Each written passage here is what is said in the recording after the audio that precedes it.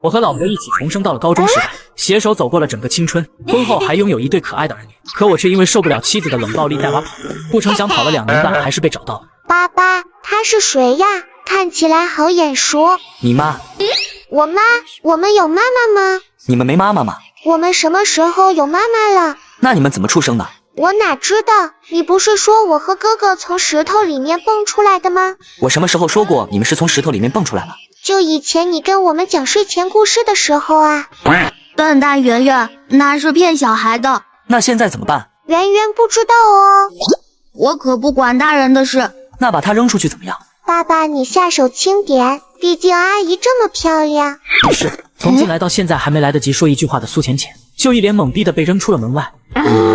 好啊，你周浩，我辛辛苦苦找了你们父女2年，你就这样对我，信不信我把门给砸了？这时，一直跟随着苏浅浅的保镖默默地递上了一个锤子。苏总，给你个锤子，好砸一点，别用手。我用你个锤子，等会把我团团圆圆吓坏怎么办？周浩，我数到3，你要是不开门，别怪我收拾你。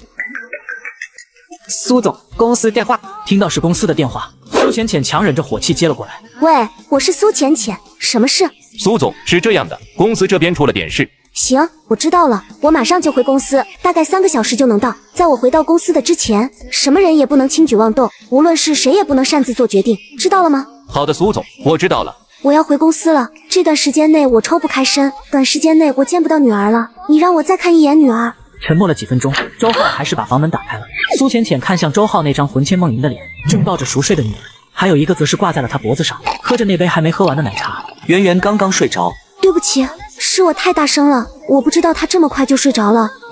你最近还好吗？苏总，公司那边。快走吧，你的事业重要。对不起，我再不走，女儿就被你吵醒了。我这就走，你等我，我一定会回来的。苏浅浅走后，周浩走到了窗边，他看着一个靓丽的身影急匆匆地上了一辆白色的库里南，看着他的绝美俏脸，周浩拿出手机拨打了一个电话。怎么了，浩浩？这么晚了？爸，浅浅已经找到我和圆圆他们了。他这都能找到你们，实在不行你就从了他吧，毕竟再怎么说他也是圆圆他们的妈妈。你要是再开这样的玩笑，那我就不用你们帮了，我自己来解决。哎，别，开玩笑的。现在你打算怎么做？打算带着孩子回南阳躲躲。他肯定想不到我回去了。爸，我现在还能活多久？你根据你最近的体检报告，还能活15年的时间。那也足够我看到圆圆他们长大了。周向眼底闪过愁意，思绪回到2年前，周浩确诊心脏病的那天，整个周家笼罩在一场阴霾当中。苏浅浅正在事业上升期，为了不让她担心，周浩决定独自抚养孩子。对了，过2天就是那2个小家伙生日了吧？后天就是了。我和你妈妈还有刘叔准备了一些礼物，想来给孩子过个生日。爸，不用的，你们平日给圆圆他们的礼物都快可以堆满一个房间了。周浩有些哭笑不得，他现在的钱都够这孩子吃好几辈子。哎呀，你就拿着吧，而且又不是给你的，是给圆圆他们的，你只是帮圆圆代为保管而已。小家伙们长大了，你可要还给他呀，有时间多带他们回来，让我们多看看他。还有你，爸想你了。对不起爸，等我躲开浅浅就回来看您和妈。对了，刘叔那个小孙子，你真的不考虑订个娃娃街？虽然年纪小了他几岁，但只要圆圆长大了，就不算什么事了。要不再见。周浩直接以光速挂了周向的电话。想拐跑我宝贝闺女，做梦！这臭小子还真是一个女儿奴。老刘先生，怎么了？去给那小子打点零花钱，这小子身上肯定没什么钱，先用我的钱给他用着。是，这一次打多少？先给他打50万吧。给他500万吧，让他带圆圆和团团吃点好的。圆圆和团团胃口都大，他回南阳也需要钱，不够再打。好的，浩浩，这些年真是苦了你。支付宝到账500万元。哇哦，老爸，爷爷又给你钱了，快带我去消费一下。爸爸，圆圆也要吃东西。好，爸爸给你买点东西吃，想吃什么？哼，老爸，我是透明的嘛，你怎么就知道惯着圆圆？妹妹吃点东西怎么了？你小子专挑限定机甲买，想把你老爸买破产吗？我想吃炸鸡，1整个的炸鸡，再来2份薯条，2份可乐。好，圆圆可乐就不喝了，换牛奶好不好？吃完可要刷牙洗脸哦。好。重女轻男的老登。几分钟后，圆圆肉乎乎的小手一把扯下一只鸡腿，递给周浩。爸爸吃。好，爸爸吃，圆圆也吃。圆圆和团团抱着那只炸鸡就啃了起来。对了，爸爸，刚才那个阿姨真的是圆圆的妈妈吗？她就是你妈妈。那为什么圆圆不记得她了？笨蛋，因为我们那时候还是小宝宝，当然记不住了。哦，爸爸，为什么我们不和妈妈一起生活？那圆圆想不想跟妈妈一起生活？爸爸会跟我和哥哥还有妈妈一起生活吗？如果，爸爸是说如果要圆圆和团团跟妈妈生活的话。爸爸，你不要圆圆了吗？老爸，你也不要团团了嘛，大不了不让你买贵的玩具了。还没等他说完，圆圆那双漂亮的大眼睛瞬间凝聚出水雾。圆圆，你别哭了，爸爸不说了，爸爸不说了好不好？爸爸，不能不要圆圆，圆圆不要离开爸爸。我也不要离开老爸，虽然你抠门不给我买机甲。爸爸不会不要你们的，爸爸只是说如果也不要。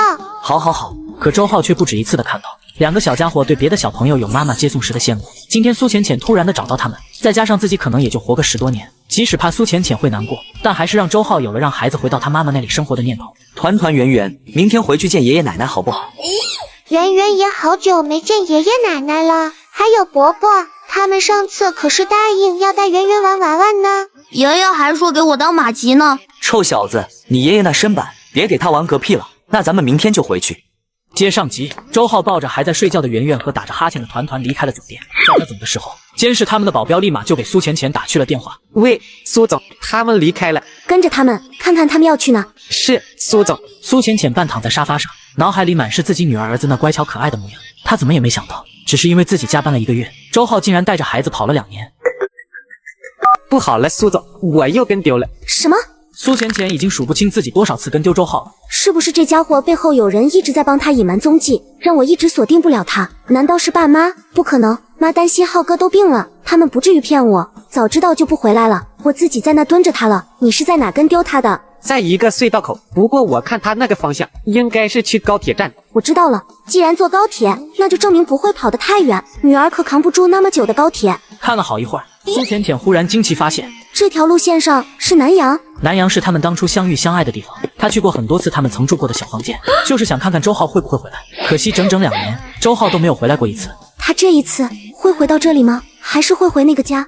苏浅浅看着最有可能的2条路线陷入了沉思，最后还是决定去碰碰运气。一个雄浑的声音忽然响起：浅浅，你这急匆匆的是要去哪？一个穿着运动装、表情严肃的中年男人缓缓走过来。爸，你这段时间在忙什么？一直都不在家，也不在公司。你妈昨天去公司找你都不见你。爸，你别管了，我有自己的事要忙。顾佑回来了，你不打算去见他一面吗？你妈昨天去找你，就是想问你还想不想和顾佑在一起了。如果想，他可以撮合一下你们，他不介意你结过婚，还是很在乎你的。这么多年了，你还走不出来吗？何必因为一个没有担当的男人浪费自己的青春？这跟我走不走出来没关系，这些年顾佑是帮过我，至于在一起，算了吧。说完，苏浅浅就急匆匆的走了。看着苏浅浅的背影，苏父缓缓呼出一口气：浅浅啊，你又何必为难自己呢？老冯，老爷，什么事？去查一下浅浅这段时间究竟在干嘛，还有继续找周浩那个混小子，找到立即给我带回来。苏父不知道2年前发生了什么，只知道周浩带着孩子跑路，留下苏浅浅一个人伤心流泪。他现在恨不得将周浩杀了。另一边，周浩刚回到老家的小镇上，就忽然听到这边身边的圆圆兴奋地大喊了起来：爸爸，你看，是李伯伯。周浩顺着圆圆指的方向一看，果然在一个水果摊面前看到了礼拜天，在他的身边还有一个女孩。老夫老妻约会呢。礼拜天转头看到周浩，忍不住错愕了一下：喂，傻了？好家伙，你终于蛇都回来了啊！轻点，玲玲好久不见呀。浩哥，好久不见了，你去哪儿了？浅浅。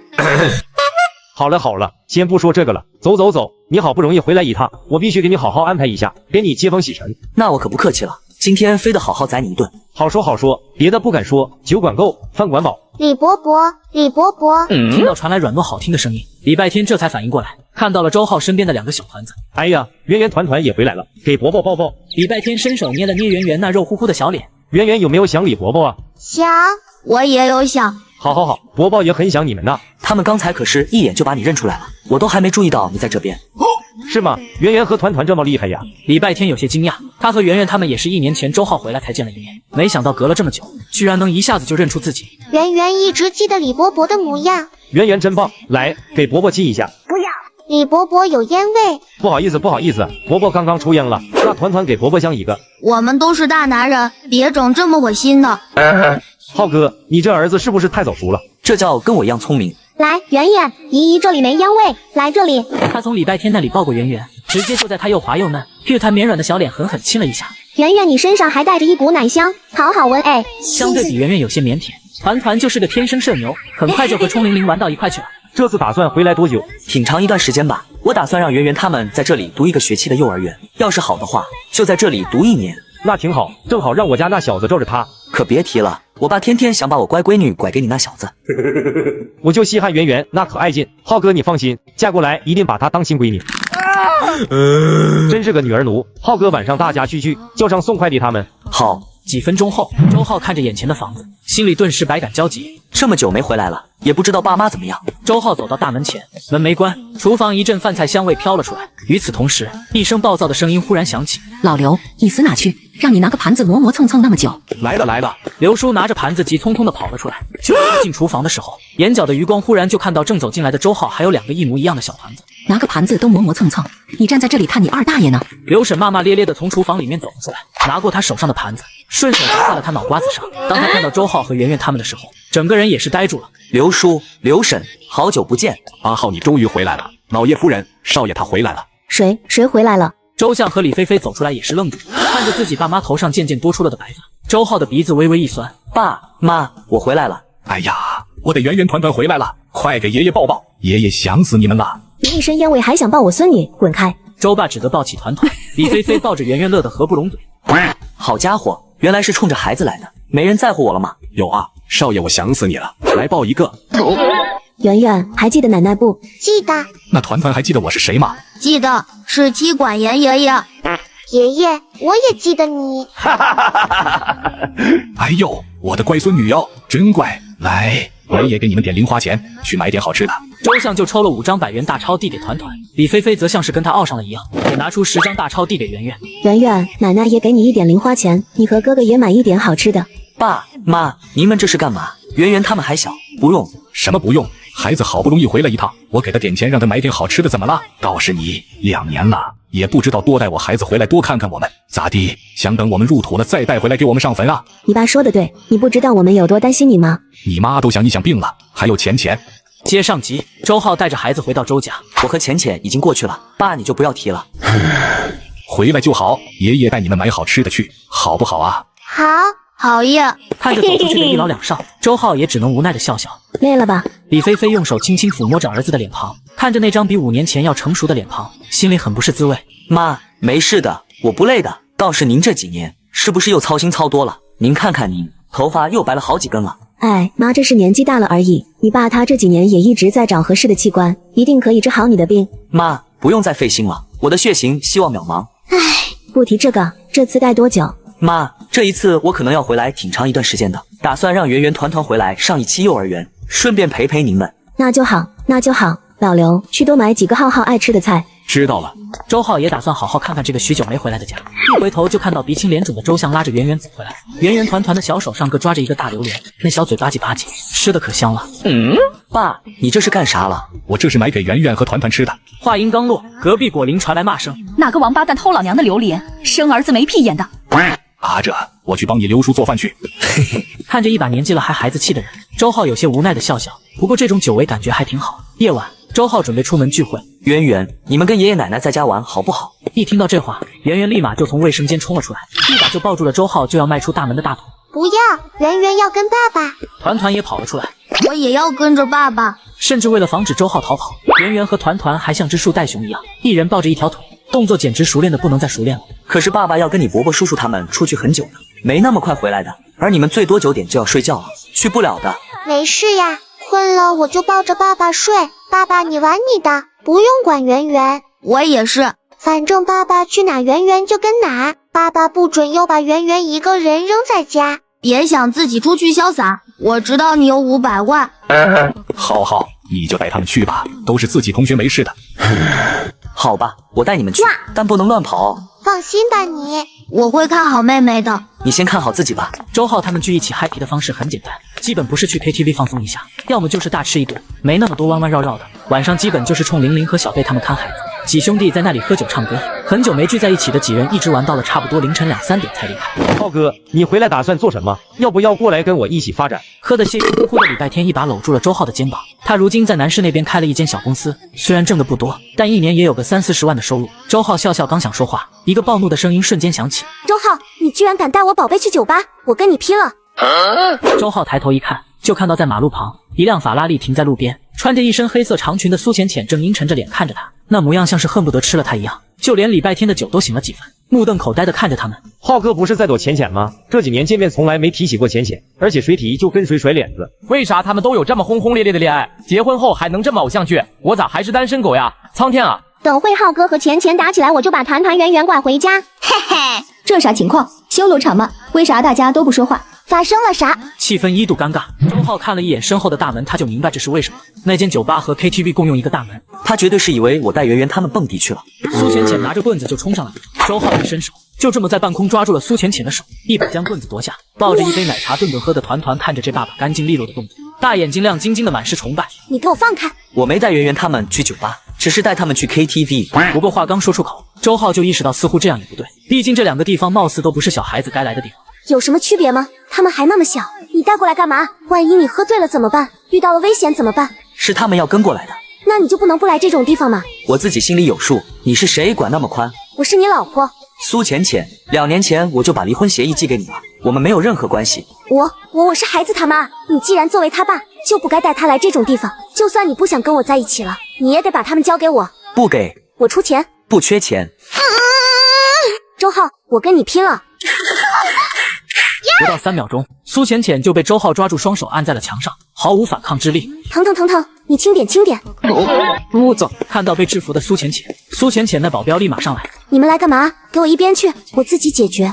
这不救吧？眼睁睁看着老板被打，万一打残了谁给我工资啊？救吧！他又说这样的话。这什么这？给我一边玩去，不然明天就给我结工资走人。好嘞，这就滚！你把我放开！我不。你放不放？我就不。今上集，苏浅浅抓到周浩带娃去酒吧，两人发生冲突。我说你俩是不是把我们当成你们福利中的一环了？有啥事回家聊去呗。就是在这面我们这些单身狗有意思吗？不好意思，我不是单身狗。俺也一样。不好意思，我上个月刚脱单。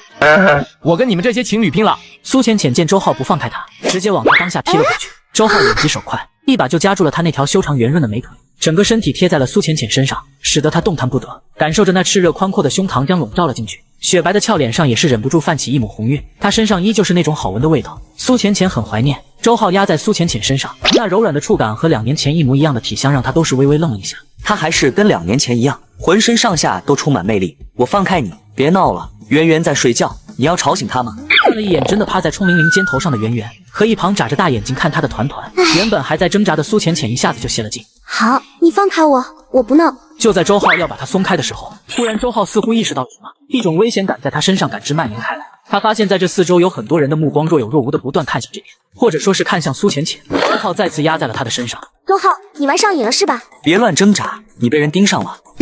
原本苏浅浅还想挣扎，当他看到周浩的眼神里的意思以后，瞬间闭了嘴。顺着周浩的目光看去，他也看到了那些人，两人相互交换了眼神。苏浅浅几乎是秒懂了他的意思。傻女人，你给我滚！要是再来烦我，我一巴掌呼死你！周浩骂骂咧咧的把苏浅浅往旁边一推。死男人，你给我等着，我不会放过你的，绝对不会。苏浅浅揉着被他抓着有些疼的手腕，一边骂骂咧咧，一边走向了车。这时，那些一直跟着苏浅浅的人也反应了过来。不对，他这是要跑，给我上！那些人立马就围了过来。苏浅浅脸色微沉，快走，去公司。司机一脚油门，车子轰的一下就跑了出去。快追！好不容易等到这女人远离了苏家的地盘，没带什么保镖，这一次绝对要把她抓住。看着3、4台白色小车也是快速的追了上去，不过还有几个人并没有跟着离开，而是紧盯着周浩他们。玲玲、陆烟，你们把圆圆他们送我家去，我有点事处理。礼拜天你也先回去吧。几个神经大条的男人并没有注意到这些危险。回去干嘛？夜生活才刚刚开始。嫣姐，你们先带孩子回去，我去大榕树宵夜摊等你们。没问题，就这么说定了。你不来，我们不走了。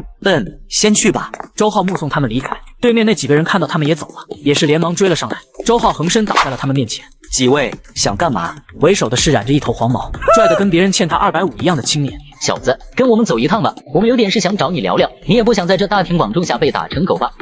可以啊。对于这个，周浩求之不得。要是在这大庭广众之下动手，那些人要捞自己也得费点劲，而且他也想看看究竟是谁要动那个傻女人。于是周浩就跟着这几个人来到了一条小巷子里，这里很昏暗，也没摄像头。小子，你跟那个女人到底是什么关系？快从实招来，不然打断你的腿。前女友啊。还能是什么关系？前女友，小子，你找死啊！耍我啊！你知道她是谁吗？也不撒泡尿照照你自己这副衰样，你连给她舔脚趾头的资格都没有。我的确没舔过她脚趾头，我只是咬过。小子，敢耍我们，我现在就把你的舌头割下来，看看你还敢不敢嘴欠。你们可别忘了，现在可是法治社会，你们要是敢动我，法律是不会放过你们的。法律那也得有人看得见啊！这里可没人，也没摄像头，就算我弄死你也没人看得见，也没证据，法律还怎么审批我？怎么不放过我？臭傻逼！我也是这么想的。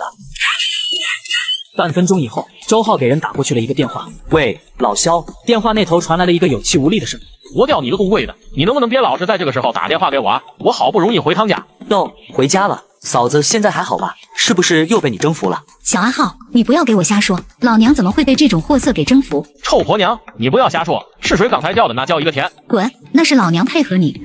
你俩玩的还挺刺激啊，这事都开免提。少放屁，说吧，找我什么事？周浩看了一眼半死不活的几人，没什么事，就是有几个人想动我，被我打成残废了。你找人过来收拾一下残局。这几个人以后都别出现在南阳了。你回南阳了？回来了。行，这事交给我，我让人去处理，你放心好了。收起手机，周浩走到那个半死不活的小黄毛面前。都说了，我只是她前男友，你还不信？以后别看那么多歪嘴龙王，你看嘴都被打歪了吧？做完这一切的周浩就从巷子的另一头走了出来。这几个小黄毛只是小卡拉米，啥事都不知道，一问三不知的。喂，老肖，你那边完事？什么老肖？一个动听但却十分冷漠的声音响起。你怎么有我电话？他早就换了新号码，这个号码除了一些熟人，从来就没泄露给谁。你管我？你没事吧？怎么，你关心我？谁说我担心你了？还是跟以前一样，臭不要脸又自以为是。我巴不得你赶紧出事，那样孩子就是我的了。你想要孩子很简单，再生一个不就行了？你又不是不能再生。再说了，不让孩子打扰你的生活，不是更好吗？单亲妈妈带2个孩子，可比没有孩子的女人更难嫁。再说了，以你总裁的身份，还有你的样貌，相信追你的人都能排到铁塔去了。男人因受不了妻子冷暴力带娃跑路，不成想逃跑2年半，还是被找到了。妻子却想去负留子。我们可以离婚，只要你把孩子给我。你不是不在意圆圆他们吗？还要他们干嘛？我什么时候不在意圆圆他们了？是我当时工作忙，确实没多关注你和孩子，那是我的错。我也很感激你一直默默支持我创业，还为了照顾宝宝丢下自己的事业。即使我们之间有再多的纠葛，也不应该剥夺我和宝宝的相处权利啊！那是我怀胎10月，辛辛苦苦生下来的孩子，他们身上有一半血是我的。你就算再讨厌我，可又关孩子什么事？苏浅浅缓了一口气，抚平了一下激动的情绪。后来我在意你们的时候，哪知道你真的带着孩子一跑了之了。这几年我一直没有你们的踪迹，但也没有放弃找你们。孩子从来都没有做错什么，是我这个妈做错了。至于再生一个，算了吧，我不会再爱上别人了。周浩能听得出来，说这些话是他的肺腑之言。既然他这么爱孩子，那为什么当初还要派人追杀我和宝宝？喂，你听到我说的没有？快把孩子还给我！你可以开任何条件，我知道你家不缺钱，但我现在拥有的比你家更多，金钱和权利都可以给你，我只要我的孩子。没必要，如果要是孩子愿意跟你走，我不会拦着他。但你要是敢用手段强行带孩子走，或者是因为你的手段伤害到孩子，苏浅浅，我不会让你再见孩子一眼。电话那头，苏浅浅愣愣地听着电话被挂断的忙音，久久都没回过神来，脑海里满是周浩刚才的话。该死，居然敢威胁我！看见以前对他唯唯诺诺，对他的话视为圣旨的周浩，如今不仅敢顶撞他，还敢反向威胁他。苏浅浅一巴掌拍在了桌子上。他居然把我当做了那种人，是我为了目的可以不择手段，但那都是针对商业或者工作的。对于自己的亲人，我苏浅浅从来没有那么无耻过。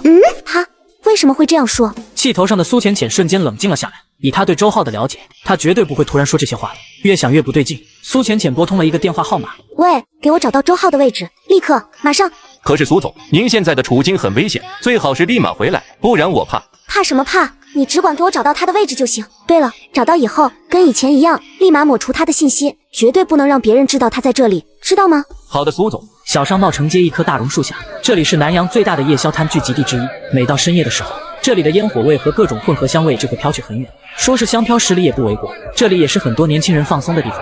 渊源，你们不是回去睡觉了吗？刚刚赶过来的周浩一脸错愕地看着正坐在椅子上啃着个鸭爪，弄得嘴角油乎乎的圆圆，团团则是抱着一个烤排骨啃。爸爸，看到周浩来了，圆圆拿着那个还没啃完的鸭爪，从椅子上蹦了下来，直接扑向了他的怀抱。圆圆刚刚醒了过来，说是肚子饿了，于是我就带他们一起过来了。我能证明是妹妹嘴馋，不是我饿了。你也差不到哪去，两个小吃货。周浩抱着圆圆坐了下来，陆烟和礼拜天相互交换了一个眼神。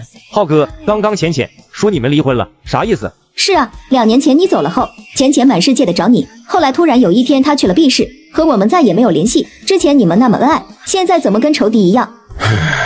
是发生了一些事，他工作忙，加上我身体，似乎是意识到了什么。周浩看了一眼怀里正啃得津津有味的圆圆和一旁的团团，换了一种说法。他妈妈因为创业脱不开身，所以圆圆他们就给我养了。我们性格不合，分开了。周浩没有详细说明经过，他们也识趣的没有趣味，傻子都看得出来，这其中肯定发生很多事，绝对不是周浩3言2语就能够解释得清楚的。浩哥，我们刚才可都看见，浅浅可是开着法拉利来的，要是我看的没错的话，就他那辆车可是价值好几百万呢。他看起来就对你余情未了，你算是发了。去，咱们浩哥自己就是个好母好吗？那浅浅这一次回来，是打算把你们接回去吗？不是，他只是来想接圆圆走的。他是来抢圆圆他们的，那你现在打算怎么办？要是圆圆愿意跟他走，我不拦；他要是敢强抢，我非要把他扒层皮。你要把谁扒皮？周浩回头一看，苏浅浅正冷着一张脸站在他的身后。礼拜天他们看到苏浅浅来了，先是愣了一会儿，然后迅速反应过来，赶紧给2人腾开了一个位置。你怎么来了？这女人是不要命了吗？刚刚经历过那些事，居然还敢出来？来看你死了没有？你死了，我也不会死。苏浅浅坐了下来，看着坐在周浩啃着鸭爪，用着好奇的目光打量自己的圆圆。苏浅浅也是瞬间褪去脸上的冰霜，目光温柔地看向圆圆和团团，想伸手去摸摸圆圆的小脸蛋，但圆圆下意识地躲进周浩怀里，团团则眼疾手快，一个转身就投入了陆烟的怀抱，不给苏浅浅机会，美眸中闪过一抹后悔和惭愧。跟我回去。回哪去？ A 市，我养你们，1套房，1辆车，每个月给你1000万作为生活费。这话一出，礼拜天几人的眼睛顿时瞪大了起来。我去，要不要这么直接？先不说前面的房啊车啊，就单单那1000万就很让人动心了。要知道这1000万在南阳这小地方可以花天酒地的过一辈子，就是浩哥家也一下拿不出这么多啊！天哪，我也想让富婆包养。答应啊，浩哥愣着干啥呢？答应啊，跟什么过不去，也别跟钱过不去啊！爸爸赶紧吃上软饭啊，我可以买好多机甲了。几人的八卦之火熊熊燃烧起来。不需要。为了让周浩跟自己回去，苏浅浅许诺1000万巨款。不需要啊！好家伙，你真的是跟钱过不去是吧？你难道不想给孩子更好的生活？你就算不为你自己考虑，也要为孩子考虑吧？你知道的，你给不了的东西，我能给他。那又怎样？圆圆团团，你们觉得现在的生活不好吗？我觉得挺好的呀，只要跟爸爸在一起，那就好。吃饱喝饱，凑合过吧。如果能每天给我买限定机甲的话，我估计能过得更好。好，我最喜欢我的老父亲了。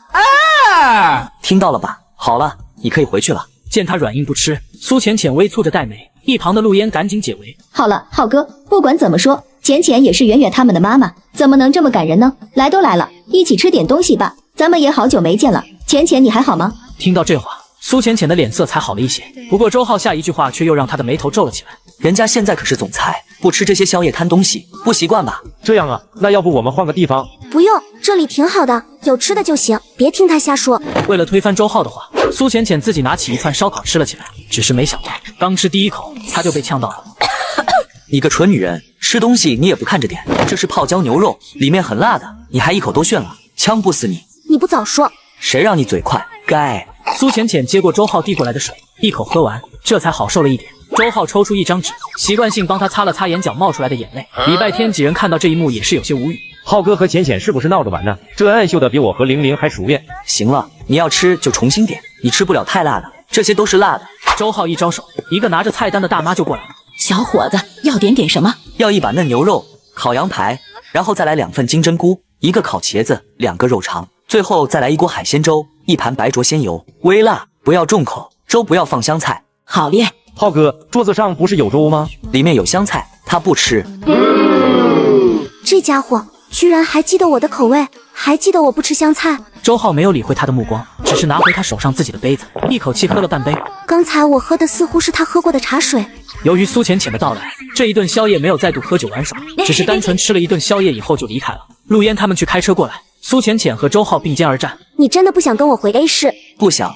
为什么？不为什么，单纯讨厌你。可我没从你的眼睛看出来你有多讨厌我，在心里讨厌你。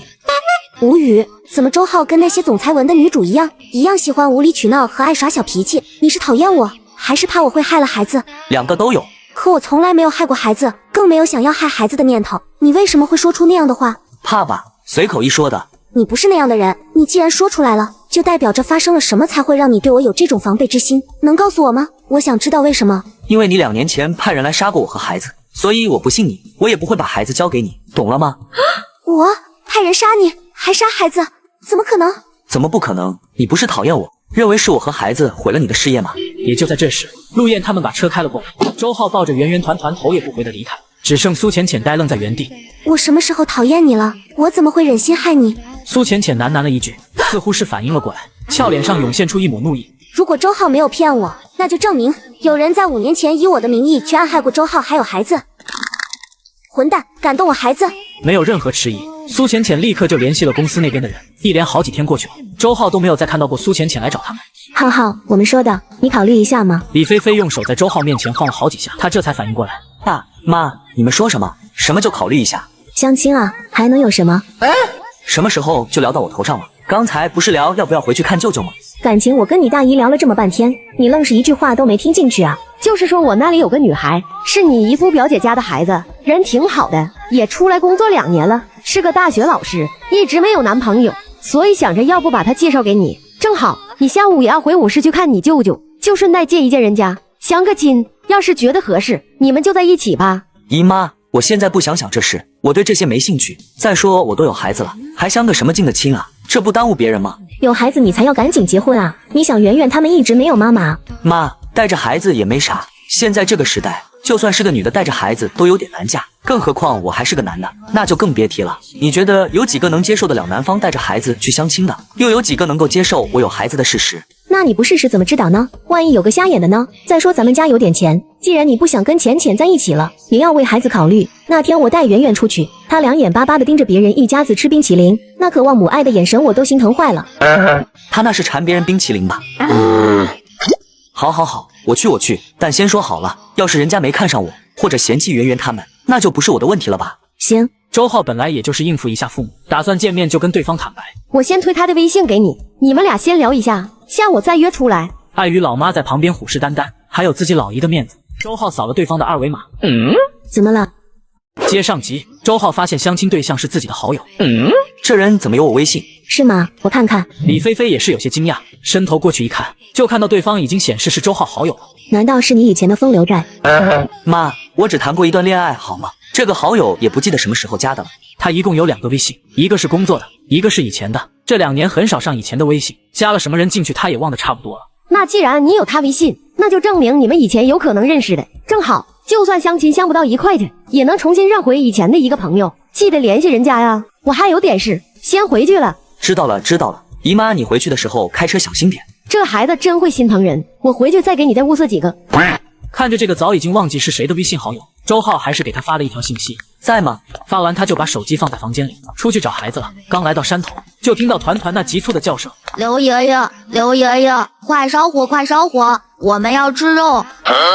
周浩顺着声音一看，差点没给他气晕过去。只见穿着一身裙子的圆圆和团团一人抓着一只都快有他们体型那么大的大鹅的翅膀，拖拽着那只大鹅就去找他们的刘爷爷烧火。圆圆，团团，爸爸，你看，我们抓到一只大鹅，爸爸等会就可以吃大鹅腿了。好家伙，这话一出，我还咋骂得出口啊？团团圆圆，这大鹅不能吃。为什么？爸爸不喜欢大鹅腿吗？那既然爸爸不喜欢大鹅腿，那我们去抓大鸡鸡、大鸭子也可以。去抓大鸡鸡、大鸭子。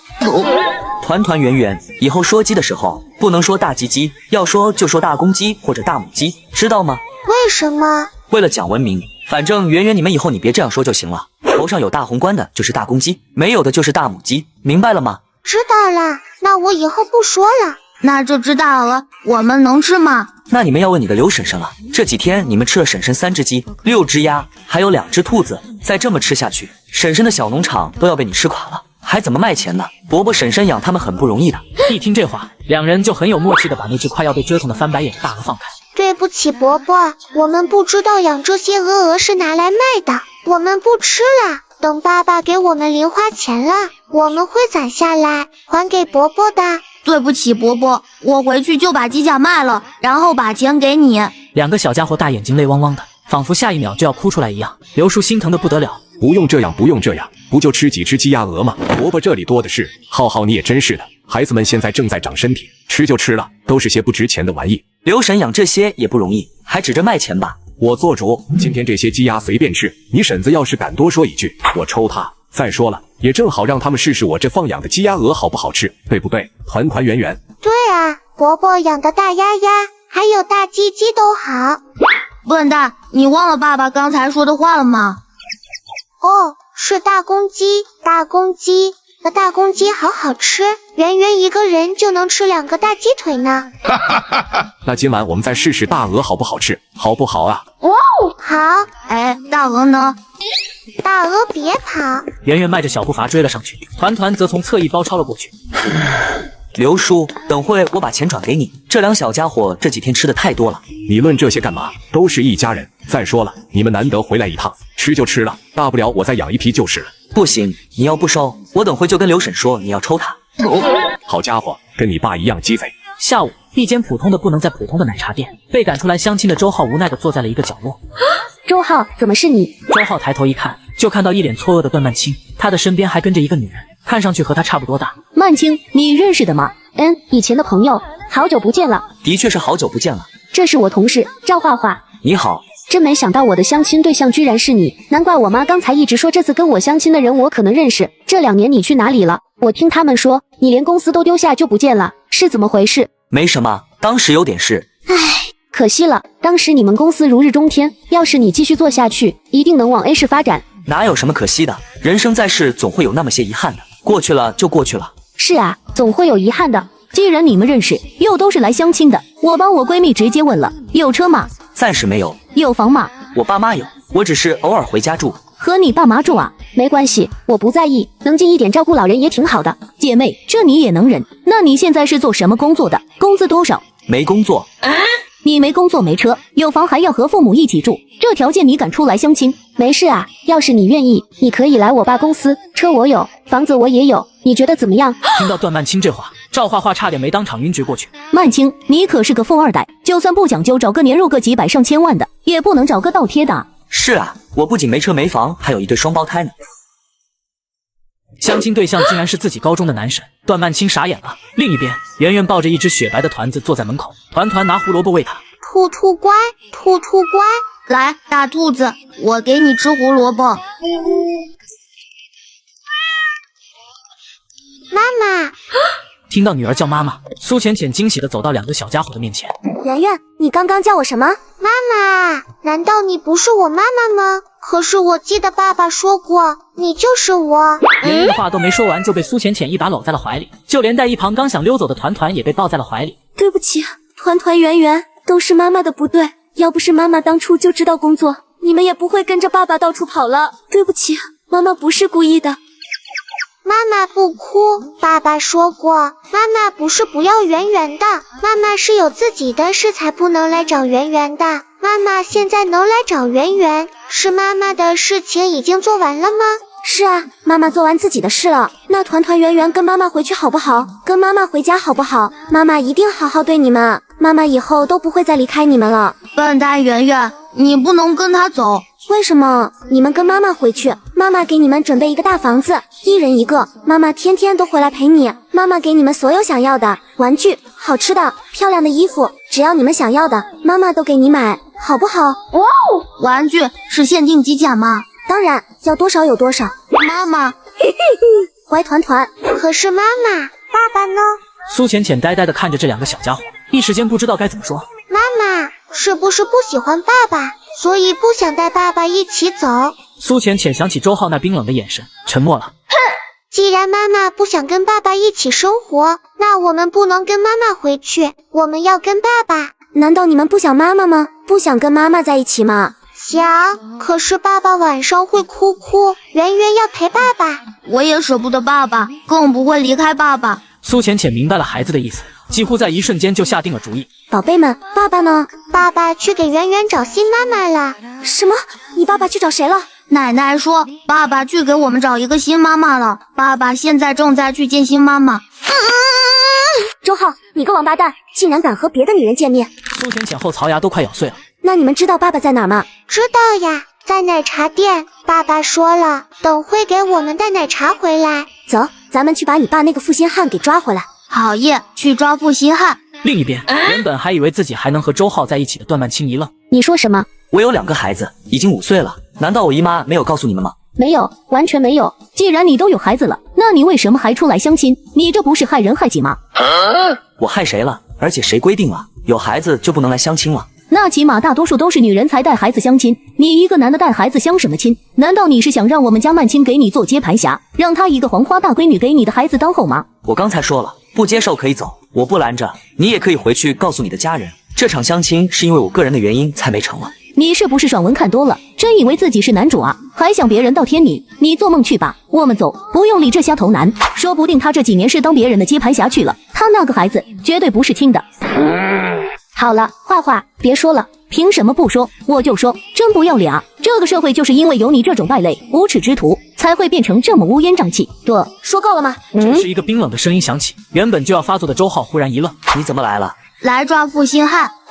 你特么谁啊？他是谁？为什么这么眼熟？爸爸，你说他是接盘侠，那是不是在骂我？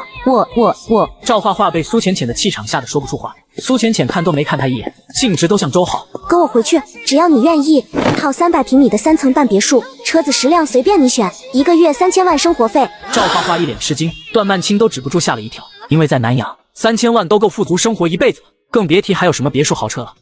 有病吧？随口就说给人几千万，真当自己是小说里面的总裁了？还是短视频刷多了？吹牛不用缴税啊？这么漂亮都是整容出来的吧？他用的钱还是背包？一杯奶茶直接砸赵画画身上，两人也是一脸错愕的看着周浩。苏浅浅眼底闪过一抹异样，倒是圆圆和团团看着那杯洒落了一地奶茶，眼巴巴的，别提有多委屈了。爸爸，你把我奶茶丢了，我还没喝呢。团团圆圆乖，等会爸爸再给你们点一杯哈。那圆圆要大杯的。我要加好多波波的。嘿嘿，好。赵画画看自己被溅了一身，瞬间勃然大怒。你特么想干什么？我就骂他怎么了？你不会就是当了他的接盘侠吧？一个被包养的，一个接盘侠，天生一对啊！把你嘴放干净点，别逼我打女人。不就是长得帅吗？别以为我怕你，我现在就叫我男朋友整死你！当即他打了个电话。2分钟后，一个小混混走了进来。小子，就是你欺负我女朋友的，别以为你帅就不用挨揍，老子今天让你看看花为什么这么红。面对这样的场景，苏浅浅抬了抬手，4、5个身材魁梧的保镖就冲了进来。刚才还怒气冲冲的小年轻瞬间就呆住。苏总大帅。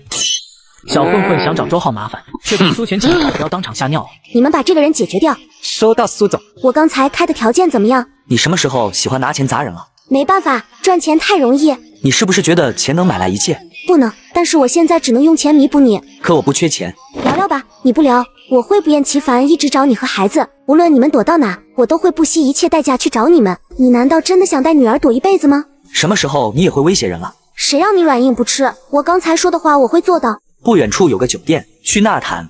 苏浅浅的心底也是松了口气，跟了出去。看着离去的周浩，段曼青的眼神满是复杂。就算周浩离婚了，带着孩子，也还是看不上我吗？为什么苏浅浅阴魂不散？周浩看着2个小家伙喝杨枝甘露，抬头瞄了眼苏浅浅。你这么个大总裁来跟我来开房，也不怕传出去毁了你的名声？我又不在乎。好了，你想聊什么？聊完赶紧走，别来烦我和团团圆圆。你要什么条件才肯让孩子回到我的身边？什么条件我也不想让圆圆和团团回到你的身边。我知道你在担心什么，无论你信不信，我真的都从来没对你和女儿下过手，也从来没有对你们用过手段，甚至如果不是你之前提起，我都不知道有这些事。给我点时间，我去把2年前的事调查清楚，会给你一个交代的。在此之前，你先跟我回 A 市吧。不去。团团，还记得你答应妈妈的事吗？没有我这个家都得散。负心汉，你就跟妈妈回去吧。好爸爸，我觉得妈妈是真的知错了，妹妹也很想妈妈的，对吧？爸爸，要不我们再给妈妈一次机会？她看起来好漂亮呀，比刚才那个阿姨好看多了。看着叛变的双胞胎，周浩无奈地叹了口气。看你表现，这个月如果你能照顾好孩子，不许借助金钱，那我可以考虑。1个月以来，从一开始的排斥，到后来的团团圆圆，已经允许苏浅浅牵着他们的小手带着他们走了。看着女儿这一天天变化，周浩的态度也渐渐有了一些微微动摇，也开始默许苏浅浅回来看女儿了。最终，周浩还是答应苏浅浅跟他回 A 市住一段时间。时隔5年，周浩终于是再度回到了 A 市，回到了他们上大学的地方。这栋楼我买下了2层，你住17层，我住18，我不会干涉你的生活，但有一条，你别给我带别的女人回来过夜，更不能让女儿看到什么少儿不宜的场景。你要是找到自己喜欢的，跟我说一声，我钱车房子给你备好，让你风风光光的嫁出去。不过到时候我要争女儿的抚养权，你不能反对。我男的，万一你倒插门呢？对了，这个车钥匙给你。给我这个干嘛？市场不是挺近的吗？那里什么都有，我又不跑远的地方，钱我自己也有。不是给你的，有空多带团团圆圆去玩，卡里的钱不多，也就3、4千万，用完了你再跟我说就行，我也会不定时的打点钱进去。晚上别做饭，我等会回来要带女儿去吃饭。说完，苏浅浅转身就要走。妈妈，你去哪？你不跟圆圆还有爸爸住一块吗？听到女儿的呼唤，苏浅浅蹲下来。圆圆乖，妈妈不去哪，妈妈只是去上班，晚上就回来。圆圆乖乖等妈妈回来，妈妈带你去吃好吃的好不好？那妈妈开车要注意安全。老妈再见。团团圆圆等妈妈回来。苏浅浅宠溺地看着2个可爱的小家伙，转身走了。周浩隐隐约约还能听见这女人骂咧咧的：一群废材，催什么催？没了我什么都干不了是吧？早晚把你们这群废材给开了。老娘好不容易和我的宝贝们在一起。这女人什么时候学会爆粗口了？她不是最讨厌爆粗口的吗？爸爸，我们从今天开始就要和妈妈一起住了，是吗？以后圆圆要想见妈妈就很容易了。可是要跟妈妈一起生活了，我为什么看爸爸你不是很高兴的样子？没有啊。好了，圆圆、团团，我们看看新家吧。等会我再带你们去周边玩，以后我们可能要住在这里一段时间了。周浩轻车熟路地找到了以前住的那个房间，最让他有些惊讶的是，5年过去了，房子的陈设还跟几年前他们住的时候一模一样，一切都那么熟悉。没想到他居然会买下这个房子，还保留着这里的东西，而且这些东西上面也没有染尘，证明这里是经常有人来打扫的。周浩带着圆圆他们来到以前苏浅浅住的那个房间，房间里全都是玩具，可以看得出来，这个房间就是苏浅浅特意为圆圆他们准备的。团团圆圆，你们睡这个大房间好不好？那爸爸呢？爸爸住哪？爸爸当然是和妈妈睡啊，大人晚上都会抱在一起打架的。啊！臭小子，哪学的这些？爷爷说的，他说等我长大了也找一个女朋友，也会打架。看来以后不能让团团再接触那个老邓了。可圆圆想和爸爸一起睡。老爸，你要不和我们睡吧，不然我不习惯。不行啊，你们都这么大了，该学会自己睡了。你们以前不都是自己一个人睡吗？那是因为爸爸一直都不回来。圆圆委屈巴巴的一句话让周浩一下子就心软了。那好吧，不过你们要答应爸爸，等你们上小学了，你们要开始自己睡哦。好，我长大了要跟我女朋友睡，到时候爸爸你自己睡。臭小子，给老子闭嘴，别把你妹妹教坏了。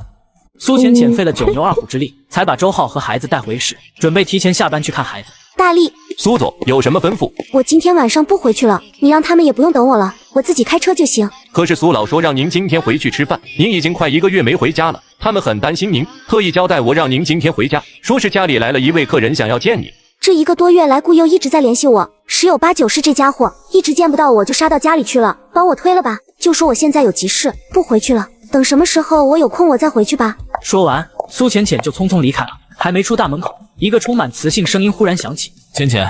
苏浅浅顺着声音一看，一个身材挺拔高大、长相儒雅中带着丝丝冷冽的男人，手里捧着一大束鲜红的玫瑰花，缓步向他走来。顾佑，好久不见了，给你最喜欢的玫瑰花。我现在不喜欢玫瑰花了，刺多扎手。那你喜欢什么花？我现在去买给你。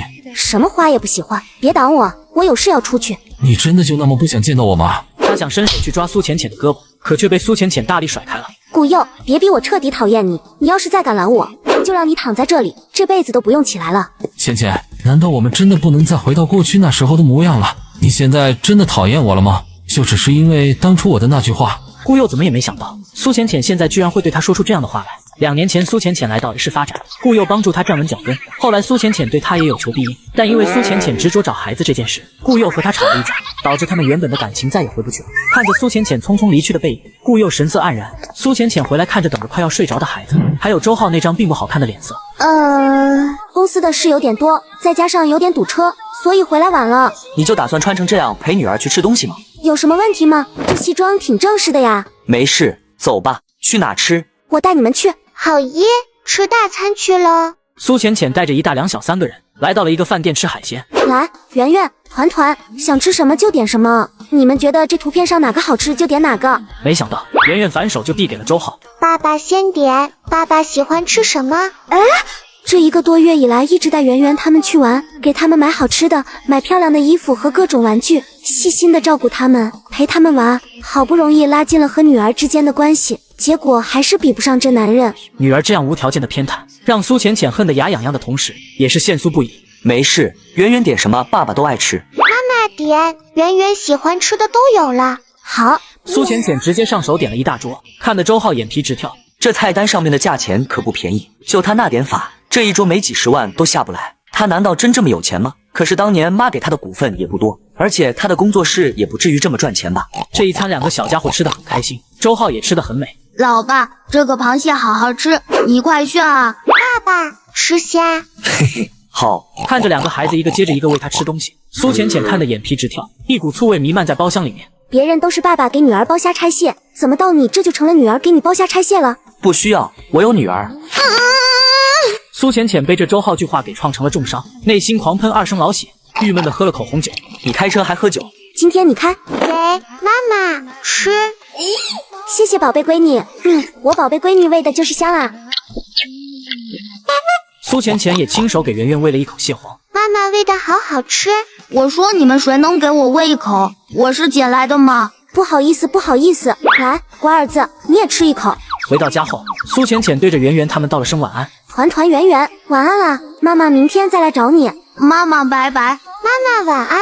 晚安。就在电梯门关上的一瞬间，苏浅浅忽然眉头就皱了起来，一手捂着肚子，俏脸也是煞白了起来。该死，怎么又疼起来了？她踉踉跄跄走到回自己的房间，就直接倒在床上。就在苏浅浅想要摸索着手机打120的时候，一个让她又爱又恨的声音响了起来。傻女人，你怎么了？你是怎么进来的？你们没关，是个人都能进来，胃病又犯了。苏浅浅没有吭声，很显然在生闷气。你之前不是治好了吗？怎么还会有？怀圆圆的那段时间，周浩一直追着她照顾，胃病早就好七七八八了。不用你管。那倒是，你死了我也不带关心的。话是这样说的，但周浩还是从口袋里拿出了一个药瓶，扔给了苏浅浅。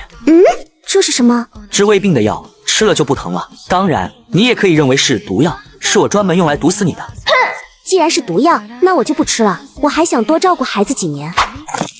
随你。看着周浩这么干脆离开的背影，苏浅浅气得直嘬牙花子。这死男人还真走啊！他也知道周浩说那些话就是来气他、激将他，让他吃药的，所以他才故意把药扔了，先看看周浩会不会像以前那样关心自己。他靠在床头上，拨打了一个电话。喂，苏大爷，怎么了？你现在在哪？我还在医院啊。那你过来一趟，我胃病犯了。唉，都叫你别喝那么多酒，别熬那么多夜了。你看又疼了吧？行了，先别训我了，赶紧给我拿药过来。哎，我怎么就摊上你这么个朋友？天天大晚上叫我去给你看病。对了，那个顾佑不是回来了吗？我现在赶过去，你都疼死了，你直接找顾佑呗，他不是离你家挺近的吗？接上集，苏浅浅胃病犯了，叫顾佑去给你买药不就行了？刚回国就遇到心爱的人胃疼，他不顾一切的去给你买药，然后你就被他感动了，你俩就可以死灰复燃，破镜重圆了。你要是再这么不着调，信不信我把你18岁还尿床？停，别说了，不想我抖出去就赶紧过来救我，我现在就在 A 市，我马上到。为救闺蜜，我甘愿赴汤蹈火，在所不辞。我现在在18层，你搬家了？少废话，马上来。5分钟后，一个身材火辣的女人就出现在了他的房间，她就是苏浅浅的邻居家死党穆清雪，高中出国了，直到大学毕业才回来。来，先把这个吃了，能缓解疼痛。苏浅浅把药吃了下去，穆清雪拿出一支针，把屁股撅起来。轻点啊，你当完飞镖啊？打了一针，苏浅浅才感觉没那么疼了。你是不是又不吃东西，然后就直接喝酒了？你怎么知道？废话，一身酒气，闻都闻得出来了。我这次就喝了半瓶，度数也不高啊。再这样玩，你这胃就真的废了。知道了，没下次了。我这次就是被气的。谁呀？谁能把你气成这样？顾佑？不是，是另一个欠揍的家伙。我早晚找个机会收拾他。你女儿她爸。你要不要猜得这么准？除了你口口声声说毁了你一辈子，还把你女儿抱走的那男人，我还真想不出第二个能把你气成这么样的人了。这5年来，你提起他不是踹牙花子，就是咬后槽牙，恨不得把他生吞活剥一样。话说，你不是说已经找到他们了吗？你要报复他不是简简单单的吗？我就是吐槽而已，谁也不能伤害我孩子和老公。那他们现在人呢？在17层，原来我住的地方。动作挺快啊，这么快就把他们父女3给攻略了。还安排在了17层。怎么，你想3更半夜偷偷把他推倒，来个再续前缘？滚！你给我正经一点。行，正经。话说我还没见过姐夫呢，当年你们结婚我还在国外，不给我引荐。以后有机会，你打算把他们藏在这？不然呢？我好不容易找到他们，不把他们藏在这，藏哪儿？你这么藏着是没有用的。你这1个多月以来的异常举动已经被你爸知道了，以他的手段，迟早会查到这里来的。你干嘛不直接跟你爸妈坦白呢？我不能让他们知道周浩的事，起码在那件事情没调查清楚前，我怕他会杀了周浩。你还是怀疑那件事跟你爸妈有关？他们就算心再狠，也不至于要动你女儿吧？再怎么说，那也是你的亲生骨肉啊。唉，是这2年他们已经被那个人蛊惑了，眼里只有苏家的颜面，为了苏家的颜面，谁都可以牺牲。周浩抛弃我，这事传出去，他们绝对不会放过他的。我也不想拿我女儿性命来赌，这就是你这2年来千方百计都要隐藏他们父女的原因。在那件事没有彻底调查清楚以前，我是绝对不会让他们看到我女儿的。反正你悠着点就行了，我试试看能不能说动我爸妈还有我哥，帮你一下。谢了。谢就免了，咱俩这交情，说这个就生分了。另一边，周浩还是有点担心苏浅浅，不知道那个傻子会不会吃药。要是真不吃，疼死怎么办？我要不要再去看看他呢？去还是不去呢？哥哥，爸爸在干嘛呀？为情所困呗。看着穆清雪系在腰间的那件黑色风衣外套，怎么，你还是忘不了他吗？这件衣服是他的吧？你这么多年了，还一直带着身上。摸了摸身上这件可以说是廉价的外套，穆清雪抿了抿嘴。要是有那么容易忘的话就好了，我也不至于会变成这样了。其实你们也不是不可以在一起，虽说是远房，但说到底你们已经没有血缘关系了，何必执着于那个？我倒不是执着于那个，我也能感觉到出来他不在意，不然他也不会承受着那些流言蜚语跟我在一起了。可能他在意的是我的身份，或者说是怕跟我在一起以后他给我带来麻烦。像我们这样的家庭，颜面有时候真的大于一切，不能有任何一点点的污点。而在很多人眼中，我和他在一起就是污点。虽然我不知道那天晚上我爸妈跟他说过什么，他才会那么大反应，非要逼我分手，然后那么决绝的在我面前消失，让我找不到他。唉，这几年我也一直想要忘掉他，想要重新开始，但好像我怎么也忘不了他，也对任何男人都提不起兴趣了。苏浅浅微微沉默了一下，她知道自己这个闺蜜的执着。药我给你放这了，记得按时吃。你好好休息吧，我回去上夜班了。我要是跑出来太久，主任该骂我了。要不陪我聊聊天？不陪，都那么大人了。再说了，要陪也是让你老公孩子陪你啊。这是什么？穆清雪看到了角落里躺着的那瓶药，捡了起来。那是我的，快还我给我。那是什么药啊？该不会是……你这小脑瓜整天都在想着什么？这是我的胃药，你想哪去了？靠，你有毛病啊！有胃药你还找我来？你自己吃，然后休息一下不就行了吗？害我急匆匆的跑一趟，很辛苦的。我这不是怕这药不给力吗？这胃药是别人送，都没有牌子，也没有生产厂家，谁知道这胃药行不行？还是说是哪个庸医随便配的？还是叫你来靠谱一点。谁没事骂我啊？听着苏浅浅的解释，穆清雪隐隐约约也能猜到这味药是谁送的。我回去上夜班了，悠着点啊，都一把年纪了，老娘永远18，怎么也比你要年轻几个月。去死！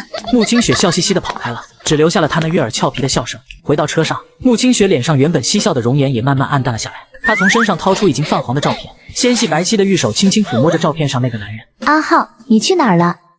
苏浅浅经过胃病的折磨，好不容易到早上才睡着，一阵敲门声让她很火大。这大早上谁会来敲我的门？不会是顾佑吧？那家伙的确有可能。一想到有可能是顾佑，苏浅浅本来就不爽的心情更不爽了。圆圆，你怎么来了？妈妈，你怎么一大早来我这儿了？圆圆红扑扑的小脸上满是汗水，就连头发也被汗水浸湿了，手里还提着一个小篮子。妈妈，吃早餐。苏浅浅接过那个小篮子，打开一看，里面是一碗还冒着热气、香气扑鼻的瘦肉粥，里面还有牛奶、鸡蛋。圆圆，这是爸爸让你送过来的吗？不是呀。圆圆的一句话打破了苏浅浅的幻想。周浩这么讨厌我，怎么可能让女儿给我送早餐？再说了，要是他真的想送，干嘛让女儿来送？他自己不会来吗？那这些事，这是圆圆送给妈妈的早餐呀。那圆圆，你是怎么知道妈妈没有吃早餐的？因为刚才圆圆跟爸爸去晨跑的时候，圆圆跟爸爸聊天的时候，爸爸提到过妈妈你老是不吃早餐，爸爸说每个人必须要吃早餐，不然对肚肚不好。于是圆圆看到家里还有多出来的早餐，就送过来给妈妈了。周浩做了那么多年的饭，哪有那么巧就偏偏多一份早餐出来？自己拉不下面子送早餐，还点女儿来，真的是有够别扭的。那妈妈就谢谢圆圆了，圆圆真好。不客气，妈妈你记得吃早餐就好。那圆圆就下去了，圆圆也没吃早餐。要是爸爸回来的时候看到圆圆没吃早餐，也会说圆圆的。你爸爸出去了吗？是啊，爸爸陪圆圆锻炼完就出去了。圆圆，你是爬楼梯上来了？要知道，以圆圆的身高可是按不到楼层的。这可是18层啊！周浩那个王八蛋。不是，爸爸送我和哥哥回来以后才出去的。我回到家以后，看到桌子上多余的早餐，还打包好了，就来给妈妈了。圆圆的话更是印证了苏浅浅想法。这男人果然是故意做给我吃的。那圆圆，你爸爸去哪了？他就这么放心你们自己在家吗？不知道爸爸没跟圆圆说，不过没事啦，我和哥哥会照顾好自己的。圆圆，你们以前经常自己在家吗？只是有时候而已。那爸爸呢？爸爸要去工作，要去赚钱，养我和哥哥，不让我们饿肚子，所以有时候要去好久好久，家里就剩我和哥哥，还有雨婷阿姨。听到这话，苏浅浅再也忍不住了，眼角也是泛起酸意。圆圆还同般天真的话道出了周浩带她的时候的不容易，需要经常把2个小家伙留在家，自己出去打拼才能养活女儿。这也难怪周浩对我有那么大的意见了。如果不是我当初冷落他们，还因为我让孩子被追杀，或许他和圆圆就不用过那种生活了。那妈妈拜拜，圆圆回去了。圆圆，让妈妈送你回去吧，你一个人下楼梯不安全。没事的妈妈，圆圆爬楼梯可厉害了。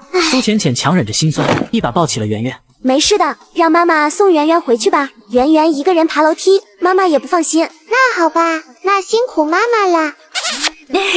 苏浅浅的心都快被软化了，顺势也在自己女儿那肉肉的小脸上亲了一下。哎呀呀，妈妈，圆圆脸上都是汗，脏。没事，妈妈不嫌弃。来，妈妈给你擦擦汗。谢谢妈妈。圆圆，以后能不要谢谢妈妈吗？那是妈妈应该做的。可爸爸说圆圆要懂礼貌啊。那是对外人，妈妈又不是外人，知道了吗？圆圆知道了。把圆圆送回17层以后，苏浅浅回到了自己住的地方，看着那碗瘦肉粥，眼神很是复杂。2年前她胃不好的时候，周浩也是这样，天天给自己熬粥喝。苏浅浅用勺子舀起一点热粥，放在嘴边吹了吹，然后才吃进嘴里，和2年前一模一样的味道。另一边，刚上完夜班的穆清雪踉踉跄跄的走了出来。雪儿，也就在这时候，一个英俊中带着一抹痞帅的男子走了过来。你怎么又上夜班了？你知不知道你的身体？说着，他就想伸手去扶穆清雪，却被一把甩开。顾县，你有完没完啊？都说了，让你别管我了，我们是不可能的，让开。就算我们不能成为男女朋友，那也是朋友吧？我怎么可能看着自己的朋友累这样不管不顾呢？唉，你这人啊，什么都好，就是太专一了。专一不好吗？没说专一的人不好，只不过太过专一的人，往往都是很极端的。如果得到了，那他会把对方宠上天；如果得不到，他大概率会走向另一个极端。这就是你拒绝我的原因。其中之一。最重要的是，我的心里已经容不下其他人了。如果他回来，我一定会抛下你的。所以你这样只会白白的在我身上浪费时间。那我们真的没有可能的机会了吗？没有，天下好女孩那么多，你非揪着我这么个心里容不下你的我干嘛？因为我喜欢的人是你，哪怕只有1/1000、1000000001的机会，我都想要去争取。以后不要做什么大情种了，伤己不伤人的，也别老是想着能感动别人，那只是你的一厢情愿，对方不会有任何改变的。走了。说着，穆清雪一脚油门，只留给顾县一个漂亮的甩尾背影。跟在他后面的还有2辆黑色的吉普车，上面有个4、5个保镖，那是专门来保护穆清雪。穆家在于是黑白2道都很吃得开，谁敢动他，估计第2天就要被灭门。接上集，苏浅浅吃完早餐在家看孩子，一上午过去了，却还没看到周浩的身影。周浩到底干嘛去了？他不会又去相亲了吧？难道是前几天那个柳徐徐，看着好像还挺清秀的？妈妈，你怎么了？没事，团团圆圆。你们觉得妈妈和奶茶店那个阿姨谁更漂亮？什么奶茶？我要喝芋泥波波奶茶。笨蛋圆圆，妈妈是说那天和爸爸相亲的那个阿姨，妈妈比她带劲多了。圆圆也觉得妈妈最好看。那为什么你们老爸看都不看我一眼？老妈，现在的男人都喜欢那种清纯可爱的绿茶，你现在太女强人了。乖儿子，你说的好像很有道理，细说。另一边，顾县愣愣地看着穆清雪离去的背影，好半天才回过神来。我从来都没有想过改变你，我只是想能在你身边多陪陪你，哪怕只是多看你一眼也好啊。可惜你的眼里似乎从来就没有过我的位置，哪怕一丝一毫。角落里一双眼睛注视着这一切，正当他也准备离开的时候，一只手从黑暗中伸出。老是这样偷偷的跟踪别人可是不好的，还是说他是你的目标？黑桃 King 那个躲在角落里的人的身体陡然一僵，旋即一抹凶厉在眼中一闪而过，先是一肘打向对方的肚子，然后再以迅雷不及掩耳之势把。让他没想到的是，被他摔到面前的那个人将身体扭转了过来，稳稳地落在了地面上。一段时间不见，你这脾气倒是越来越急躁了。怎么，我的声音都听不出来了？就是知道是你，才想着摔你一下，没想到还是弄不过你啊！什么时候回来的？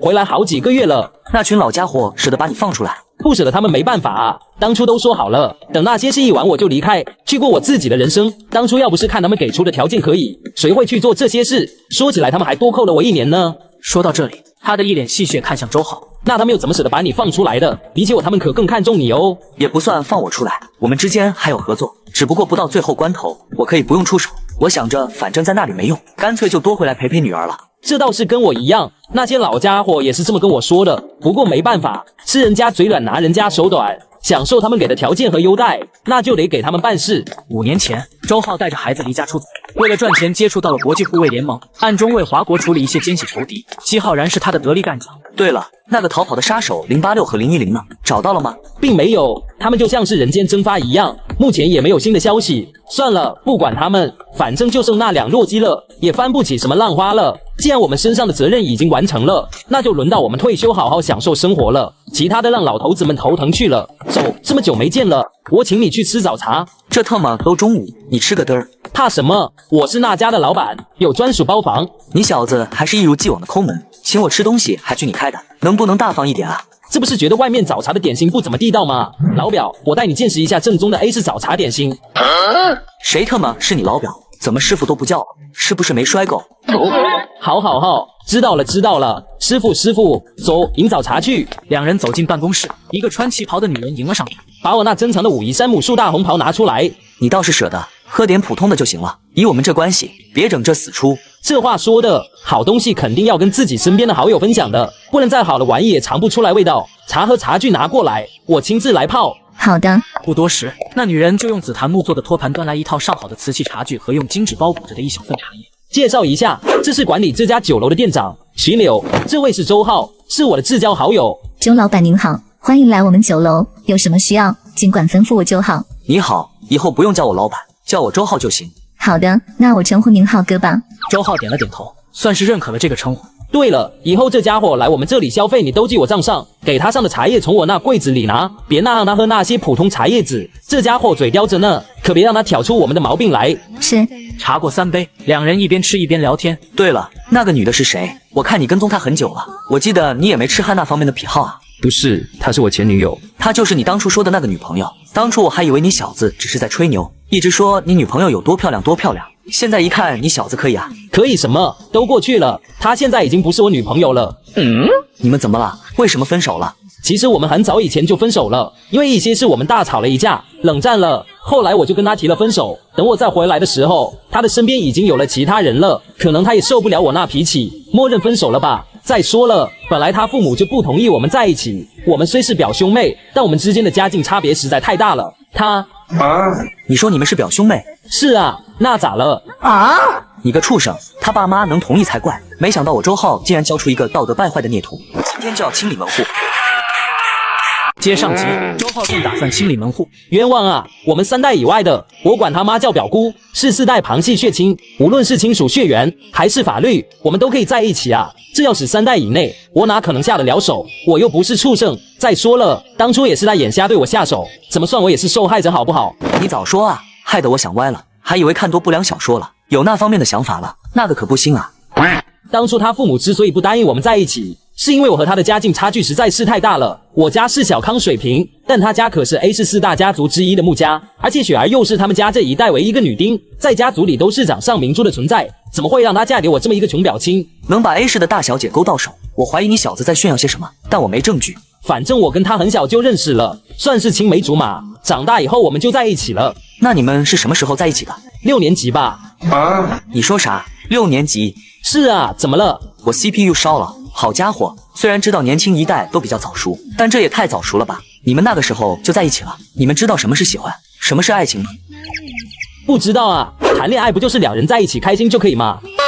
既然你们以前的关系那么好，你也有资格让那所谓的世家正眼看你。你不打算把他追回来？他身边已经有人了，而且当初也是我跟他提的分手，哪还有脸去面对他？我现在也不知道该怎么面对他，那就这样吧，他好好的就行。那你接下来打算怎么办？打算再谈一个？哪还有心思去再谈一个？即便我们已经分了手，我心里也容不下其他女人了。可我真的放不下她。此时的姬浩然就像是一个无助的孩子一样，眼眶微红，声音也有些沙哑。好了，大男人怎么磨磨唧唧的？还喜欢就去了解清楚他的想法，别给自己留遗憾。知道啦，师傅，别光说我，你呢？我还能怎么样？带着我那2宝贝疙瘩过一天算一天呗。嫂子没在找你吗？现在住他那。你俩同居了，复合了，啥时候大操大办一下？我去通知那几个老家伙。滚一边去！我们只是靠着养2个孩子暂时待一起。我的身体算了，不想拖累他，而且不知道他到底什么想法。当年的事情也还没查出来。2个难兄难弟聊了会，周浩担心孩子，就准备回去了。师傅真的不打算来我公司上班？我给你个总裁当当，你上班摸鱼也好，工资随你开。算了吧，我还是比较想过一下普通人的生活。莫老已经让人给我安排在一所大学当体育老师了，就离我住的地方不远，这样我也能更好的照顾那2个小家伙。随你喽，反正有事给我打电话，大事办不了，小事不想办。那我走了，拜拜。周浩拎着一盒点心回到家，我回来了。老爸，一道小身影不知道从哪个角落杀出，狠狠地撞进了他的怀里。都告诉你要慢点了，万一摔到了怎么办？这不是想我老爸了吗？走路慢吞吞的圆圆也走了过来，总是抢不到第一的她此刻小脸上满是幽怨，可怜巴巴地伸出2只小手。爸爸，我要抱抱。好好好，爸爸抱你。爸爸，这是什么？是好吃的吗？是茶点，浩然叔叔让我带给你们的。浩然叔叔也在这里吗？在啊，只不过他现在有点忙，要不等他有空了，我带你们去见见浩然叔叔。圆圆都好久没有见过浩然叔叔了。团团也是，浩然叔叔以前对我们可好了，经常给我和圆圆买好吃的，还带我们去玩，还帮我们打坏人。是吗？他还打坏人呢？什么时候呀？爸爸怎么不知道？就是有一次幼儿园放学的时候，有几个坏家伙冒充是爸爸的好朋友，要带我和圆圆走，我和妹妹不肯，他们就打算给我一笔兜。关键时候浩然叔叔出现了，3拳2脚就打跑了坏人，可帅死了。是的呢，浩然叔叔可厉害了。这是周浩当然知道，只不过他不想打扰这2个小家伙那兴致勃勃想要分享的心。那爸爸问你们，是浩然叔叔帅还是爸爸帅？那当然是爸爸帅啊，圆圆最喜欢爸爸啦。浩然叔也帅，但比老爸还差那么一丢丢。老爸，我要吃点心。圆圆也要。你跟我先问的，我要吃第1口。坏蛋哥哥，我要第1口。你才坏蛋，你就是猪，你就是笨笨的小猪。哼，我不是，我挠你哦。来呀，谁怕谁，不打的你爸都不认识你，我就跟你姓。看着2个越吵越来越来劲，眼看就要打起来的小家伙，周浩有些无奈，突然眼神一凝，看到了坐在沙发上的苏浅浅。你怎么在这里？来看我宝贝啊，怎么了？不行吗？周浩把目光看向了圆圆团团，圆圆瞬间抬起了2只小手，一脸无辜地说道：不是圆圆开的门，妈妈有钥匙。我能证明，的确不是妹妹开的门。你不用去上班。上班哪有孩子重要？你怎么会把2个孩子独自丢在家里，然后你自己就出去了？你也不怕有坏人来敲门？孩子这么小，万一真的开门了怎么办？最坏的人就是你了，他们都不给你开门，怎么可能会给其他人开门？他们的防范意识可比你要厉害得多。那万一他们在家里碰了不该碰的东西，比如煤气、电啊，你后悔都来不及。别担心，我已经找好人照顾他们了。男的女的？照顾人这事当然是女的更心细一点了。周浩竟然夸别的女人，这个臭男人！周浩想找女保姆照顾团团圆圆，苏浅浅顿时吃醋了。我说过了，你想干什么都可以，就是不能带别的女人回来这里过夜。我以后还要住这里，让不认识的女人住这里，我嫌弃。他不住这里，我在隔壁小区的公寓给他找了地方，他只是在我有事或者不在的时候，偶尔负责一下圆圆和团团的饮食起居。这人靠谱吗？万一他不懂得圆圆和团团的习惯，不懂他们的口味，万一会打孩子怎么办？我找的这个人是以前照顾过圆圆和团团的，他们彼此都很了解对方，不会做出你说的那些事来的。是雨婷阿姨吗？周浩点了点头。妈妈放心吧，雨婷阿姨人好好的，我和哥哥跟她很熟。雨婷阿姨做饭好好吃，还会陪圆圆和团团玩，她不会做妈妈你说那些事的。听着自己的孩子在自己面前夸别的女人好，苏浅浅心里莫名不爽了起来。好吧，不过先说好，要是你的人有那么一点不靠谱，我孩子受了一点委屈，我就绝对不会让他再照顾我孩子了。他干活很好，绝对没问题。周浩竟然夸别的女人，这个臭男人！于是为了不被周浩气死，苏浅浅也是匆匆离开了。从他下楼到上车，电话就没断过。苏总，不好了，苏老过来公司了，打算开一场会议，关于您继任还是调岗的问题。这要是以前，苏浅浅可能会不在乎，但现在不行，他需要这个位置，才能够继续庇护周浩和孩子不被其余人发现，不至于让他们身陷险地。你先稳住，我现在就过来。而苏浅浅没有注意到的是，暗中一直都有双眼睛在看着他。夫人，大小姐已经赶回去了。好，那你帮我查一下大小姐为什么昨天晚上要去哪里，顺便再查一下大小姐是不是在外面有人了，隐藏在这里。夫人，我知道了。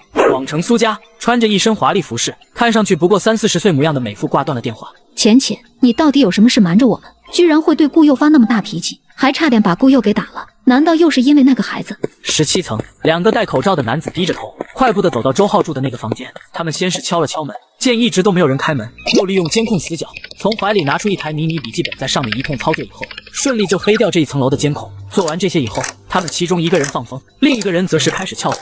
殊不知，他们这些举动都被里面的周浩看得一清二楚。趴在周浩怀里的圆圆看着平板上的监控。爸爸，他们是谁呀？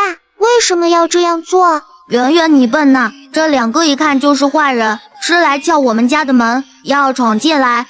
那现在该怎么办？要不我们报警吧，找警察叔叔过来。团团圆圆，你们记住，要是有人敲门，你们就先用这个平板往外面看，遇到不认识的人千万不能开门。要是看到他们在撬锁，你们把房间门锁上，然后打电话给警察叔叔，让他们来处理这些坏人。你们记得我们现在住的地方是哪吗？知道该怎么跟警察叔叔说吗？记得。随后他们就很轻松地说出来这里地址，哪怕是周浩故意问了一些为难他们的问题，这2个小家伙也能对答如流。那爸爸，我们现在要报警吗？这种事还是让警察叔叔来处理吧。就在这2个人快要打开门的时候，社区的保安正好上到这里。周浩在门口的微型摄像头上看到了这2个人狼狈逃跑的模样。喂，阿豪，人抓到了，2个小家伙没吓到吧？没事，试一下能不能从他们嘴撬一些有用的东西出来。他们的目标很有可能是我和圆圆他们。好，我让老干他们试试。老干现在就在山城的刑警支队做2把手，有空我把他的联系方式推给你，你有什么事直接找他。老干在这里吗？他调过来了，他不是在北京吗？因为一些事就把他调回来了，现在在山城刑警支队坐着。行，我知道了。不过最终老干也没从他们的嘴里撬出什么有用的信息。宁愿背上入室盗窃未遂的罪名，也不可能承认了。看来这2个毛贼背后的人不简单呐，有点意思。那就让我看看这背后的大人物究竟是谁吧。居然一直都不放过我和圆圆他们，既然你敢冒泡，那可别怪我抄网把你这藏在水里的大鱼给抄了。王府苏氏集团从会议室里出来的苏浅浅和苏战并排走着。做得不错，是我多心了，以后旗下的公司就交由你来打理了。我和你妈就挂个董事长的虚名，等过几年你彻底驯服那帮老油条以后，我们再彻底把集团公司给你。对于这些，苏浅浅并不是很在意，只是目前她还需要这个位置。怎么了？看你眉头一直皱着，是不是对爸爸这一次突然搞偷袭不满了？那倒没有，毕竟我还年轻。老爸，你时不时考量我一下也对我有好处，不会让我太过懈怠。我既然做了这个位置，那我就该负起这个位置该有的责任，也该做好表率。好，不愧是我苏战的女儿，当初没把公司交给你2个堂哥的打理，而是交给你打理，真是我做的最正确的决定。当初公司那些老家伙老油条还对我这个决定表示不满，现在看来还是他们目光短浅了，也不枉费我们花那么大的精力培养你。那爸你先回去吧，我还有点事要处理。今晚有空吗？应该有吧？怎么了？回家吃顿饭，咱爷俩好久没坐在一起喝一顿了，咱爷俩好好喝一顿，好好唠唠嗑。这好吧，等我忙完手头上的工作，我就回趟家。好，那我先回去了，你忙吧。爸爸再见。下班后，刚走到大厅门口的苏浅浅就听到了那个反感的声音。浅浅，你终于回来了。顾佑，你怎么在我家？再给我打电话，我特么剥了你的皮。顾佑为了求苏浅浅的原谅，跑到苏家献殷勤。是我让他来这里吃饭的，本来昨天想让你回来，我们一起吃顿饭，毕竟你和顾佑都这么久，好好叙叙旧。谁知道你昨天晚上不知道跑哪去了，顾佑去你公司接你，还差点被你打了一顿，不像话。今天你不准跑，好好在家吃这顿饭。尽管苏浅浅再不愿意，不过自己母亲大人发话，她也只能留下来。饭桌上，苏母故意留了2个靠的位置给苏浅浅和顾佑，还借口想和穆清雪聊聊天，把她绑在了自己的身边。这让有心想帮苏浅浅的穆清雪也是露出了一副无辜加无奈的表情。顾佑，你这次回来打算待多久？我这次回来是打算接手我家的公司的，不去国外发展了。那感情好啊，我们苏氏集团和顾氏集团这段时间本来就有合作意向，如今你回来接手你们家公司了，你又和浅浅那么熟，要不合作的事就由你们谈吧。那是自然，我这边已经准备好一切事宜了，只要浅浅点头，再商量一些事宜，我们2家公司就可以立马合作。而且我决定，无论日后我们合作什么项目，我们公司永远都会在双方谈好的条件下，再让利10%的利给苏氏集团。听到这话，哪怕是苏战和苏母的脸上都闪过一抹诧异。好，不愧是顾唐的儿子，有魄力。把这件事就由浅浅你去对接吧。你和顾佑又那么熟了，我们也放心。这件事还是给小天吧，我手头上有其他事。小天和顾佑的关系也不错，让他们俩对接吧。小天经验不如你老了，处理方式也差些火候，和顾氏集团的合作不能出什么岔子，还是你亲自经手我才比较放心。话都说到这份上了，苏浅浅也没办法再推下去，只能点头接受。这样的一顿饭就在看似其乐融融，其实不咋的氛围内吃完了。为了不受这种古怪的气氛，穆清雪吃完就准备开溜了。你去哪？去喝一杯，我这段时间太累了，不去喝一杯我睡不着。那你不带几个保镖啊？出门在外要注意安全，你又不是不知道。安了，我去清吧，反正就在这附近不远，没事的。行，不过你既然没带保镖，我会叫人暗中注意下。知道了，拜拜了，拜拜。苏浅浅一回头，顾佑一脸平静地站在他的身后，苏浅浅直接转身就走。你就这么不想见到我吗？你变成这样，是因为你那2个孩子吧？顾佑的一句话让苏浅浅的脚步一顿，或者说是因为当初那个让你生下2个孩子的人，最后抛妻弃子的人。我不知道你在说些什么，我没有找到孩子，之前那个人让他石沉大江了，为什么突然又提到他？以你的性格，越是要解释什么，就证明你心里要掩饰什么。该死，大意了，万一顾佑……既然你那么不在意那个小子，却为什么又要帮他掩盖了他的行踪，甚至不惜找了个替罪羊制造他已经死了的假象？是为了你那2个孩子，还是为了那个小子？我做什么？需要跟你汇报吗？你说我找一个替罪羊替那家伙做已经死了的假象，我为什么要这样做？顾佑，我作为你这么多年的朋友，我给你的警告，别在我身上浪费那么多时间，也别拿你家那好不容易攒起来的资源来讨好我。从你说那些话开始，你和我这辈子就注定没有任何可能了。那你就不怕我把你有2个孩子的事告诉那些老家伙，让你爸妈颜面扫地？不管你在不护那个臭小子，我就不信你不在乎你那2个孩子。你做的一切一定跟他们有一些关系。你这几年其实一直在寻找他们，这段时间还老是往贵城跑，其实就是你找到他们的踪迹了吧？随你便。顾佑一拳砸在了门框上，原本古井无波的眼眸此时就像是一壶烧开的开水一样，各种各样的情绪都有。苏浅浅这时候正站在3楼的客厅的阳台上，她强忍住把这个20多年的朋友给宰了的冲动。原来顾佑一直在监视我的一举一动，还调查过我做的那些事，不然不会知道那个人是我为了遮掩周浩行踪的替死羊。唯一的解释就是我身边有顾佑的人，会是谁呢？古叔，怎么了？苏总，穆小姐被人灌醉给带走了。什么？怎么回事？不是让你派人保护她吗？她怎么会在眼皮子底下被人灌醉带走了？我也是刚回来，我这里的保镖本来是想保护她的，但都被那个王艳给支走了。带她走的人正是王艳还有黄明天皇上。我现在在酒吧里的这些人都不敢招惹黄明天，只能眼睁睁看着他们和一群混混把穆小姐带走了。等我赶回来的时候，人已经不在了。对于这黄明天，他也曾经见到过，也是知道的，完完全全就是一个暴发户的富二代，为人好色惹事。那现在他们往什么地方去了？他们应该是往郊外去了，我的人还在跟着他们，只是不敢靠近。那群混混好像还带着刀。我知道了，我现在就去找穆家的人一起过去，让你的人一定要盯紧那家伙，绝不能跟丢了。要真的发生冲突，给我玩命也要把他们留下来。只要能保护雪儿没事，谁残了苏金集团给他们一家老小养老，谁要是殉职了，我一人给500万。好的，苏总，我知道了，你就放心吧，我就是活出这条老命不要这个酒吧了，我也要保证穆小姐的安全。苏浅浅赶忙给穆家人打电话准备救人，好巧不巧，周浩居然破天荒给他打视频电话。苏浅浅阴沉着脸挂断了他的视频电话，但那边有病一行，挂断一次他打一次，苏浅浅人都快气疯了。平时给你打100个电话都不接，现在我有急事没空理你，再给我打电话，我特么剥了你的皮。妈妈，是我。哎，你个死逼变态，要满足你那变态爱好，你特么在衣柜里找我的衣服去。接上集，苏浅浅正为闺蜜被绑架的事头疼。是圆圆啊，妈妈现在有很紧急的事，你先别打妈妈电话好吗？等妈妈处理完了，妈妈再给你打电话好不好？出什么事了？苏浅浅说出了穆清雪遇到了危险被人带走的事。笨女人，你那个闺蜜家离你那里不远是吧？什么时候你还关心这个？你就说远不远，其他废话别说，快！不远，离我这里就几百米。好，你去她家拿她的一件贴身衣物出来，最好是没洗的，它的味道越浓郁越好。你个死逼变态，要满足你那变态爱好，你特么在衣柜里找我的衣服去，17楼还有我的贴身衣物，这时候你就别惦记我闺蜜的了。你个傻女人想什么呢？你赶紧给我去拿，然后我告诉你放哪，我有办法救你闺蜜，赶紧的，晚了你闺蜜就没了。说完，周浩就挂断了电话。苏浅浅不明白周浩这到底是什么意思，她没有理会，而是火速拨打了穆家的电话，跟穆家人说明了情况。好，我知道，我现在就派人去找雪儿。狗日的，他黄家要是敢动我妹妹，我让他们一家都拉去大洋喂鲨鱼。好，我这边也派出人手去找雪儿了。古书的人还在跟着，现在还缠着他们。等会我把古书的人的同步定位给你。行。就在要挂电话的时候，苏浅浅突然想起来周浩的话。沃尔哥，能不能拜托你一件事？你说。给我找一件雪儿的贴身衣物，有她的味道越浓郁越好。你说啥玩意？另一边周浩立刻就打给了季浩然。喂，怎么了？阿浩，你女朋友被人抓走了。我女朋友就是你那个前女友，圆圆误打误撞在他妈收到消息，你那个前女朋友被人一个叫古龙酒吧被人灌酒了带走了。你现在在哪？我在番禺，他在哪？哪个王八蛋敢动他？虽然姬浩然的声音听上去很平静的样子，但周浩听到那边传来的细微咔咔声，就知道这家伙在疯狂压抑自己的怒火。好，你在广府就行。接下来我告诉你该怎么办。好，我听你的，你叫我怎么做我就怎么做。等我消息，别冲动。好。周浩又立刻拨打了苏浅浅的电话。东西拿到了吗？拿到了，在我手上。你要这东西有什么用？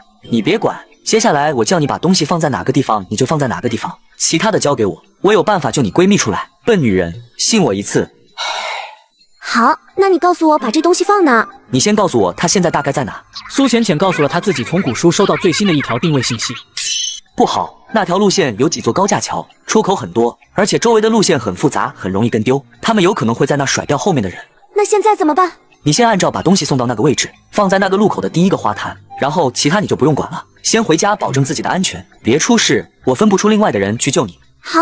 周浩发了个地址给姬浩然，让他利用贴身衣物寻找穆清学的位置。你去那里先拿可以追寻到你女朋友气味的东西，然后我已经让老干安排好警犬了，他们会帮你，我会实时给你最快过去的路线。明白。挂掉电话以后，周浩立即黑进广府监控系统，只是过了几秒钟的时间，就锁定了最有可疑的车辆，然后将位置共享给了姬浩然。苏浅浅刚放好衣服，就感觉有人拍了拍她的肩膀，就在她回头的时候，却没看到有任何人在她旁边。目光再转回来，发现袋子不见了，只能看到一个身材高大的男子已经跑到对面。难道是周浩的人？这次为了找清雪，穆家、苏家还有古书可是出动了几百个人，还有那些警察，周浩却只有一个人，怎么可能能行？算了，这也是他一份心意，他能有这份心意已经可以了。对不起，苏总，我们的人跟丢了。我知道了，你们继续找。苏浅浅挂断了电话，缓缓吐了一口气，她知道再去骂那些人已经没用了。能不能找到穆清雪？现在只能听天由命了。东郊一座废弃的工厂内，一个面色有些苍白的青年拽着一个昏迷不醒的女人，旁边还站着一群长相凶悍的壮汉。从车下来的还有一个浓妆艳抹、浑身狼狈的女人，她正用怨恨的目光看着昏迷不醒的穆清雪。他娘的，总算是甩掉了那些人，早知道我不开这辆车了，就这时间我都能拿下这娘们了。黄少，谁知道那些人咬得那么死啊？狗狗，你确定这里不会有人能找过来？那个被黄明天叫做周狗的人嘿嘿一笑说：“放心，黄少，这里是我们野狗帮的地盘，又是荒郊野外的，等他们找到这里来，估计我们都散场了。”那就好，事不宜迟，我先来一发，我可是缠着这婆娘缠好久了，今天终于有机会了。那些人爆发出了一阵一阵的淫荡笑声，没想到废弃的工厂里面居然有着一张崭新大软床，看着已经没什么意识的穆清雪，黄明天一边解开自己的裤子，而门外那些大汉将目光看向了王艳身上。你们敢！我可是黄少的人，你要是敢动我，黄少肯定不会放过你的。你这婊子就别往自己脸上贴金了，不是你认识穆清雪，黄少怎么可能会跟你在一起？现在黄少有穆清雪了，你已经没作用了。你这种出卖闺蜜的壁纸，就跟我们出卖兄弟有什么区别？而房间内，穆清雪正穿戴整齐地躺在床上呼呼大睡，黄明天却被摁在了墙上，脸已经被扇成了猪头样。此刻黄明天正一脸恐惧地看着眼前这个不断用巴掌扇他脸。黄明天已经没了求生的欲望，他只是想死，可偏偏姬浩然就不如他的愿。黄明天绝望的目光中收了手，姬浩然温柔地抱起了正在呼呼大睡的穆清雪。傻丫头，我带你回家。老大，你结束了，让我来爽爽这穆家千金，那个王艳不咋行啊？老大，你结束了，让我来爽爽这穆家千金，那个王艳不咋行啊？周狗春光还没看到，伴随着一声响彻整个工厂的惨叫声，周狗的头骨就被生生抓碎。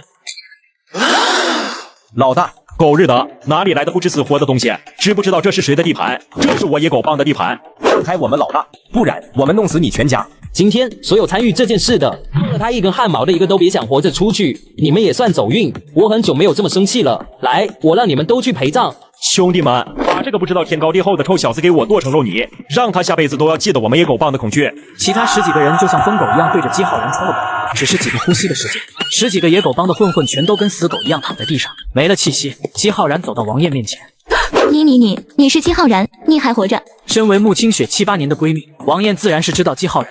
对不起，都是他们逼我的，我也不想出卖雪儿，你也看到了，我也是受害者。求求你看在我和雪儿认识多年的份上，求你放我一马，只要你肯放过我，我再也不出现在雪儿面前了。姬浩然懒得听他废话，一脚踢了过去，让他当场爆头。解决完所有人以后，姬浩然丢了一把火进去，瞬间火焰骤然燃起，将那些尸体全都给消融化解。离开工厂没多远，一个头发花白，看上去40、50岁，身穿警服的中年男子正等着他。都解决了，那走吧，我送你们回去。善后的事周少安排好了，你不用担心什么。好，周少说了，如果您还不想在他面前出现，就带上的，免得被认出来。如果您已经想通了，那就不需要这些，光明正大的出现在他面前，出现在所有认识你的人面前。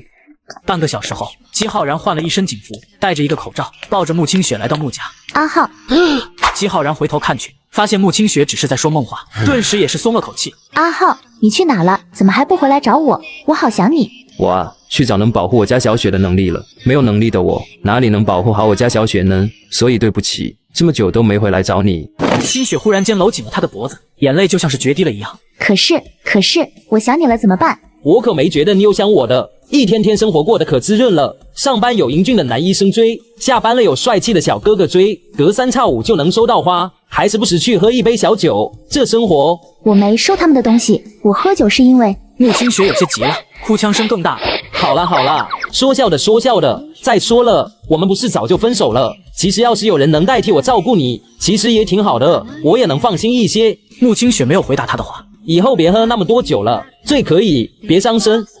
不喝了，以后都不喝了。好。姬浩然抱着穆清雪坐在了穆家大院门前，他习惯性的从穆清雪裤兜里掏出了他的那个手机。密码居然还是和以前一样的。姬浩然给穆清雪的2个哥哥发了一条信息，但都没见到他们回应，于是就给苏浅浅发了一条信息：浅，我回家了，来接一下我，在我门口这里。而此刻，在苏家急得团团转的苏浅浅看到是穆清雪发来的信息，来不及震惊就连忙出了门。2分钟以后就看到了躺在了台阶的穆清雪。雪，怎么了？我怎么会在这里？你还好意思说？你被人下药灌醉了带走了，知不知道啊？我被下药，还被人带走了？是啊。随后苏浅浅就将整件事的来龙去脉告诉了穆清雪。听完整件事的穆清雪也是渐渐清醒了过来。岂有此理！敢设计我那2个杂碎狗男女，我非把他们给扔到黄浦江喂鱼不可。不对啊，要是我被那2个狗男女给算计了，我怎么会在门口啊？这我就不知道了，我还奇怪呢，为什么喝成这样的你，怎么还能给我主动发信息，让我过来接你？不是，姐妹，是你脑子不清醒，还是我脑子不清醒？要是我晕了，怎么还可能给你发信息？那你看，的确是你给我发的消息，让我来接你的。这怎么可能呢？难道是我梦游了？应该是救你的那个人用你手机发的吧？一般跟我发信息都是喊我婆娘或者老苏的，什么时候直接喊我的名字的？那也不可能啊，我的手机都有密码的，微信也有，救我的人怎么可能知道我的密码？行了，先别这乱分析了，先回去吧，等会我调附近的监控出来看看，就知道是谁把你就回来了。既然你没事，我让你2哥先撤人回来，不然苏家和穆家2家出动的人太多，要是引起骚乱，那就不好摆平了。好。穆清雪想要站起来，但药效酒劲都没过的她站起来也是摇摇晃晃的，还好苏浅浅一个眼疾手快，把她扶住。行了，还是我背你回去吧，你酒劲还没散，别等会走2步就摔8趟。苏大爷，你最好了。去。看着苏浅浅把穆清雪背回了穆家，暗中看着这一切的姬浩然这才放下心来，默默的离开了。他随便找了一个专门喝粥的地方，自己一个人发呆。这么悠闲，在这里喝茶，解决了。你不在家照顾团团圆圆吗？怎么赶过来了？团团圆圆已经睡着了，我不放心你，怕你因为你前女友的事失控暴走，所以就赶过来了。这一次谢了，如果这一次不是你告诉我清雪的事，孩子会以最快的速度找到他，那我一定会抱憾终身，一辈子都无法原谅自己的。咱俩就别来这相互客气感恩一套了，我也是偶然才知道的，属于碰巧了。这一次你居然没暴走，不应该啊。男人为了保卫华国，不惜以身试人。虽然身体武力值提升了10倍，但他却无法控制自己的意识。怪了，我和穆老他们研究了这么久，都没办法彻底压制你的力气。你这么生气的情况下都没暴走失控，当真是有点奇怪。莫非那里有什么可以抑制你暴走的东西？不知道，那里只是一个废弃的工厂。有时间我还是去一趟吧。要是能找到可以抑制你暴走的东西，也是一件好事。这样你就能跟正常人一样生活了。姬浩然看着周浩把自己粥里的猪心猪肝都挑到他碗了，他碗里全是瘦肉和粉肠。你要是不吃下水，我可以点瘦肉粥的。我只是不吃心肺肝，这一口猪杂煮出来的粥我还是很得意的。那平日里你做猪杂粥只放粉肠和瘦肉，正常放啊。那猪心、猪肝这些谁吃？团团和圆圆吗？对啊，他们2个喜欢吃。你一个不喜欢吃猪心、猪肝的，居然有2个喜欢吃下水的孩子，应该是遗传他们妈妈的吧？那傻女人也吃这些。以前我吃宵夜的时候，老师让我带猪杂粥回去，她一个人能干半锅。似乎姬浩然是想到了什么。嫂子叫什么名字？苏浅浅啊，这名字一听就不聪明。看来这个人似乎不想被你知道是谁救了你，不仅穿着警服，还戴着口罩，周围的监控也是抓不到他。穆清雪却一直看着监控的某一段出神，这一段有什么不对劲？我觉得他让我有点眼熟，不对，他摸我脸的方式很特别，而且知道我手机的密码。不是，姐妹，你都被骚扰了还特别？不一样的，他摸我脸的眼神不一样，而且……是古叔，不是告诉他人都找回来了吗？他怎么还打电话过来？或许是负荆请罪呢，你接一下看看。喂，古叔，怎么了？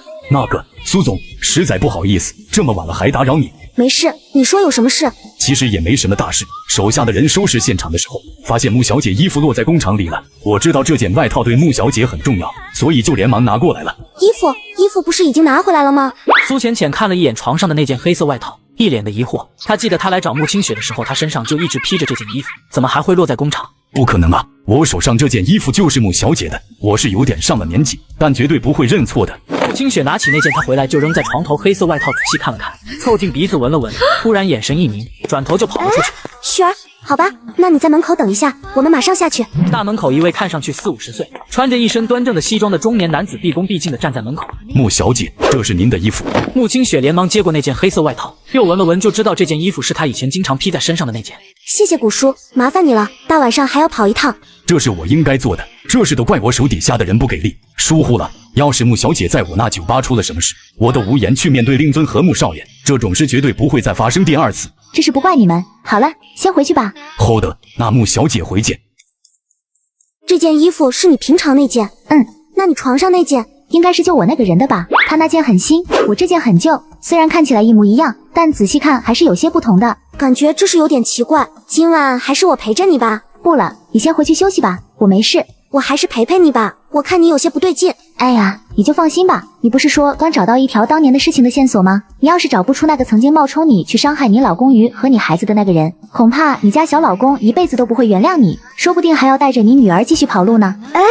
你不要乱说好不好？我做的这一切都是为了我的孩子，可没有半点因为他。再说了，他要是敢再带着我的女儿跑路，我非打断了他2条腿，然后你就可以顺理成章的一直养着他。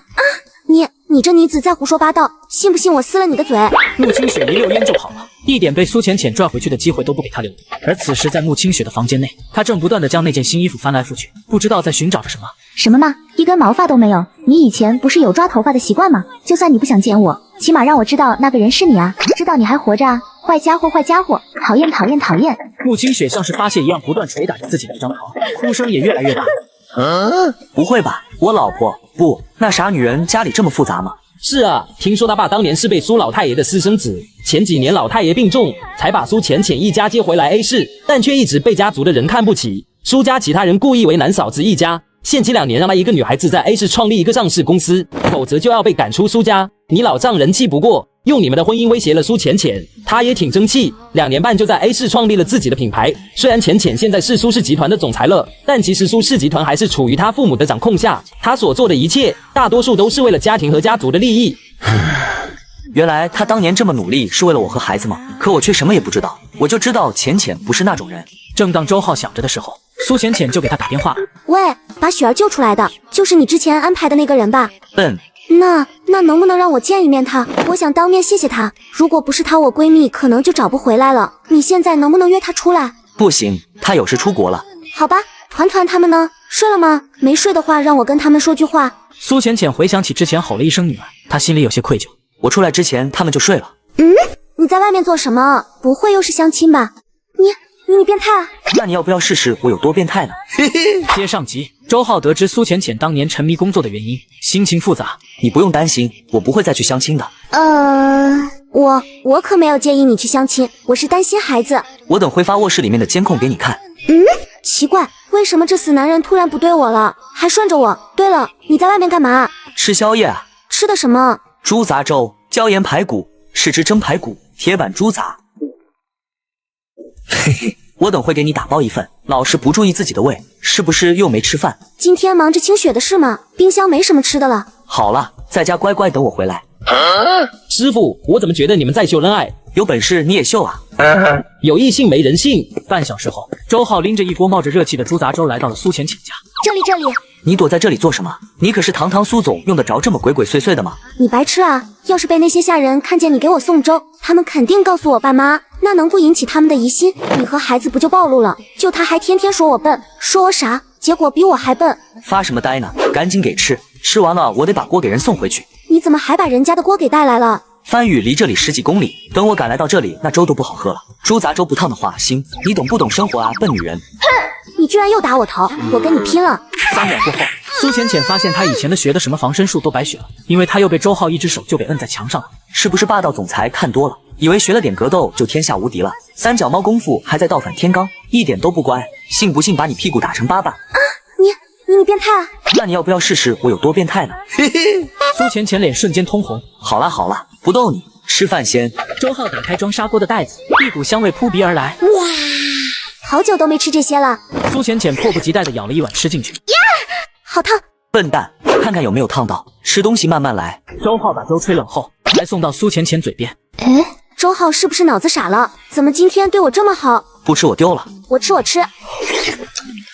味道还是和以前一样。看着有些狼吞虎咽的苏浅浅，周浩在手机上点了点，递给苏浅浅。干嘛？女儿卧室里面的实时监控，你不是担心那两小家伙会突然醒过来吗？看一眼。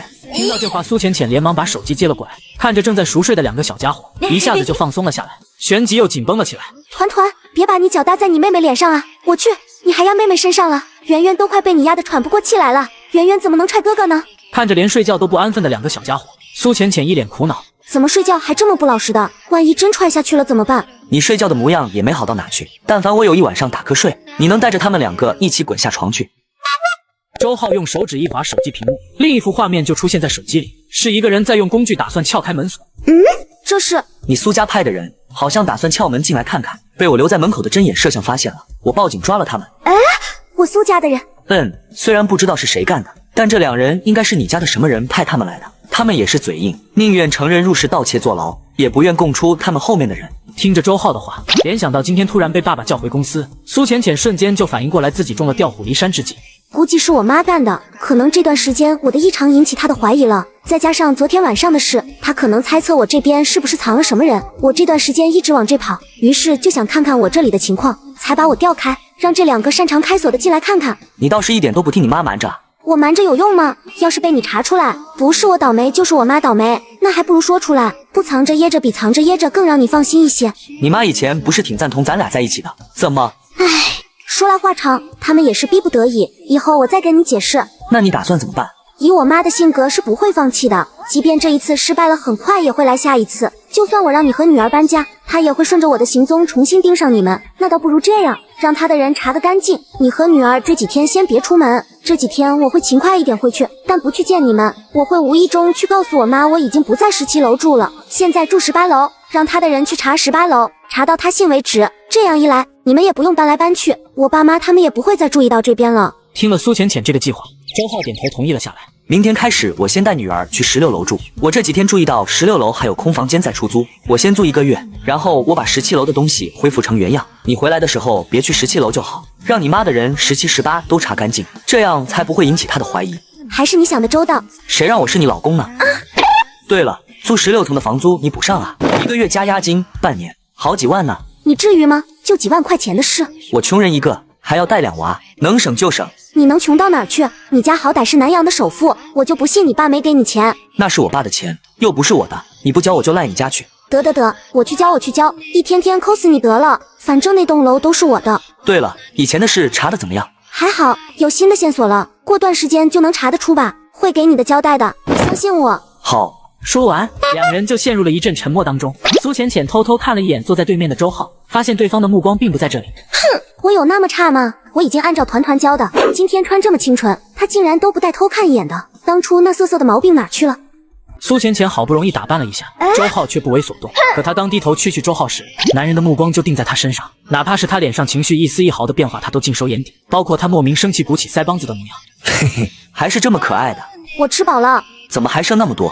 这锅粥是4人份的，我都吃了1人多份了，可以了，撑死我了。少来，以前一锅粥下去，你估计也才垫底。我洗个澡出来，我买的那锅田螺鸭脚包就剩田螺了，配菜都不给我留一根。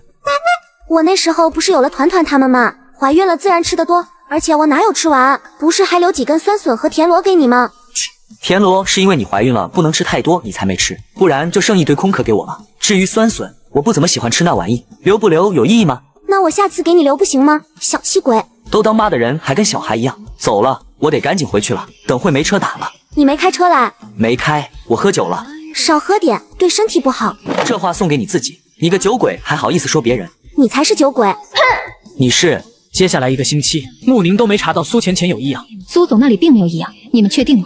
确定。这段时间，我们趁苏总不在的时候，把17层和18层找了一遍又一遍，能找的地方我们都找了，就差17、18层的下水道都给翻过来了，都没发现什么异常。而且苏总也的确不注意以前的17层那里了，这几天一回来就在18层那里，也没见苏总和任何人有什么交集，也没见苏总主动去哪一层楼，或者是任何一个人打招呼，甚至就连同时出入的人都没有。既然这样，那你们先回来吧。如果你们在那里待得太久了，要是被他发现的话，那麻烦就大了。好的，夫人，我们马上就回去。挂断了电话的穆宁半靠在沙发上，没有一点皱纹的光洁额头微微皱起，总觉得有哪里不对劲。哎，算了，既然那里没事就好。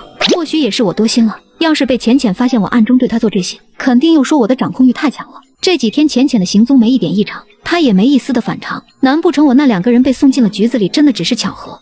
而18层的角落里，已经观察了快半个月的2人正准备撤退。大哥，我们还是再去检查一下17层和18层的那2个房间吧。干嘛还要检查？我们检查10几遍了也没发现什么异常，一根不属于苏总的毛发都没有，浪费那时间干嘛？还是赶紧走吧，要是被苏总发现了我们再监视他，以苏总的脾气那我们就死定了。我这不是但求心安吗？反正现在在公司监视苏总身边的线人还没跟我们说苏总要回来，就证明苏总现在还在公司，又怎么可能发现得了我们？万一就这最后一趟有些什么收获呢？那到时候我们兄弟俩不仅可以在夫人那里获得信任，说不定还可以借苏总的秘密发一笔横财呢。李峰，你疯了！你还敢威胁苏总？你就不怕苏总把你剥皮抽筋扔海里喂鲨鱼吗？你要作死你自己作死，别连累你大哥我。我这不是开个玩笑吗？不过我还是觉得再搜寻一次才比较安心，就算没发现什么，我们也没损失什么，顶多只是浪费一点时间而已。要是有什么收获，那可就赚了。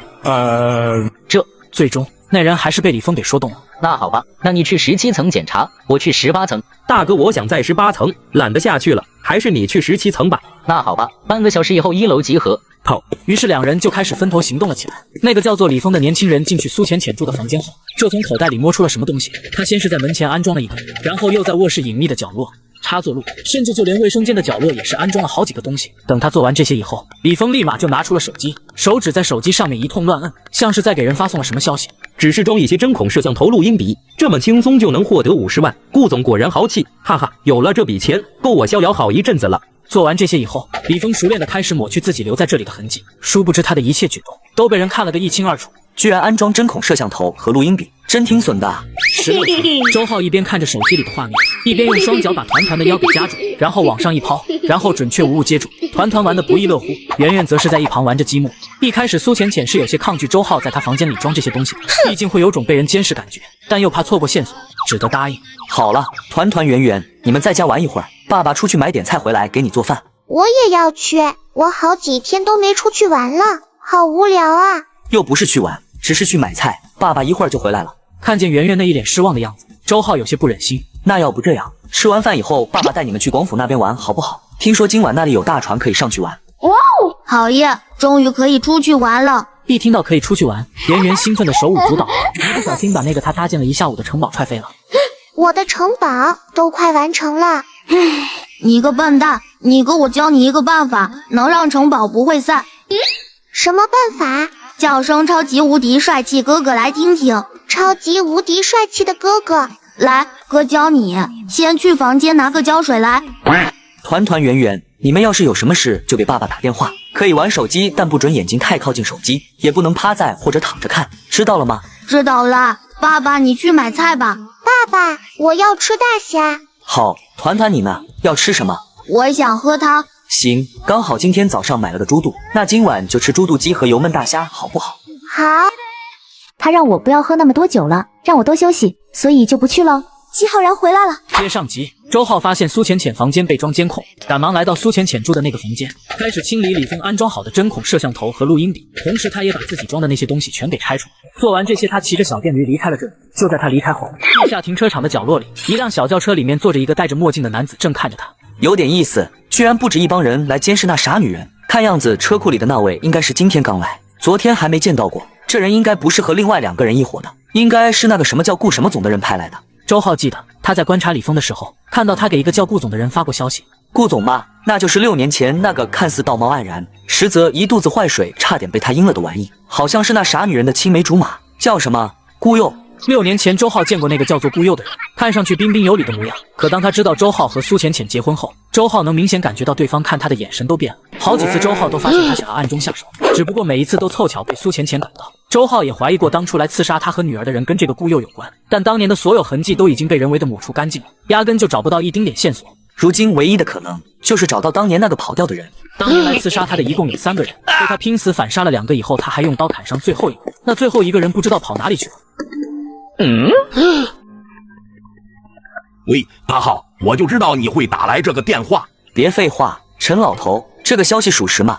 属实，当初你让我们调查的那2个人的确是和苏家有关，他们叫赵小三和杨小四，是苏家苏战以前的贴身保镖，而且我们也查到这2人最后一通电话就是苏战打的。赵小三和杨小四在那个雨夜被你给宰了以后，他们的尸体当地民警放在了那里的第1医院，尸体第2天就被人给盗了。自此以后，就再也没有再见到有关于这2个人的任何消息了。他们的亲人也在那2年因为各自原因离世了。好，辛苦你们了。哎，说这种话。对了，既然你知道苏家跟当初要杀你和团团圆圆有关，你是不是要现在对苏家动手了？如果我现在对苏家动手了，你们的态度是什么？还是那句话，只要不碰那2条红线，你要做什么我们当做没看见，帮忙或者擦屁股提前说，别搞得匆匆忙忙，让我们没什么时间准备。对了，帮我查一个人，有关这个人的要多仔细有多仔细。什么人？顾家顾佑，把有关于他的一切都调出来，无论是他身边的人还是什么，就连他小时候吃的是什么奶粉，穿的是什么尿不湿，能查到的一切都给我查出来。广府那个顾家。好，我知道了。苏氏集团总裁办公室内，苏浅浅看着半躺在沙发上翘着2郎腿玩手机的穆清雪。怎么不加班不去喝一杯了？不去了，我以后都不去喝酒了。这不，趁着今天过来看看你。你怎么突然改姓了？以前怎么无论我和你哥，还有你爸妈怎么劝你都没用？难道是因为上次那件事？是阿浩不让我去的，他让我不要喝那么多酒了，让我多休息，所以就不去喽。季浩然回来了？没有，他在梦里告诉我的。自从上次那件事以后，我这段时间天天梦到阿浩，梦到他让我不要喝那么多酒了，多休息，不要老是这样拼命上班加班，让我好好生活，好好吃饭，不然要是等哪天他回来了，就揍我屁股。所以就因为一个梦，你就改了这5年的坏习惯？不是一个梦，是好几个梦。那梦给我的感觉太真实了，就好像阿浩在我耳边说话一样。这几天因为老是梦到阿浩，我睡得可舒服了，不像以前那样老是睡不着，或者是睡得很浅那种。可能阿浩真的回来了吧？他说的话我肯定要听啊，不加班不喝酒而已，有什么大不了的？好家伙，我和你这么多的闺蜜情都是假的是吧？我劝你这么久都没什么用。阿浩在梦里跟你说了2句你就改了，扎心啦。对了姐妹，如今孩子他爸也回来了，你还没把他攻略吗？得，又来了。我说了我的事不用你瞎操心，我用不着你给我当军师，你还是管好你自己吧。既然你想通了，那就不要再折磨自己了。不会了，你真的不需要我给你出谋划策拿下你家小老公，不然说不准哪天被哪只野猫给叼走了，你可连哭的地方都没有了哟。滚！下午正在开会的苏浅浅的手机忽然震动。周浩，他打视频给我做什么？他直接挂断了，一直到开会结束，苏浅浅才重新打了个视频电话回去。妈妈，圆圆啊，刚才是你打电话给妈妈吗？是呀。那你打电话给妈妈是有什么事吗？妈妈刚才在开会，所以才没接你的电话，抱歉哦。没事呀，就是问问妈妈你吃饭没有，要不要回来吃饭？圆圆好久没见你了，有点想妈妈了。听到女儿这话，苏浅浅恨不得现在就飞回去，可是看了一眼自己的工作，苏浅浅只能一脸歉意。不好意思哦，圆圆，妈妈还要忙，可能今天晚上都回不去了。妈妈不回来啊？好啦，圆圆不要难过了，等妈妈忙完这阵子，就陪你和哥哥玩几天好不好？好吧，那妈妈你忙吧，记得要吃饭哦。爸爸说了，你不能老是忘记吃饭的。知道啦。周浩说的，这男人有这么好心吗？忽然间，苏浅浅似乎是想到了什么，圆圆，你怎么知道妈妈的微信是哪个的？怎么知道打妈妈电话的？爸爸说微信聊天框框里面第一个就是啊。你是那个负心汉。接上集，苏浅浅发现周浩的第一个聊天好友是自己。微信聊天框框的第一个，这段时间以来我没给周浩发过微信，怎么可能还在他的聊天框里面的第一个？这么久都没人给他发过微信吗？另一边，圆圆小手抓着一个七彩泡椒，苏浅浅脸都黑了。圆圆，别吃那么多辣椒，你现在还小，知道吗？才吃一个，而且爸爸弄的泡椒不辣的。圆圆咬了一口泡椒，又吸了一口凉气，吐了吐粉嫩的小舌头，还用小手扇了扇。闺女，但凡你那动作少了一些，你妈我都信了你这些话。怎么突然我也想吃周浩泡的七彩灯笼椒了呢？行，那我吃酸野。看着圆圆插起一块酸芒果，一口吃下去了。闺女，你这是诚心刺激你妈我呀？我还没吃饭呢。你们在跟谁打视频？周浩一探过来，看到是苏浅浅，直接就白了眼。你这白眼什么意思？没事，看一眼天花板，好像有点脏了。吃饭了，别玩手机。妈妈拜拜，老妈拜拜。等等等等，干嘛？今天晚上圆圆他们吃的是什么？油焖大虾、猪肚鸡、白灼菜心，还做了一点酸野。小孩子不能吃那么多酸的和辣的，所以拿来给我，我帮你消灭解决它，省得圆圆他们吃的太多，对身体不好。你不是不喜欢吃这些路边摊东西吗？你做的又不是路边摊的，我从路边摊买的。赶紧拿过来，顺带给我打点猪肚汤，带点油焖虾过来。哪有你这么要饭的，要的这么理直气壮的？什么叫要饭的？你吃的我的，煮我的，用我的，让你给我带点饭怎么了？你要是不给我带，小心我扣你生活费。团团圆圆快点吃，吃饱先不去玩了，有点事。什么事呀？搬家，这里房租太贵了，我们住不。好你个傻女人，敢拿闺女来做挡箭牌，跟我玩心眼。2个小时后，苏浅浅刚准备下班，一个她意想不到的男人出现在了她的办公室。那个男人把一个保温盒放在了她的桌子上。这家伙来真的，从家里到这里起码要1个多小时。快吃吧，冷了就不好吃了。说完，周浩转身就要走。你这么快就回去了？圆圆他们还在下面等着我。等等，圆圆他们也来了。在下面。那为什么不带他们上来见我？带上来，然后让你整个公司都知道你有孩子了。既然这样，你还带他们来这里，你就不怕他们被发现？除了你和你闺蜜，谁知道圆圆长什么样？他们长得像我，很容易认出来的好不好？这世界上有种东西叫口罩。周浩转身走了。苏浅浅看了一眼那个大大的保温盒，一阵香味伴随着丝丝缕缕让人开胃的酸辣香就扑鼻而来。酸野，酱油泡七彩灯笼椒，怎么是姜葱炒蟹和白灼虾？他今天晚上做的不是油焖大虾吗？这白灼菜心还绿油油的，冒着热气，哪里像是放了1个多小时的菜？还说这酸也是外面买的，我可去他吧，我还吃不出来他做的东西。简单的3菜1汤，外加开胃的酸辣椒和酸野被他吃的一点都没剩下。舒服。吃完以后，苏浅浅给周浩发了条信息：我吃完了，那些东西怎么办？你有空就拿回去，没空就扔了。你不过来带回去吗？我带圆圆他们玩着，说不准什么时候回去，也不一定经过你那里。好吧。一艘游船上，团团和圆圆在相互追逐打闹。周浩站在甲板的护栏旁，看着两边的景色和美丽的江景，微微出神。爸爸，怎么了？浩然叔叔呢？刚刚上船的时候还看到他，怎么现在都找不到叔叔了？你浩然叔叔有事情先走了，他说过会儿再来找你们玩。那好吧，那爸爸我继续去玩了。就在周浩帮圆圆擦汗的时候，一个惊讶的声音忽然响起：你是那个负心汉？周浩抬头一看，手里拿着一串大鱿鱼的穆清雪一脸疑惑地看着他。还真是你啊！卧槽，你怎么在这？不是，你怎么敢出现在这啊？我带我孩子们过来玩。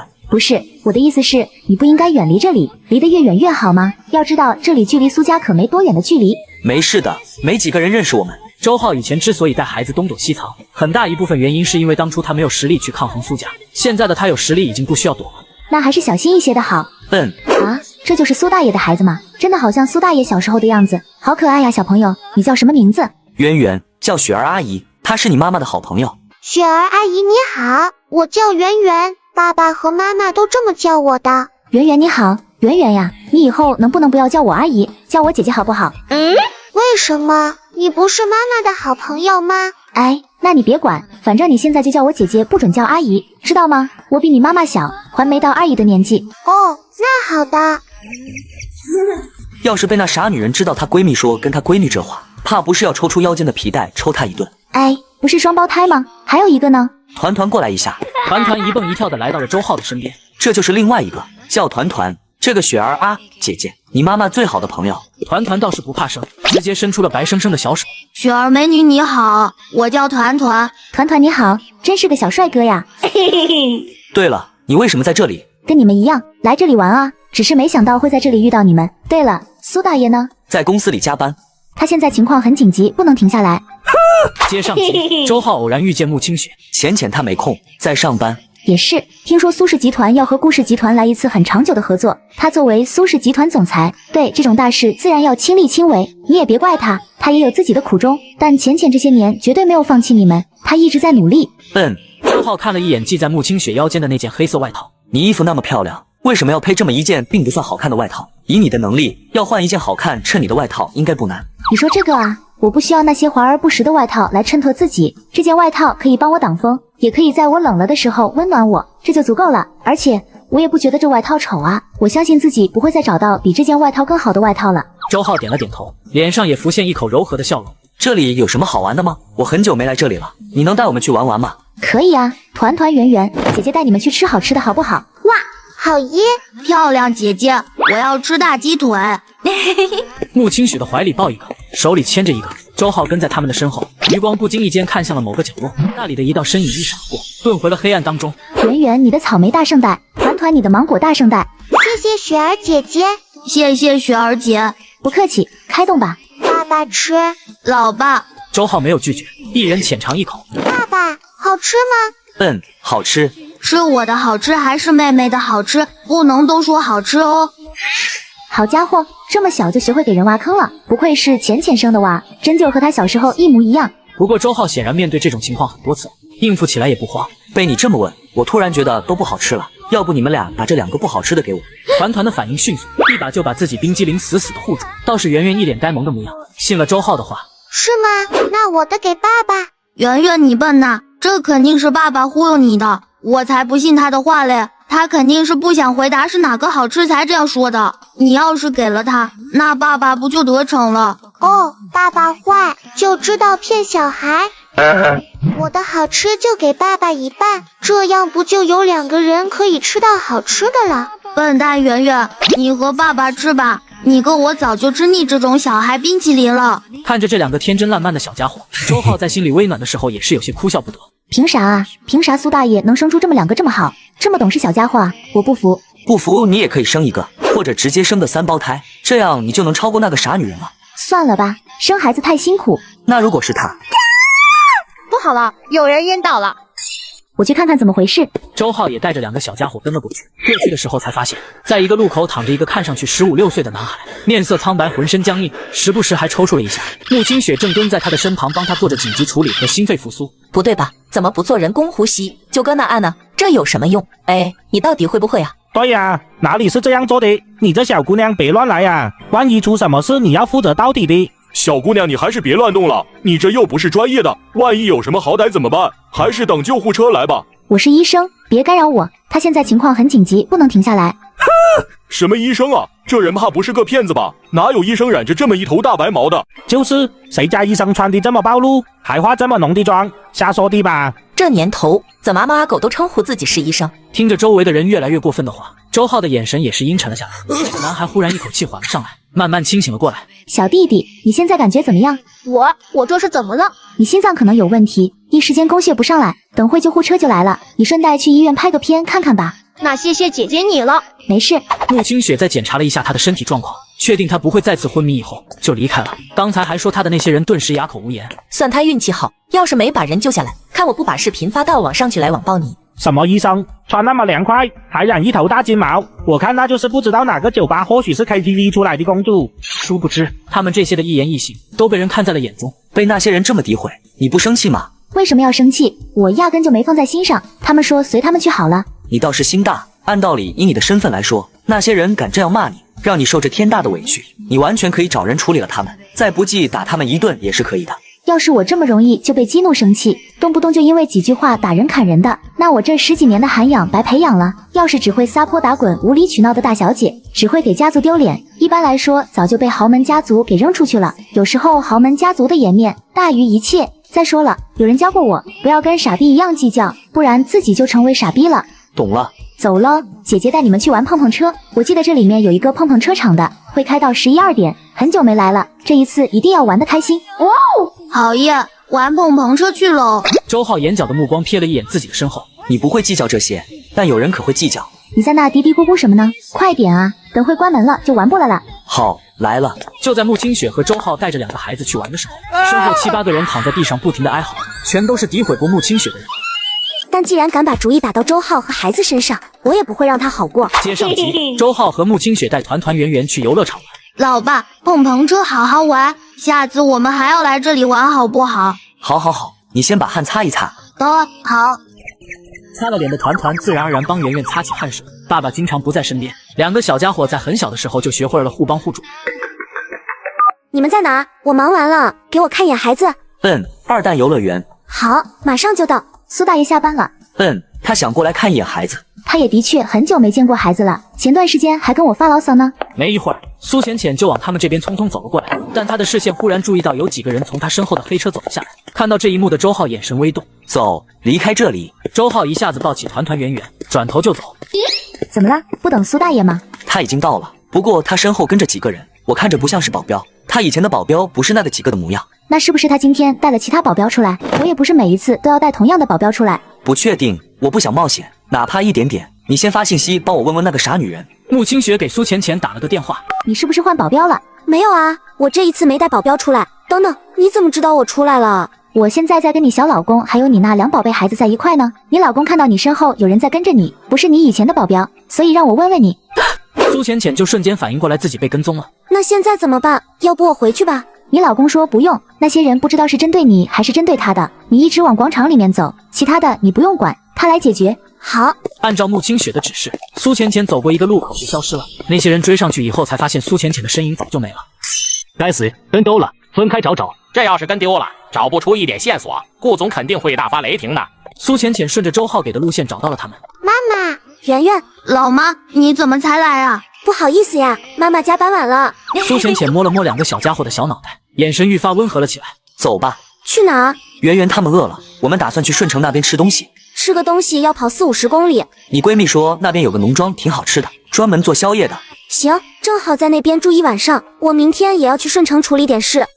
不过苏浅浅看到周浩开的车的时候，不禁蹙起了柳眉。你怎么开这种车出来？我记得没买这种车呀，我的车库里哪有这种30万以下的车？租的。车库里那么多辆车不够你开的吗？这种车开你和孩子坐着不舒服。你的车库那里被人监视了，要是我去开你的车，那不就变相承认我跟你有什么关系了？是谁？或许是你妈，也不一定。应该不是他，我妈的脾气我了解，她不会做到那一步，应该是其他人。突然间，苏浅浅想到了刚才跟踪自己的那些人，她可是清楚的记得那些人说他们可是顾总派来的。我知道了，我去处理。到地方后，趁着周浩去停车，苏浅浅把自己的想法跟穆清雪说了一下，2人眉头也是逐渐拧了起来。这个该死的顾佑，我知道他不是什么好东西，但没想到连这样的手段都能使得出来。话说那家伙不是喜欢你吗？为什么会对你做这种事？他其实对我不是喜欢，虽然他伪装得很好，让人看上去滴水不漏的样子，但我跟他这么多年还不了解他吗？不过是把我当成自己的物品，宁愿毁掉也不想被别人占据而已。这不是变态吗？这家伙以前就已经到了病态的地步，不然也不会对你说出那种话。不对啊，既然他已经不喜欢你了，为什么还要装出喜欢你的样？这么多年了，还一直对你这么好。在我们这种家庭里，结婚除了喜欢的人，更多的还是利益。他之所以还表现出喜欢我的样子，只不过是装给别人看的。你是说他这样只不过是装给你爸妈看的？不敢说有10成把握，但也有差不多7成了。毕竟苏家和顾家要是真的能联姻，以后顾家无论做什么都方便得多，产生的利益也是巨大的。他既然被看作下一任顾家继承人，又怎么会不心动？娶一个自己不喜欢的人来维持自身或者家族的利益，我们不是已经见过太多了吗？那他为了达成这个目的，还真肯付出代价，明面上强忍着病痛，还要装出喜欢你的样子，什么都没得到，就先割舍了5%的利益给苏家，现在又派人跟踪你，监管着你的一举一动，估计是想确定你老公和你那2个宝贝孩子的存在，然后再找机会神不知鬼不觉把他们从你心底里抹除了吧，他就可以趁虚而入，借以前的对你的情，再加上现在家族利益顺理成章的和你结婚，这样就没什么人阻拦他了。好计策，好算计，阳谋阴谋都用上了，所以我才讨厌他。如果不是他这样子做，我或许还没那么讨厌他。他真的以为只有他查我的份，没有我查他的份。他在国外做了什么？为什么去国外？还有回国的时候做了什么？打算做什么？我同样一清二楚。那你打算怎么做？他针对我不要紧，但既然敢把主意打到周浩和孩子身上，我也不会让他好过。不就是玩心眼，玩这些下三滥的手段吗？谁怕谁？那苏家和顾家的合作怎么办？要是放弃了，对苏家来说也是丢了一块肥肉。你舍得？苏氏集团舍得吗？我们是要和顾氏集团合作，不是和顾佑合作。顾佑虽然被誉为下一代顾家的当家人，但现在不是，以后也不一定是。他能做，别人凭什么不能做？你是打算……你们还站在那干嘛？进来了。听到周浩的声音，苏浅浅和穆清雪没有再说什么。我说你是不是贱骨头？她这样不好吗？非要她嫁人了，还是被人甩了？你特么去接盘才满意。穆清雪这一次找到农庄是在一个山脚下，刚坐下来，一个代姨拿着一个菜单走了过来。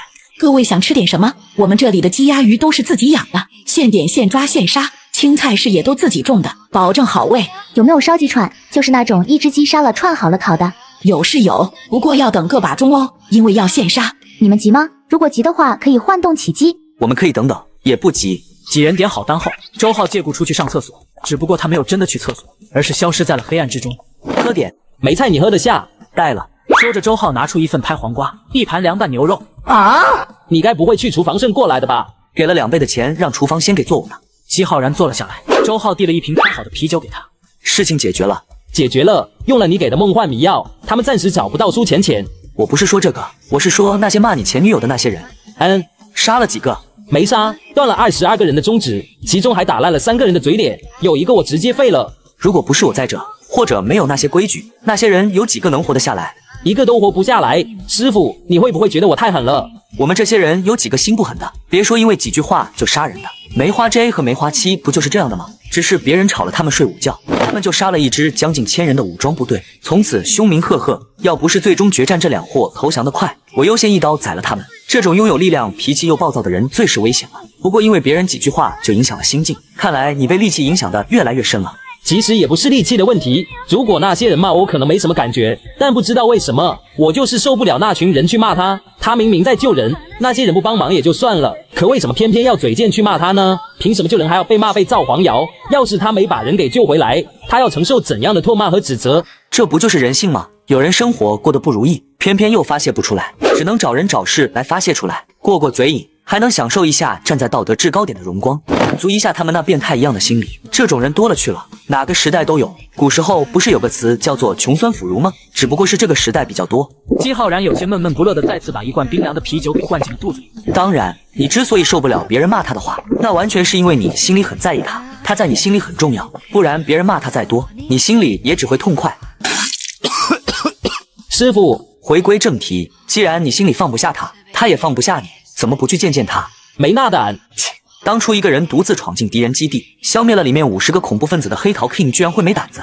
真没，我怕我的出现会打扰他的生活，毕竟现在的我又不是以前的我，我怕他知道以后接受不了。那我问你，你当初是为了什么才心甘情愿去试药的？不就是因为他吗？你当时为什么要跟他分手？到底是怎么想的？当初我的确是为了他才自愿试药计划的，我就是想能有足够的能力好好保护他。我也想过让他等等我，直到参加了计划我才知道，那是一条九死一生的路，能活下来的几率5%都没有。可是那时候回头的话，我没有能有保护他的力量。如果他真正成为了家族的牺牲品，那我只能眼睁睁的看着这一切的发生。不回头的话，我又不一定能活得下去，可能这辈子都再也见不到他了。我又怎么忍心真的让他等我一辈子？那时候我就想好了，要是能活下来，无论我回来的时候他是什么样，我也要保护他，哪怕他真的已经嫁人了。那你为什么不跟他明说这些？以他的性格应该会理解。我本来是想跟他说的，可还没得及说，我就被那些人给敲晕拖走带去参加试药计划了。等我醒来的时候，我已经在基地了。这天杀的穆老头，你说你们急那么一时半会儿干嘛？人家好好一对鸳鸯就被你们这样给拆散了。她是个好女孩，别辜负她。这几年她一直都没有忘记你，你走了以后，她就再也没找过一个男朋友。她一直在等你回来。姬浩然没有说话，只是默默的点了点头。所以去见见他吧，无论以后你们还能不能在一起，你都该去见见他。正因为他这样，哪怕变成那样都忘不掉我。他对我的那份感情太重，我不知道自己有没有能力接过，也不知道自己能不能回应这份爱。我说你是不是贱骨头？他这样不好吗？非要他嫁人了，还是被人甩了？你特么去接盘才满意？我不是那个意思，我。周浩忽然站了起来，直接把姬浩然拍进石头里去了。我什么我？既然你知道他对你爱的有多深，对你的感情有多重，是个男子汉就给我担起来。挑起来，别磨磨唧唧、犹犹豫豫的，连个娘们都不如。出去别跟别人说你是我徒弟，我丢不起这个人。可是他现在没有我的生活不也挺好的吗？或许再过一段时间他就能把我忘了呢。忘个鸡儿！你把我刚才的话当放屁了？你就说你去不去见他？如果我说不去会怎么样？浩骂骂咧咧的一脚踩了下去，姬浩然瞬间被踩进了半米多深。好，我去见他，不过要等几天。我想验证一件事，这才是我的好徒弟。在此之前，帮我做件事吧。什么事？我打算搞一下苏家和顾家，上面是我刚拟好的计划，你只要让你手底下的药血集团按照上面做就行了。其他势力我也已经打好招呼了，他们也开始行动了。姬浩然接过那只纸看了看，眼睛顿时瞪大了几分。为什么爸爸会这样？他身上为什么会疼？是生病了还是？今上集，周浩决定向顾家和苏家复仇。卧槽！广府陈家、狼省黄家、帝都苏荣家、帝都叶家、西江兰家，就连国外的菲谢尔、洛克两大财团都掺和进来了。你这叫搞一下苏家和顾家？你这是打算把他们直接给碾碎成渣渣吧？说你这是大炮打蚊子都算谦虚了。呵，碾碎他们倒是不难，只是没必要。我还没有证据表明5年前的那件事到底是苏家干的还是顾家干的。现在就动手踩了他们，就算上面不会管我，也会让其他势力起反效果。如果真的是他们其中一家的话，直接碾碎他们也太便宜他们了。敢对我孩子动手，那我就让他们亲眼看看什么叫做家破人亡，什么叫真正的绝望。我要让他们彻底没有翻身的机会。你这么搞就不怕他们发现？顾家和苏家的老油条可不少，能上钩吗？那就看是他们老油条还是我的算计厉害了。越聪明的人越容易自以为是，越是自信自己不会中招。只要他们敢咬一口，哪怕吃一点点饵料，我都能把这些大鱼全钓上来。就算钓不上来，大不了我抽干鱼塘，费多点劲而已。这一刻，姬浩然似乎已经提前看到了苏家和顾家的结局了。怎么样，你和苏家也算相识，会不会不忍心下手？你要是不想动他们，我可以换一个人来。算了吧，有什么下不了手的？整个苏家我就跟苏浅浅还算是朋友，其余的苏家人我都没什么感觉。而且苏浅浅的大哥以前也算是我情敌，这种有机会痛打落水狗的事，我怎么可能放过？挺巧啊，我孩子他妈的大哥是你的情敌，你又是我徒弟，你前女友又是我孩子他妈的闺蜜，就这关系，我都联想出一本狗血的言情小说了。其实也不算情敌啦，雪儿压根就没正眼看过他。我走了5年了，那个苏战还走不进雪儿的心里，那就证明他和雪儿这辈子都不可能了。不对，下辈子也不可能。行了，先这样了。等你什么时候真的要见你那个小女友了，你就来找一下我，我给你个东西。你要给我什么东西啊？就不能现在给我吗？你要是不想去见他，我那个东西给你浪费了。行吧行吧，那到时候再说。见他就这么离开，姬浩然似乎想到了什么。Lily， 你们来这里吃好吃的，你就让我在这里吃点花生青瓜就啤酒啊？有能耐你就跟我进去吃，我给你上2只大肥鸡。那还是算了吧。一个怂包，给你点了，我让他们弄好了拿出来，过半个钟去农庄门口拿就行。不愧是我师傅，对我那是没得说。我就说你怎么舍得让我一个人在这里喝西北风呢？滚犊子！菜馆里一行人正在吃着烤鸡，团团也不管刚烤好的排骨有多烫，直接上演了一个手撕排骨。好烫好烫好烫！眼看要接不住了，团团一个眼疾手快，一把塞进了圆圆的嘴里。烫烫，坏蛋哥哥！团团心虚的把那根排骨从圆圆嘴里拿下来，缩到一边啃排骨。这儿子到底是继承了谁的脾气啊？这么大大咧咧的，还这么彪，肯定不是我的。我小时候怎么可能这样？团团圆圆，你们的鸡腿怎么不吃呀？别管了，那是他们给他们爸爸留的，他们不会吃的。啊？为什么？因为爸爸有什么好吃的，从来都是先给我和圆圆吃的。我和圆圆有了好吃的，肯定是想先给爸爸。爸爸养我和圆圆很辛苦的，又要工作给我们做饭，还陪我们去玩，有好吃的不是应该先给爸爸吗？可这也太懂事了点吧，他们才多大就懂得这些了。团团，这些是谁教你们的？是爸爸吗？爸爸没教过这个，是我和圆圆老是见爸爸把好吃的给我们，我们就学着爸爸的样子，有好吃的也留给他。难道你们爸爸从来没跟你们说他有工作多么辛苦，赚钱有多么不容易，才要你们多懂点是吗？没有啊，爸爸从来没跟我们说过这些啊。爸爸从来没在我们面前说过他工作辛苦和累什么的，他回来就是陪我们玩或者带我们去玩，教我们看书认字，还有一些礼仪，其他的爸爸没说过哦。那你们是怎么知道这些的？怎么知道爸爸累？爸爸工作不容易的。妈妈你傻，爸爸累不累我们看出来了，有好几次回来的时候爸爸都差点累得摔倒了。眼睛都快睁不开了。他还老是骗我和圆圆说他不累，给我和圆圆买漂亮衣服还有玩具的时候也是说买就买。除了我的限定机甲，只能每星期买一个。而且爸爸以前每次回来身上就疼，身上都是红红的印子，手臂上总是缠着白白的布条，他经常疼得3更半夜都睡不着。因为不想吵醒我和圆圆，爸爸就老是睡在客厅或者走廊里。为什么爸爸会这样？他身上为什么会疼？是生病了还是？是伤。爸爸以前每一次回来身上都有伤，大大小小的，身上有好多好多。手臂上缠的白布条里面也是伤口。我以前趁爸爸睡着的时候，掀开过他的衣服去看，爸爸身上经常缠满了白布条，那些白布条里面有些有红红的血。爸爸，圆圆不哭，圆圆不哭哈。团团连忙把圆圆抱在怀里，小手抹着她小脸上的眼泪，不停地安慰着她。可团团的眼眶也是红彤彤的。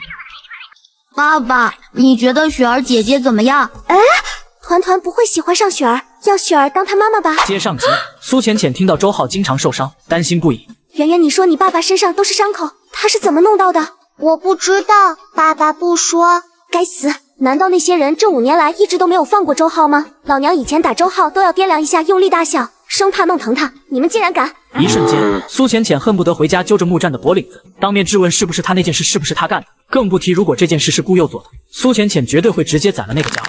他松开了紧握的玉手，一滴滴嫣红的鲜血从他被指甲掐进去的掌心缓缓渗了出来。苏浅浅擦了擦手，把2个家伙拥入了自己怀里。好了，不哭了，妈妈在这里跟你们保证，绝对不会再让你们爸爸受一点伤了，绝不。安慰了好半天，苏浅浅这才勉强让圆圆和团团止住了哭。就在穆清雪去上厕所的时候，周浩的身影终于是再次出现了。怎么哭了？遇到什么事了？爸爸。看到周浩回来，2个小家伙一头扎进了他怀里。怎么了？怎么了？是不是遇到什么事了？还是谁欺负你们了？你去哪了？去上个厕所都去大半个钟。遇到了个朋友，聊了会儿天，喝了点酒。周浩回来以后，2个小家伙很快就是把伤心事丢到了一边，津津有味的吃了起来。这是孩子留给你的。给你吧，今天吃猪肚鸡的时候，他们给过我一个鸡腿了。苏浅浅没有拒绝，只是低头吃了起来。爸爸，你觉得雪儿姐姐怎么样？哎，团团不会喜欢上雪儿，要雪儿当她妈妈吧？那你妈我怎么办呀？挺好的，怎么了？那雪儿姐姐有男朋友吗？这个我不知道，你得问你妈妈。不是给爸爸的，是浩然叔叔啊。浩然？什么？你说什么？什么浩然叔叔？团团被穆清雪这突然举动也是给吓了一跳，下意识往周浩怀里缩了缩。团团，你刚才说的浩然叔叔是谁？浩然叔叔就是浩然叔叔啊。那你们这个浩然叔叔是姓什么？姓姬吗？不知道哦，我们就知道他是浩然叔叔。爸爸没告诉我们浩然叔叔姓什么，只是让我们叫他浩然叔叔。穆清雪扭头看向周浩，早晚都要知道，他的名字叫做姬浩然，广府人，2个手的手掌是断掌。听到这个答案，穆清雪再也克制不住自己，泪水模糊了他的视线。我就知道他还活着，我就知道他还在，他们就是骗我的，太好了，他还活着。那个姬浩然是她前男友，2人之间的感情很好，是从小到大的青梅竹马，光谈恋爱都超12年。5年前，那个姬浩然突然就不见了，雪儿就发疯一样去找他，不知道多少次都找到累到了，直接摔在了大街上，都还要爬着去找他，可怎么都找不到。他家里人在发动人脉找了一段时间以后，就跟他说人已经没了，他整个人都差点疯掉了，直接就是患上了重度的抑郁症和精神分裂症，1年多都没走出来。唉。她家里就想要趁机会让其他人来填补她内心的空缺，不断给她介绍男朋友，甚至还想过用联姻的办法让她强行嫁人，再用时间让她忘记那个人，但她都不愿意。甚至为了抗议家里人多这种做法，她都不知道离家出走多少次了。后来为了忘记姬浩然，她经常去酒吧喝一杯才能睡着。其实去酒吧也没什么，每个人都有压力要宣泄，没什么的。等等，你知道那要多？你这几年是不是也去泡酒吧了？去宣泄，去过度放纵，去找小姐姐了？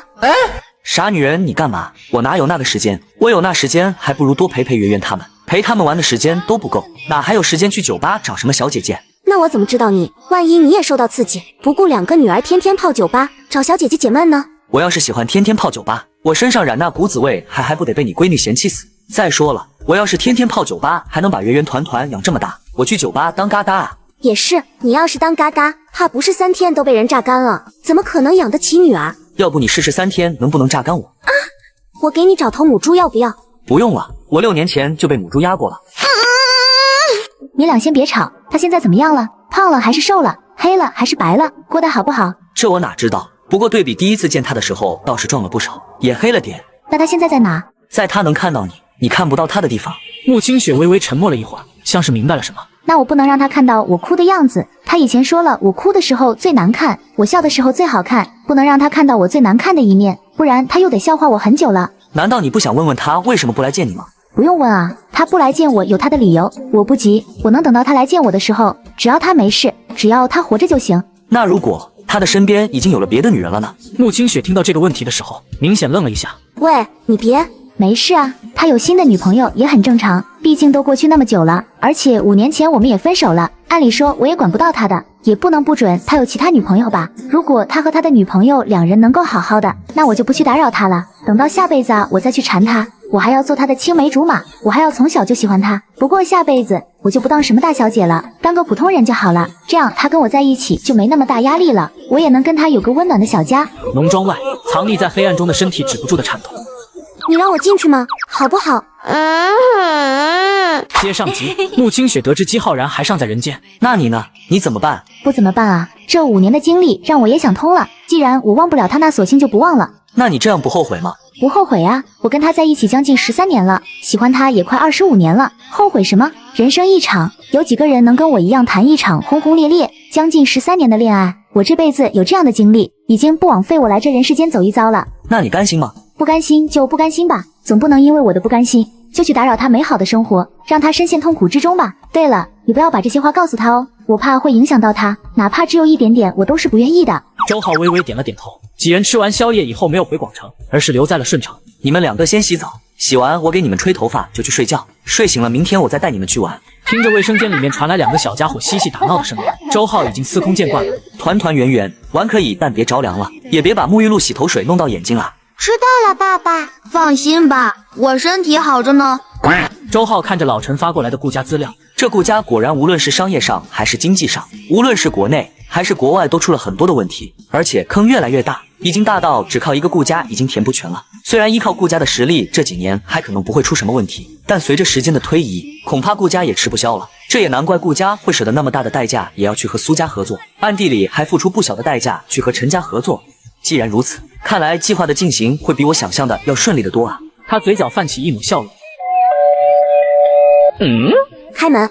这傻女人又要搞什么？门一打开，周浩就看到裹着一条浴巾的苏浅浅站在门口。大晚上的你洗完澡不睡觉，你过来做什么？我那个房间的吹风机坏了，过来借你的用用。你要编理由也要编好点行不行？你闺蜜雪儿那里有？太远了不想去。她就在对面，你去她那比来我这还要近。你让我进去吗？好不好？不给。哼！你信不信我现在就解开浴巾，然后喊非礼？你解吧，反正被看光的又不是我。再说了，那里有监控呢。苏浅浅瞥了一眼他那看似淡然无所谓的眼睛，然后反手就要去解浴巾。周浩无奈地看着苏浅浅一脸赖皮，这傻女人什么时候学会不要脸了？看到苏浅浅吹头发，周浩这才发现她头发已经垂至腰间。你不是说头发太长太麻烦了吗？的确麻烦，每次吹头发都要吹半天。干嘛不剪了？没那时间去剪头发，而且有个人不是说更喜欢我长头发吗？对了，你妈的人撤了。我知道。给你看看这个。周浩把手机递了过去，苏浅浅看起了里面的视频，一阵热风忽然打在她的头上，一只手温柔地帮她吹干。苏浅浅的娇躯陡然一僵，有些不知所措。女儿快要洗完了，他们也要吹头发。哦，你经常帮女人吹头发吗？谁？圆圆。那个居然敢在我房间里装东西。针孔摄像头和录音笔。应该不是我妈让她装的，她不会那么做。而且17楼的那个人没有装，要是监视我，2层楼都装了不更好？证明检查17楼那个这方面和他不是一伙的，他应该是受别人指使的。那你觉得会是谁？顾佑，又是他。周浩俯下身子，一只大手在手机上面点了点，嗅着身旁近在咫尺的男人身上的味道，苏浅浅呼吸也是急促了许多。这是我在停车场拍到的照片，这应该是顾佑的车吧？那现在怎么办？那是你要解决的问题。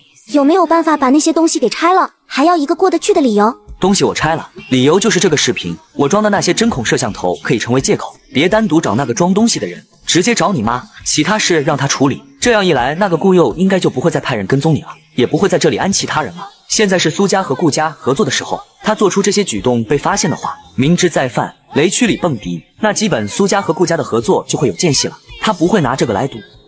我明白，谢了。对了，我把你房间里面我的针孔摄像头也给撤了。你撤了干嘛？不撤了干嘛？既然那些人不会再来了，那留着也没用。那你想看我怎么办？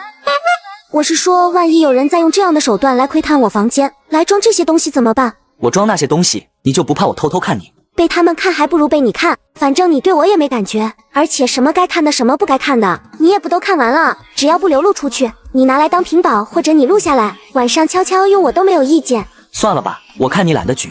看我这样的大美人你都没感觉，你不是懒得举，你怕不是不举吧？举不举的，6年前你不是最清楚吗？哼，谁知道你这5年是不是太寂寞了，看多了那种不入流爱情动作片，把自己给玩废了。反正以后播不播种都可以，我留下种了，还是你给生的，有这2个，我这辈子是满足了。这么说，你就是在承认你不行了？行不行的，我以后的老婆说了算，你说了不算。别的女人你想都不要想，你的老婆只能是我。妈妈，你怎么在这？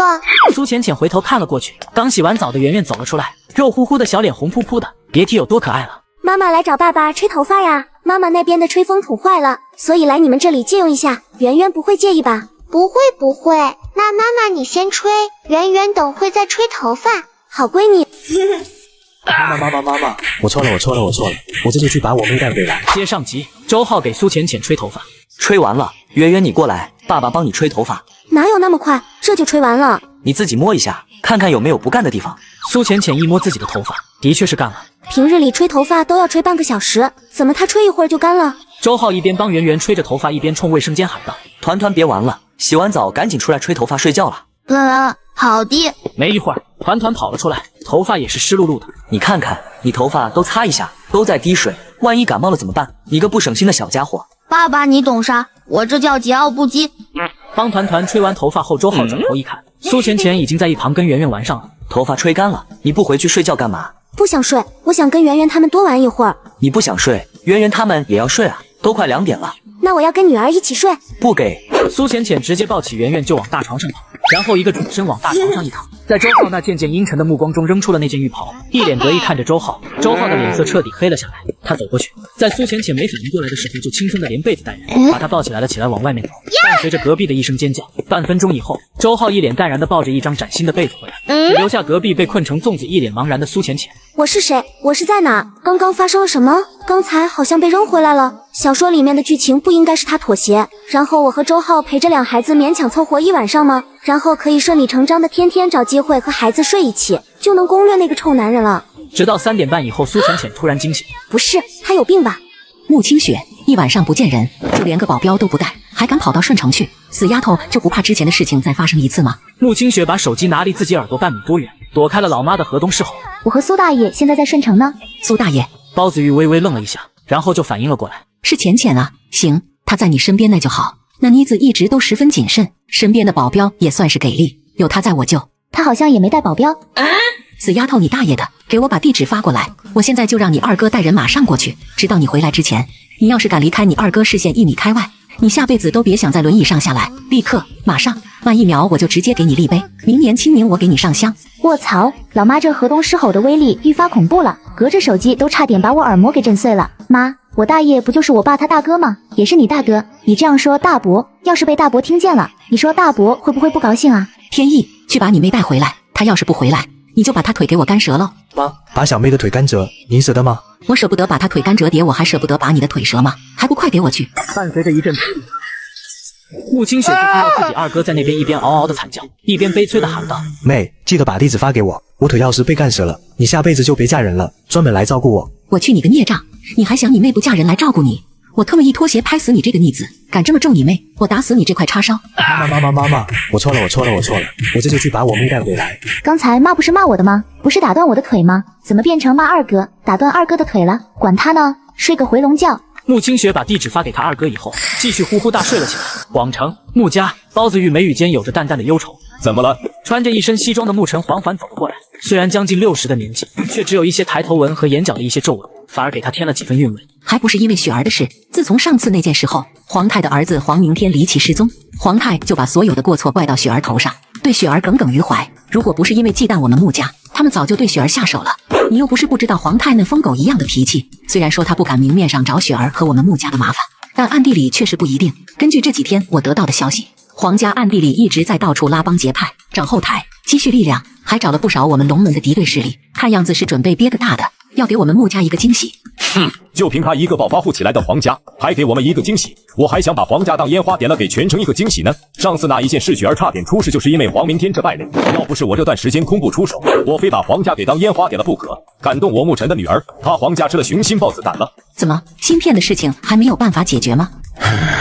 这几年国外一直在封锁芯片，不给我们出口高端芯片，这无异于是卡住了我们这方面的喉咙，让我们喘不了气。虽说这2年药雪集团突然异军突起，成为国内唯一一家能够研发并且生产高端芯片，可药雪集团一直都是和国企合作，基本不会去和私企合作。我们这段时间也一直在跟药雪集团接触，但都得不到准确的音讯。要是一直这样下去，我们穆家的亏损恐怕会越来越大，其他产业赚的钱也会填补不了这个大窟窿。提起这个，穆尘也是一阵头疼。虽说穆家在其他领域也有涉猎，但绝大多数产业都是电子产品或者是科技领域，这2个方面都需要大量的高精度的高端芯片。一旦没有足够的高端芯片供应，那穆家将陷入相当被动困境。不行的话，我以穆氏集团董事长的名义亲自跑一趟药雪集团吧。这次说什么我也要见到药雪集团的话事人。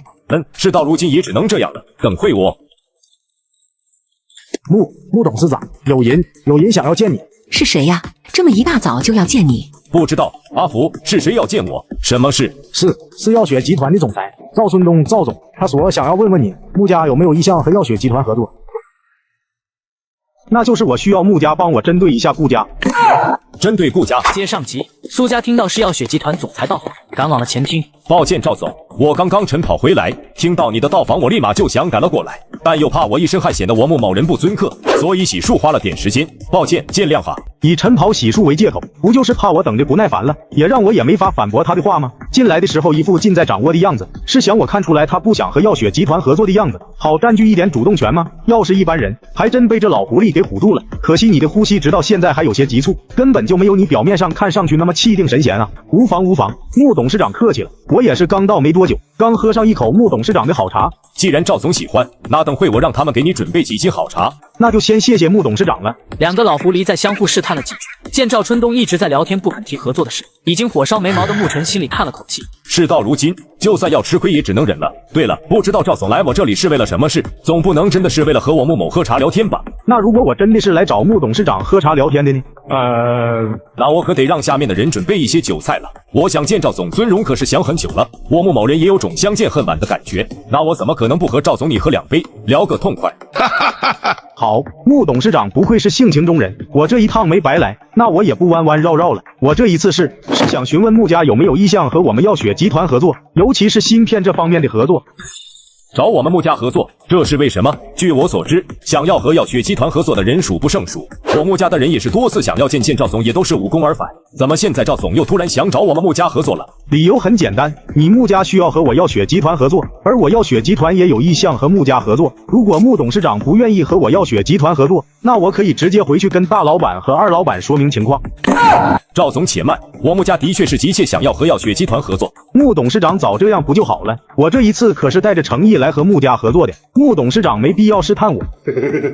既然是要合作，那我想知道怎样才能和贵集团合作？我穆家需要付出什么样的代价？好，穆董事长爽快，那我真的有2个条件，只要穆董事长答应第1个条件，合作就可以直接走流程。我也了解穆董事长的难处，穆氏集团所需的各种芯片，高端芯片，药雪集团3天可以给你准备好。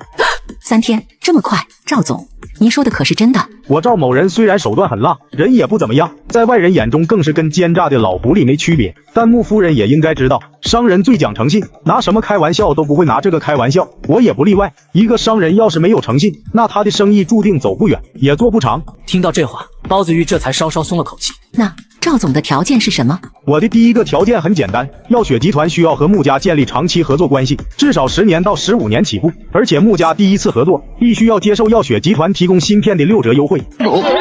6折？听下这个穆尘再也坐不住。赵总，你是说6折？也就是说，我们穆家向药雪集团购买芯片，只需要付60%的钱？没错，就是说穆家向我们药雪集团购买芯片，无论是哪一种，我们都只收取外面的芯片供应的价格的60%。在听到对方确切的回答的时候，穆尘再也克制不住自己内心的情绪，就连端起茶杯的手都是颤抖的。耀雪集团的芯片的质量可是没得说的，远超国外的顶尖水平，而且制造速度也比国外的要快。对于穆氏集团来说，简直是雪中送炭啊！那第二个条件呢？我说了，只需要穆董事长答应第一个条件，合作立马就可以进行。至于第二个条件，穆董事长答不答应都可以，随你本心。赵总，你和我都是商人，自然是知道我们作为商人的谨慎。要是在不清楚所有的条件下，我们是万万不会冒险的，因为一步不慎，就有可能会让我们死无葬身之地。行，那我就说第二个条件，那就是我需要穆家帮我针对一下顾家。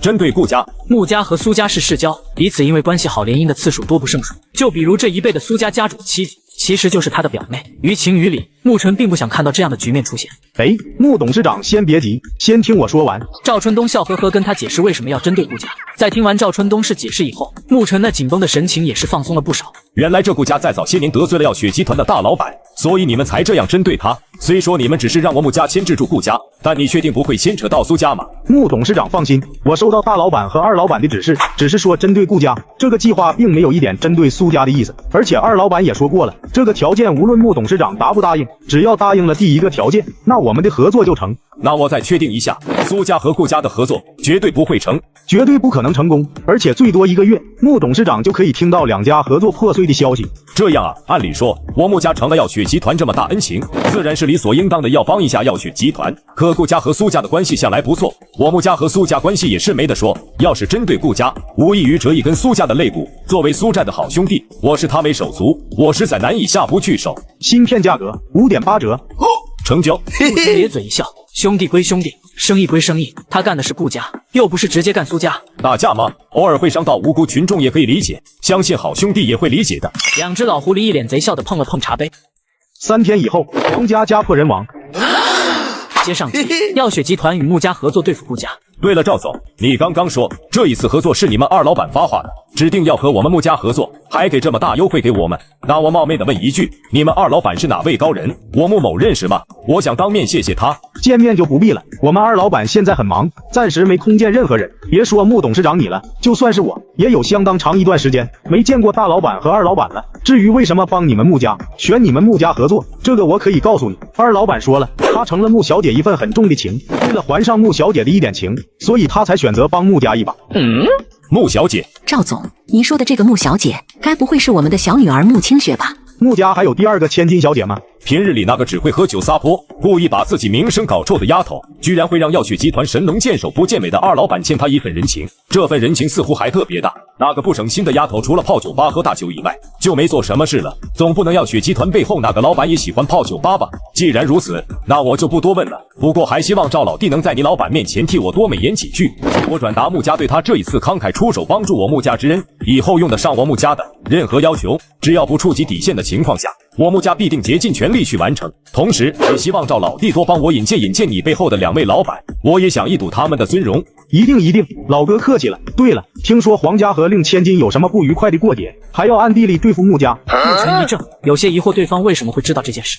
是啊，就在前不久，我那个不成器的女儿曾经去酒吧喝酒，然后就被人绑走了。据说这件事和皇家的黄明天脱不了关系，最后我女儿被一个不知名的好人给救了回来，皇家的黄明天则是再也不见踪影，怎么找也找不到。于是皇家的人就把目标转到了我女儿的头上，认为黄明天的离奇失踪和我女儿脱不了关系。该死的皇家，我女儿被那个黄明天算计绑走的事，我还没跟他们算账呢，他们居然敢倒打一耙赖上了我穆家，还想动我女儿。等我腾出手，第一个就把皇家给灭了。穆老哥不用上火，这次前来除了和穆家合作以外，我们二老板还特意嘱咐我说，这件事他去解决了，让穆老哥踏实坐着吧。处理皇家，赵老弟，我真的好奇，你的这位二老板到底是谁？他和雪儿究竟是什么关系？居然能为雪儿做到这一地步？这二老板没跟我说，你想知道的话，还得去问令千金。不是我不相信你那个二老板有能力解决皇家，但皇家的确在广府都算是排得上号的，我解决起来也要一段时间。而且据我所知，皇家似乎请了国外有名的杀手和雇佣兵来，就是想找机会绑了雪儿。我正打算给雪儿多找一些得力的保镖保护她，以防不测。穆老哥放心，我二老板既然说了他就做到，若老哥不信，那我邀请老哥静等3天，3天以后皇家家破人亡。与此同时是边境，站着10几个身材魁梧、凶神恶煞的外国人。老大，这一次我们可要干票大的了，绑一个人居然能得到5亿美元，看来要绑的人不是什么简单的角色。要是简单，我杀胡佣兵团就不会去接了，要做就做刺激的。对了，我让那些人准备的武器准备好了吗？已经准备好了，老大你就放心吧，就算这些武器没我们的厉害，但绑个人也足够了。大夏真是个鬼地方，我们的武器居然一点也进不来，其他国家都没这种情况发生。等做完这件事，我非得给大夏人来个厉害的瞧瞧，不然还真以为我杀胡佣兵团是 Hello Kitty。在对面的一座山头上，穿着一身黑的姬浩然漠然地看着这些人，就好像在看自己的猎物一样，眼眸中也是覆盖起了一抹红色的凶光。2分钟以后，志在必得的杀胡佣兵团此刻每个人脸上都充满了恐惧，有的被直接打断了4肢，有的因为伤势过重直接昏死了过去，旁边还有几名拿着枪的武警。交给你们了，放心，保证给您处理好。与此同时，顾家哥，借你点保镖给我，我要去一趟顺城。你要我的保镖做什么？你不是有吗？哎呀，我那不够啊！我刚刚收到消息，皇家已经派人去针对雪儿了。现在雪儿在顺城，还没带保镖，我得带人去保护她，不然她要是被皇家的人抓走了，那就惨了。阿宪，我不是告诉过你吗？身为一个男人，不要那么在乎一个女人，也不要因为一个女人上头，要把一切精力都放在事业上，不然你会吃大亏的。更何况这个女人压根就不值得你这样去对待。值得，从我喜欢上她那一刻开始就值得。再说了，哥也不是这样，为了一个已经有了孩子的苏浅浅能做到这一步，不仅能原谅她现在对你的这个态度，还为了讨好她，把2家合作是10%的利润都让出来去了。比起来，你比现在的我有过之而无不及。哼，你懂什么？用10%利润换取一个苏浅浅是不值，但要是用10%换取一个苏家的支持，那就不一样了。你是打算借这个机会，利用苏浅浅吞并苏家？1个小时后，停！苏大爷别打了。接上集，顾佑打算利用苏浅浅吞并苏家。咱爸前段时间刚警告过我们，让我们不要过多的得罪苏家和穆家，能追到苏浅浅和穆清雪最好，别跟皇家那个黄明天一样傻不拉几的，追不到就用那些肮脏手段。如果不是现在穆家腾不出手来，皇家早就被穆尘那孩子控给解决了。这些老牌家族他们的真实实力深不可测，不是我们可以撼动的。我虽然有野心，但也没野到想要一口吞象的地步。如今苏家这一代虽然能人辈出，但在商业能力上出众的也就苏浅浅一个。苏战对商业没兴趣，一直都在军队里面，虽说年纪轻轻就达到了上校级别，但对我没多大威胁。苏天还没成长起来，而且成长起来未必有苏浅浅厉害，所以苏家人这才把一族的产业交给苏浅浅打理。只要我能牢牢控制住苏浅浅，就有机会插手苏氏集团的产业，到时候再一点一点慢慢啃食苏家的资源来填补我顾家。等把我顾家那些坑都填完，顾家恢复元气了，再逐渐啃食苏家。1年啃不下苏家，那就啃10年100年，我就不信不能把苏家这棵大树给啃空了。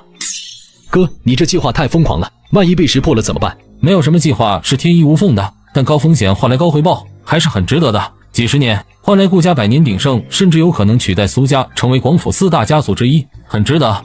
要是以前还好说，可是如今苏浅浅的心不在你这里，你3番2次讨好都没得到过他一点好脸色，要拿下苏浅浅难度可不小。不急，我有的是时间，有的是耐心等他回头，只要他露出一点破绽，那他就是我的囊中物，我计划的傀儡了。如今想要他心里还容得下我的唯一办法，就是把他被填满的心给挖空了，只有趁虚而入，才能再次占据他的内心。那哥，你打算怎么做？很简单，我要在不知不觉中把他的内心在乎的东西一一粉碎了。本来这个计划几年前我就可以实现的。该死的杂碎，居然该坏了我的计划，坏了我几十年的谋划，让那苏浅浅那个笨女人内心不再空缺了，也对我再也不依赖了。别让我找到你或者那2个杂碎，不然我一定让你们父女3个亲自死在苏浅浅眼前。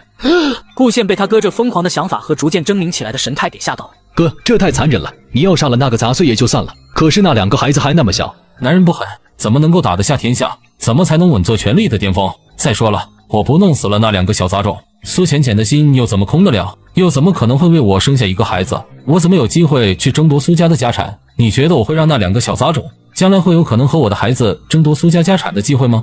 只要能挖空苏浅浅的心，让他变成一具听我使唤的傀儡，完成我的计划，手段狠点怎么了？顾宪似乎想起来什么，不禁内心感觉到一阵恶寒，浑身起鸡皮疙瘩。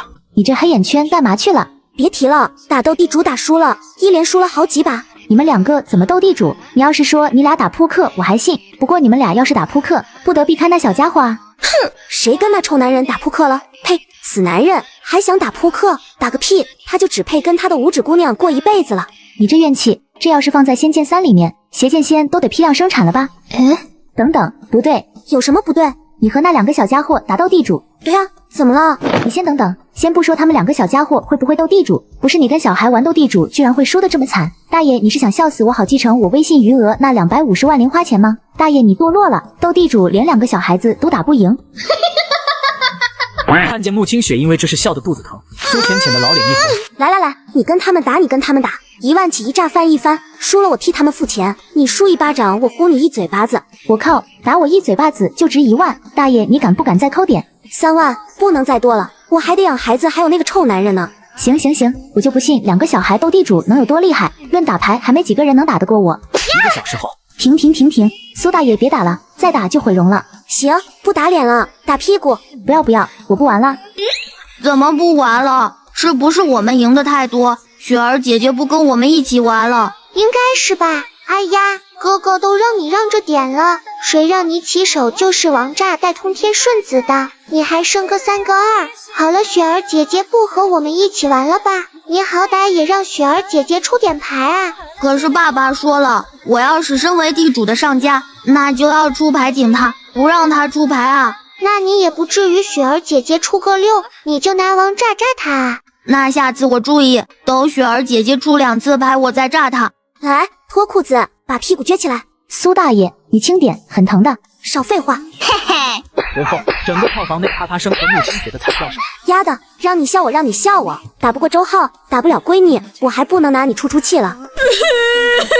苏大爷，你就是公报私仇，打这么狠，一定是你这几天在你家小老公面前吃亏受气了，于是就出了个这么损主意，揍我出气。得了吧，我这都算是留手了。你又不是不知道，我以前练格斗的时候，就连那红砖头我都能一掌给劈开。再说了，你不是从我那也赢了10几万吗？得了吧，10几万有什么用？买个车都还要被人对呢。他丫的把好色这毛病都给戒了，以前他3天不瑟眼睛都红了。接上集，穆清雪和团圆斗地主惨败。谁让你斗地主连2个5岁的小家伙都打不过的？你刚才不是自信满满，鼻孔朝天吗？现在输了又埋怨。滚粗！你也没说你那2个小家伙这么会打配合吗？擦！要不是我一直洗牌，我都怀疑他们出千了。那是，你也不看看是谁生的？我可去你的吧！你可别往你脸上贴金了。你管生不管养，这2个小家伙这么乖，这么懂事，还这么会打配合，关你啥事？要说你也是你家老公养得好，教得好，那也有我的优秀基因传承，好不好？要是没我，周浩能出2个这么优秀的孩子吗？呀，很疼的。去，你家阿浩以前天天揍你屁股，怎么不见你说疼？滚！你以为谁都跟你一样下死手啊？阿浩打我屁股都是轻轻的打，我只感觉到舒服，你揍我只感觉到疼。不应该啊，这还能有分别的？你不信，让你家老公揍你屁股试试。对了，你家老公呢？不知道，我回来的时候他就出去了，他让我看着圆圆和团，说不准什么时候回来。这是好事啊，这样一来，你就和圆圆他们有了更多相处的时间，加深你们之间的感情。看不出来，你家小老公表面上不在乎你，其实还挺为你着想的，还愿意把孩子给你带。看来他渐渐对你放下戒备了，你们一家子大团圆的日子也不远了。大团圆个屁！提起这个苏浅浅就一脸的垂头丧气，就好像吃了一个大瘪一样。怎么了？我说的不对吗？这2个多月以来，我和圆圆他们的关系的确是比刚找回他们的时候要好得多，他们也愿意让我拉着手了，偶尔也会在意和关心我这个妈妈，让我体会到很久以来我都没有体会过的感觉。那不是挺好的吗？可是我发现，无论我怎么对圆圆他们好，圆圆和团心里似乎始终都在刻意的跟我保持距离。虽然他们一直叫我妈妈，但那好像就是个称呼而已，不是发自内心喊出来的，不像我们喊爸爸妈妈那么自然。可能是因为他们爸爸的吧，我不知道该怎么当好一个妈妈。除了给他们买点东西，买点衣服，我好像就做不了其他的了。很多时候，我都只能像个傻子一样站在一边，不懂得该怎么跟他们沟通。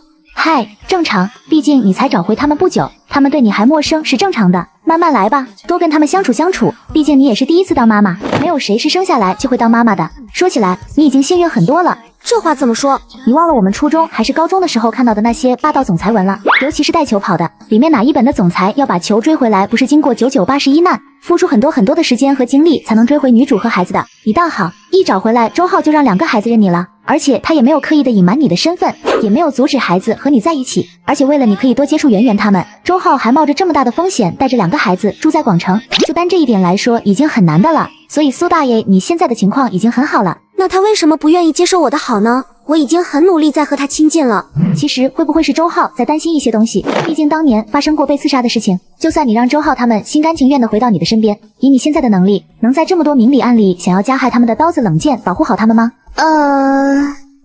苏浅浅张了张嘴，最终无奈的低下了头。他是苏氏集团的总裁不错，可实际上他还没有强到能够横扫一切来自暗中的威胁。只要他露出一点破绽，那些个暗中的人就会冲出来，把他手上的权力资源给瓜分干净。对了，既然你想短时间内再拉近一下你和圆圆他们之间的距离，我倒有个好办法，不仅能让你和你孩子的关系再进一步，你们的距离更拉近一些，而且以后对你们恢复母女情，让他们心甘情愿的认你这个妈妈，更是大有帮助。你要不要听听？什么办法？攻略你家小老公啊！我又不是没试过，可是他油盐不进啊！我都穿浴袍来找他了，他愣是不理我，他肯定对我没有感情了。拉倒吧，他要是真的不在乎你，对你只有怨恨，你有机会见到孩子吗？他会给你接近孩子的机会吗？他会明知道在你身边危险，还愿意带着孩子跟你一起来到广城吗？还会给你带饭，还会在乎你有胃病，还会三更半夜你一句话就给你送粥。一个男人，他要是真的不在乎你，他连和你说句话都觉得白费口水，多看你一眼都觉得恶心，哪里还会有事没事对一下你？哪会有心情把你惹毛了？不是我不想攻略他，可他啥都不缺呀，而且啥都不感兴趣，我怎么下手攻略呀？不至于吧？要是放在6年前，我只是叫他一声老公，他都能乐一天，我们无话不说。他努力上班，我在家做好饭等他下班，只是一顿饭他都会开心的合不拢嘴。结果现在呢，给几千万他当看垃圾一样，他家里人也没什么需要我帮的，他家在南阳也是首富，经济什么根本不缺。唉，其实在他跑路的这几年，我也试过暗中帮一下他的家庭，帮他爸的公司拉了点投资，暗中资助他妈妈的新戏，而且他们似乎也意识到了什么，渐渐开始有意无意地拒绝我暗中的帮助。他妈妈甚至辞了我为他准备的年薪1000万的电影，回家养老。你敢信？这些不起眼的事怎么可能值得周浩记得我的好？我也没理由把他绑在我的身边。那看来你这老公的确挺难搞的啊。是啊，最离谱的是他丫的把好色这毛病都给戒了，以前他3天不色色眼睛都红了，这玩意还能戒？那不是天生的吗？我怎么知道？自从周浩离开后，我整天魂不守舍，将他花费心血建立的公司重新运营起来，不敢闲下来1秒。我害怕自己会想他想到发疯。现在他回来了，我不敢再去逼他，我怕他又被我吓跑了，我没办法再失去他第2次。可是又怕他在我身边会遇到危险，我还没有足够的能力去保护他和孩子，所以我矛盾。你干什么？为什么要抢我的孩子？接上集，苏浅浅苦恼和周浩的关系。那你想啊，你们现在最大的矛盾不就是5前年有人去刺杀周浩和圆圆他们吗？我想这应该就是周浩心里的一道坎。你现在收集到的线索基本都是冲你苏家去的。假如说你家周浩真的喜欢你，现在就跟你在一起了，你最后查出来凶手是你苏家的人，或者就是你的亲属，你怎么办？假如说你们的位置互换过来，要杀害你和你的孩子的是周浩的亲人，而最后周浩的选择是包庇自己的家人，或者是劝导你放下心里的怨恨，你真的放得下吗？你心里会好受吗？所以我猜测，周浩之所以对你忽冷忽热，表面不在乎，心里在乎，最大的原因可能就他心里过不去这个坎。他也猜到幕后的凶手很有可能是和苏家的人有关系，他对你忽冷忽热的，可能就是想着要是真相出来了，你心里可能就不会那么纠结，也不用那么偏袒他那里。他这举动为你好。苏浅浅闭上美眸，绝美的俏脸看上去很平静。其实你们这已经算好的了，这是要是落在我和阿浩身上，无论怎么选，我们都将受内心煎熬一辈子。毕竟我们有20几年的感情在这里，怎么选都是遗憾。那只是你的猜测而已，万一他真的对我没有那方面的意思呢？那你可以赌一下，反正这事你都要查，以你的性子怎么可能会轻易放过伤害你孩子的凶手？那既然这样，你干嘛不赌一把？要是他真的在乎你，心里有你，那就是皆大欢喜的结局。我懂了。随后2人带着圆圆出去玩，殊不知已经有人在这里盯着他们了。妈妈，爸爸呢？还没回来吗？还不知道，你爸爸没回我。就在这时，忽然迎面走了几个男人，在走过他们身边的忽然一伸手，抢走了团团圆圆，就要直接带走。苏浅浅瞳孔瞬间一缩，伸手就在了那个男人身上，把对方踢了个踉跄，趁他不注意，以最快的速度把圆圆抢了回来。你干什么？为什么要抢我的孩子？另一边穆清雪也是反应迅速，团团的手还没脱手的一瞬间就把他死死抱在怀里。其他跟着那2个男人来的人一看情况不对劲，立马走了上来。你们还好意思说？你们2个贱货，出轨骗我儿子钱也就算了，居然还要带我的孙女，把我孙女还我回来！就是把我孙女还回来，不准带着我孙女走！你们2个贱货！几个人一边骂骂咧咧，一边就要动手去抢圆圆和团团。他们是人贩子。苏浅浅也反应了过来，赶忙大声呼救，周围的人都围了上来。那些人该不会是人贩子吧？我在网上看到过，有些人贩子就是这样当街抢人的。天杀的人贩子！人贩子都该死！那些人见情况不妙，脸色都变得难看了起来。忽然从腰间拔出了一把明晃晃的匕首。谁敢上来？把路给我让开！把路给我让开！不然别怪我白刀子进，红刀子出！把路让开，不然老子弄死你们！面对那把匕首，苏浅浅和穆清雪只能不断后退让开。那些人连忙夺路而逃，一直到看着那些人贩子被赶跑，苏浅浅也是松了口气。圆圆没事了，有没有伤到哪里？有没有感觉到哪里不舒服？妈妈刚才有没有弄疼你？妈妈，我没事的。就在这时，一声清脆的咔嚓声响起，苏浅浅和穆清雪转头看了过去，就看到刚跑不远的那几个人贩子被几个人瞬间给制服，尤其是那2个拿匕首的，直接被踩断了4肢，最后活生生疼死了过去。爸爸，老爸，听到女儿的呼喊，周浩脸上露出一抹温柔的笑容。你们凭什么抓我？凭什么？我们是便衣警察，为什么抓你们？你们心里没点数吗？敢光天化日之下抢孩子，还敢动刀，等着法庭的宣判吧！一听到是警察，那几个人瞬间就蔫了下来。如果他们是人贩子，那他们就不用出来了；如果他们不是人贩子，那他们也不用出来了。如果有人要保他们，告诉我，我去解决。您老放心，这些我们懂，交给我们处理了，保证出不了差错。对了，那2个男的回去以后醒了别问多余的话，你问他们就说什么？能不能挖个大的，过个肥中秋，看你们的了。哦，听到这话，那中年男人瞬间眼中透露着一抹喜出望外。周浩在那2个男的身上用了一些手，问什么他们就答什么。处理完这些以后，周浩走到了苏浅浅他们的面前。爸爸，抱抱，抱抱。周浩把团团抱了起来，检查了一下身体，发现没什么问题以后，脸色也缓和一些。以后无论遇到什么情况，都要像今天一样，不要放开女儿的手，哪怕被抢了，也要第一时间把他们抢回来。在抢回圆圆他们的过程中，就算你不小心把他们弄疼了、伤了，甚至骨折了，也暂时不要心疼。如果他们被那些人抓走了，那圆圆他们的下场很有可能会比拉伤骨折还要疼1000倍、万倍，明白了吗？苏浅浅默默地点了点头。你一直在我们周围观察着我们？没有，我也是刚赶回来。爸爸，你的手。苏浅浅看向周浩左手手臂，上面有着一道鲜红而细小的伤口，正在冒着血。怎么这么不小心，手臂划到都不知道，多大个人了？说着，苏浅浅拿出了一包纸巾，动作轻柔地帮着周浩擦去了伤口周围的鲜血。周浩看着他紧张的样子，心头一暖。没事，赶回来急了，哪里蹭到了吧？来，圆圆，爸爸看看你有没有受伤。好。周浩给圆圆检查了一下身体，也是松了口气。没事，刚才没伤到，只是拉到了一些肉。圆圆这里有点疼是不是？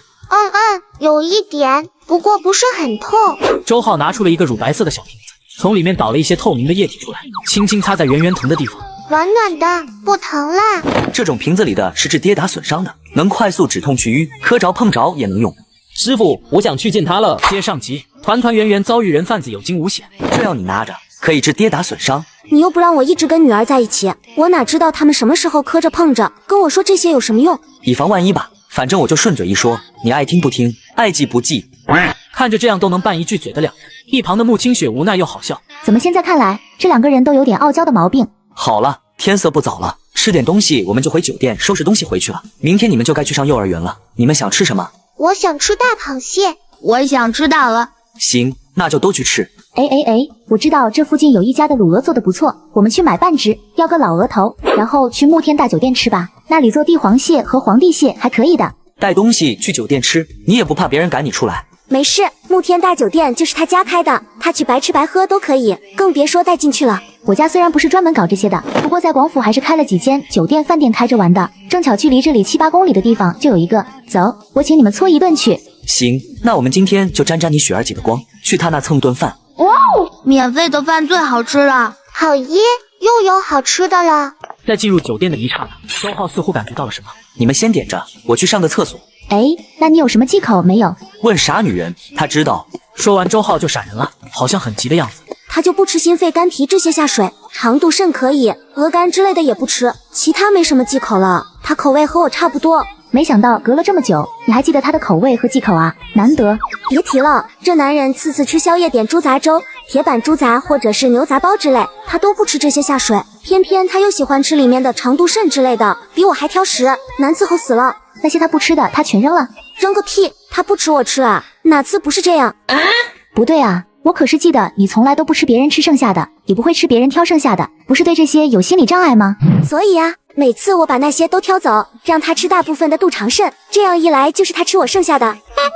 酒店的天台上都处理好了，穆家和黄家都处理好了，穆家已经开始和药雪集团合作了，也答应药雪集团暗中给顾家挖坑了。苏家那里也都布置好了，比想象中的顺利，上钩估计也只是时间问题。至于黄家，要不是为了顺手搞一下顾家，他连3天都活不下去，真以为找一些黑道势力，找一些杀手雇佣兵就能翻起个浪花？那就静等好戏开场了。对了，师傅，我想去见他了。想清楚了？我突然明白了，其实没必要再等了。既然他心里有我，5年了他都抹不去我的存在，那我就该担起这份感情了。我喜欢他，一直都喜欢他。无论过了多久，他依旧是我心里最大的牵挂。也依靠着这份信念，我才能一次又一次挺过那些苦难。没有力量的我也死皮赖脸要跟他在一起，有了力量的我，凭什么就不跟他在一起了？既然放不下，那就勇敢的担起。他曾负过这段感情，我怎么能负了他，让他再等下去？怎么不怕他知道你是杀手的身份了？不怕他知道以后不要你了？不怕刚复合就又分开了？知道就知道呗，既然我是杀手，这件事已经成为了事实，我已经没办法改变。与其瞒着他一辈子，或许是逃避一辈子，倒不如由他选择，在一起也好，在意我是杀手也罢，那是他的选择，他的决定不是我的，而我的选择就是去见他。他曾经告诉过我一个道理，不要让最后未知的结果来影响我现在的内心和决定。不后悔，不后悔。给你。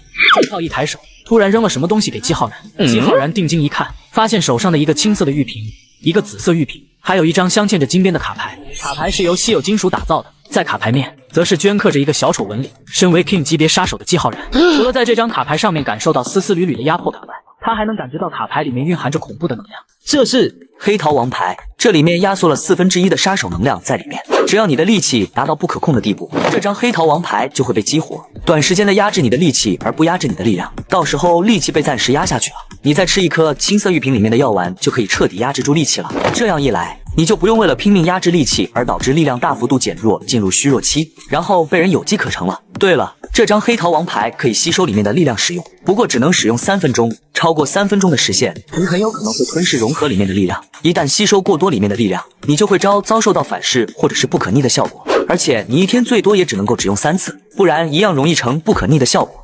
3分钟嘛，足够了。至于紫色瓶子里面的，是治疗并且恢复你那个女朋友身体用的营养液，每天让她洗完澡以后再泡1次澡，在浴缸里面滴一滴就可以了。这几年她一直都处于重度抑郁的状态，服用了太多精神类药物和其他药物，身体机能大幅度下降了。这药可以帮她恢复身体机能。至于她身上的重度抑郁症还有精神分裂症，你应该知道怎么治吧？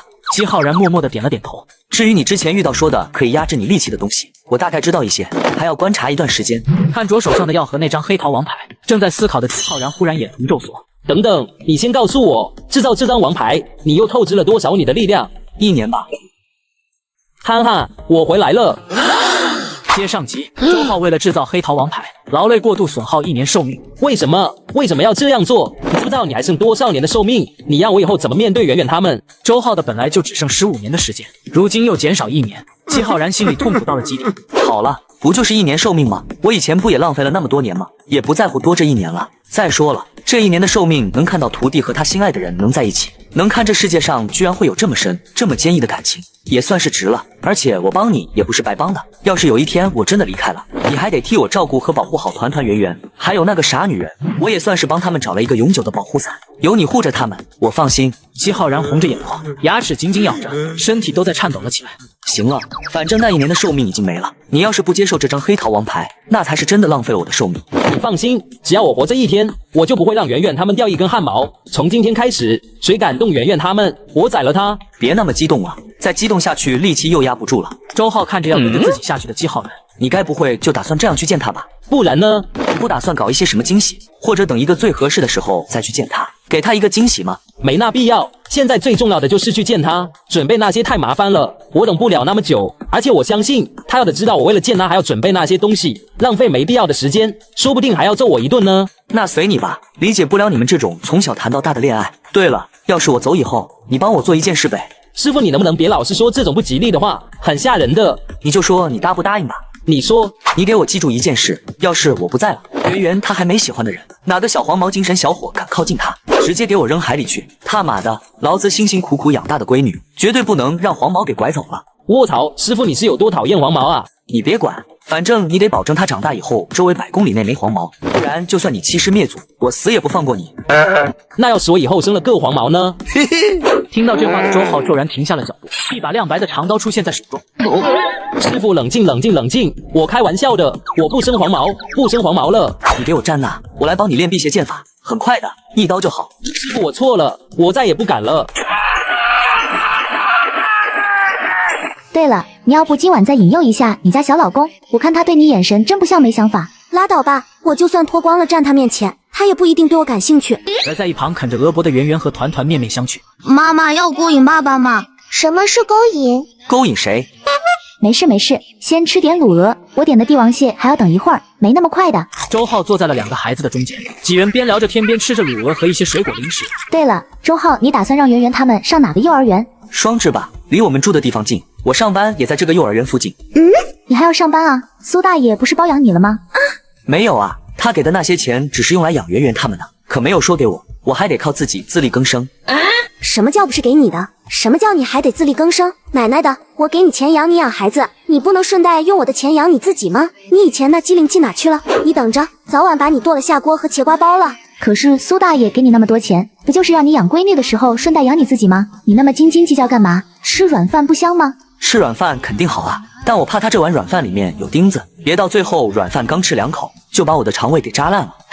那有本事你1分都别花我的，大把人求着要吃我这碗软饭，你爱吃不吃？你等着到时候别后悔。我后悔，我就是你家院子里晾晒的咸鱼干。你本来就是咸鱼，但不是你家的。谁稀罕你是？我也不稀罕我是，不然以你那脾气，说不定哪天就被剁了，成了咸鱼茄瓜包了。于是为了眼不见心不烦，苏浅浅干脆就低头吃东西，把气都撒在了食物上。就在苏浅浅吃着一块西瓜，一只手拿了一张纸巾擦了擦苏浅浅的嘴角溅出来的一些汁水。吃个水果吃的比团团还要埋汰。我这就一丢丢好吧，你看看你儿子一嘴都是，我哪里像他了？妈，你礼貌吗？嘿嘿，还不是你生的，肯定是遗传你的。分明就是遗传你的。喂，吃个饭能不能不要喂我吃狗粮啊？什么撒狗粮？我们这是在吵架好不好？啊，我也好想有人擦嘴，好久都没试过这种感觉了。死阿浩，你去哪了？快回来帮我擦嘴，不然我就这辈子都不理你了。就在这时，一只手拿着纸巾替他温柔地擦了擦嘴上的油渍。穆清雪转头一看，一张他最熟悉、最思念，也是最想见的脸庞忽然出现在他面前。姬浩然替他擦了擦嘴角的丝丝油渍以后，像以前一样温柔地轻轻敲在了他的额头上。憨憨，我回来了。看着突然出现的姬浩然，不仅是穆清雪愣住了，就连苏浅浅也是愣住了。浩然叔，嘘，笨蛋，没看到浩然叔叔要谈恋爱了吗？不许说话！我去，笨女人别说话。于是两人温柔对视，一大一小被另外的2个人给手动消音了。怎么认不出我来了？你个憨憨！穆清雪终于是回过神来了。我不是让周浩跟你说了吗？你要是有女朋友，就不用出现在我面前了，让他跟我说一声就好了。不然我要是再见到你，我肯定会哭，肯定会很丢脸的。去吧，你们这些大人一谈恋爱就哭哭啼啼的。就是。接上集，姬浩然的突然出现震惊众人。你要是有女朋友，就别出现在我面前了，我怕我忍不住在你面前哭，那样太丢人了。可是我没女朋友啊，所以我就来找你啦。你没女朋友就来找我，你当我是备胎啊？想要就要，不想要就扔后备箱，凭什么？我从来都不是这个想法，从来不是把你当备胎，更不是没人要了才回来找你，只是因为我想见你。5年前的事都是我的错，我不该跟你说那样的话，不该提分手，不该不辞而别，不该把你一个人丢下。我不会为我做的错事去找一丁点的理由，错了就是错了。我这次来不奢求你的原谅，你要怪我也好，骂我也好，甚至就算你让你哥打死我也行，我都不会有一句怨言。只要再能这样见你，只要再认真的看一眼你，看一眼你的眼睛，我就满足了。可是你明明知道我舍不得打你，你就这样说，你个坏东西，你个坏蛋，就跟小时候一样，就知道欺负我。那你想怎么罚我，我都认好不好？只要你以后还愿意让我见见你就行。别走了好不好？我离不开你，我一直都离不开你。离开你，我不会梳头发了，不会做饭了，不会睡觉了，不会吃好吃的了，我什么都不会了。我吃药也睡不着，听歌睡不着，听小说睡不着，好不容易喝酒可以睡着了，可我天天3更半夜就疼醒了，我好难受，心里好难受。穆清雪终于是忍不住了，一把扑在了姬浩然怀里，双手拽着他的衣服，呜呜的哭了起来。憨憨，你这么轻易就原谅我了，别人会说你是舔狗哦，不给我点考验吗？我现在可比以前还要厉害，任何考验都能接得下来的。不需要，我知道你一定有不得已的原因，5年前我就知道了，从你的眼睛看出来了，你不是真心要跟我分手的，没有人比我更了解你。我这5年过得不好，但你这5年过得就很轻松嘛。我不想去考验你，你能回来就好。我只想你回到我的身边，我不在乎别人怎么说，我不在乎别人怎么看，只要你能回来，只要你能好好的。听着穆清雪的哭声和那些哽咽的话，姬浩然紧紧地抿住嘴唇，终于是再也抑制不住内心的感情，伸手紧紧搂住穆清雪。或许对于他们来说，千言万语、千丝万念都在这一个拥抱里面了。这一刻，姬浩然不想再放开他了。看着相拥哭泣的两人，苏浅浅心里复杂万千，真羡慕他们能够冰释前嫌，只要一个拥抱就可以重新相爱。可是我和周浩什么时候能够回到从前？唉，算了，也算是我活该。谁让我以前那么对他呢？恨我也是理所当然的吧。苏浅浅不知道的是，周浩的眼神一直落在他的身上。丫头，我们复合吧。好。过了一会儿，姬浩然发现穆清雪软绵绵地靠在他怀里。有气，好家伙！原来这憨憨居然哭着哭着就睡着了。你们先吃，我先带他去找个房间。他睡着了。去吧，你们这些大人一谈恋爱就哭哭啼啼的。就是，我和哥哥都不哭，快去哄哄雪儿姐姐吧。师傅，你家这两孩子是不是太早熟了？赶紧去你的吧，磨磨唧唧。好嘞。于是姬浩然就把睡着了的穆清雪就这样给抱走了。周浩和苏浅浅几人吃完以后也离开了。回到家，团团圆圆睡着了。苏浅浅发着呆，傻女人，你认不认识赵小三和杨小四？什么？你要找小三和杨小四？怎么你想开后宫啊？周浩瞥了这脑回路清奇的傻女人一眼，直接给他那智慧的脑瓜给来了一下。你干嘛又打我？谁让你这脑子里天天想什么乱七八糟的？我是问你认不认识一个叫赵小三的，还有一个叫做杨小四的人。赵小三、杨小四认识啊，他们以前好像还是我爸爸的贴身保镖，只不过5年前的时候不知道去干嘛了，他们就失踪了。过了段时间以后，我就听我大哥说，他俩不知道什么原因在狼省首府被人杀死了，尸体都不见了，我爸只能救物色新的保镖了。你是怎么知道这2个人的？这你别管，你只要回答我，5年前这2个人是不是去找过你？那时候我刚生完圆圆他们那年，我爸被我爷爷叫回家族接替家主位置，于是我爸就派了这2个人来接我回去。然后呢？我说我还有点事要处理，就让他们先回去了。等我回家的时候，才从其他人的嘴里听到这2人去了一趟狼省首府，然后就死那儿了。就这样没了吗？没了呀。你没有让他们去做什么？我能让他们去做什么？我爸的贴身保镖只听我爸的。怎么了？你怎么突然提起这2个人？是不是有什么事？你刚才说这2人在找了你以后，然后去了一趟狼省首府，最后莫名其妙死那了，连尸骨都不见了，是吧？是啊，你有话就直说，别这么弯弯绕绕行不行？因为他们就是死在我手上的。他们干嘛了？是不是做了什么威胁到你的事？你当初干嘛不跟我说？你知不知道，你这事要是被发现了，你要进去裁缝纫机的。你要是告诉我，让我来解决不就好了？你怎么不问我到底是为了什么杀他们，就一定认定是他们的错？得了吧，我还不知道你，就你那脾气，要那2货不把你逼到生死关头，你估计也不会杀人。好了，你先告诉我，你到底为什么杀了他们？等等，你别告诉我，当初要杀你和圆圆他们的，就是这2个人。当初我迫不得已带着孩子去南市投奔了一个亲戚家，然后我就被他们给盯上了。在一个雨夜，他们伙同另一个对我和圆圆他们，连带我那个亲戚一起下杀手。最后我拼掉了半条命，才换了那2个人的命，还有另一个被我用菜刀砍掉了左手3根手指跑掉。来喽，起飞喽，回家吃烤地瓜去喽。接上集，苏浅浅得知周浩被刺杀的真相，再也淡定不了了。他们真不是我叫去杀你和女儿的，我没有做过这样的事，甚至你要是不说，我都不知道这件事。是有人陷害我，我想保护你，但我那时候实力不够，要是不那样对你，我爷爷他们和其他家族就抓到我的把柄，你就危险了。可我真的从来没有想过杀你啊！看着苏浅浅急得都快哭出来，周浩揉了揉她的头发。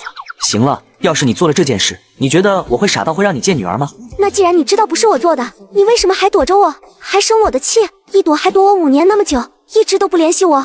周浩沉默了一下，还是没说出自己身患绝症的事。那你想啊，你那时候工作狂，完全不理我和孩子，我就带着孩子跑路了，想着气气你，等你来找我们。结果我等了1个多月都没等来你的消息，给你发信息打电话都不接，最后有3个人要来杀我和圆圆，说你派来的，还说圆圆他们是你的耻辱，是你苏家的耻辱，要杀掉他们。我凭什么不生气？凭什么不怨你？而且因为这件事，不仅差点连累了我的家人，就连我那些亲戚也差点受到牵连。周浩的语气顿了顿，继续说道：傻女人，我现在就可以很直白的告诉你，我不管是谁，哪怕是你的家人，还是你的什么人要杀我女儿，想要伤害我的家人，我绝对不会放弃复仇，更不会因为谁就心慈手软。这仇既然已经结下了，我把当初那个要杀我女儿害我家人的人给剁成肉泥，我是不会罢休的。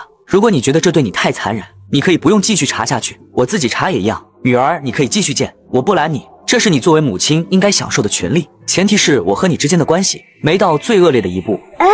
当年不是我不接你的电话，而是我的手机突然不见了。我打过你无数次电话，但你那个号码却是空号，这些事要搞清楚。这期间内，请你相信我，只要我不死，任何人都别想动你和女儿一根头发。5年前，我没实力保护你们父女；5年后，我不想再看到5年前的事在我眼前重蹈覆辙。最坏的结果就让最后的我去选择。我现在想做的就只有给我们一个交代。看着他一脸坚毅和坚决的神态，周浩只是轻轻嗯了一声。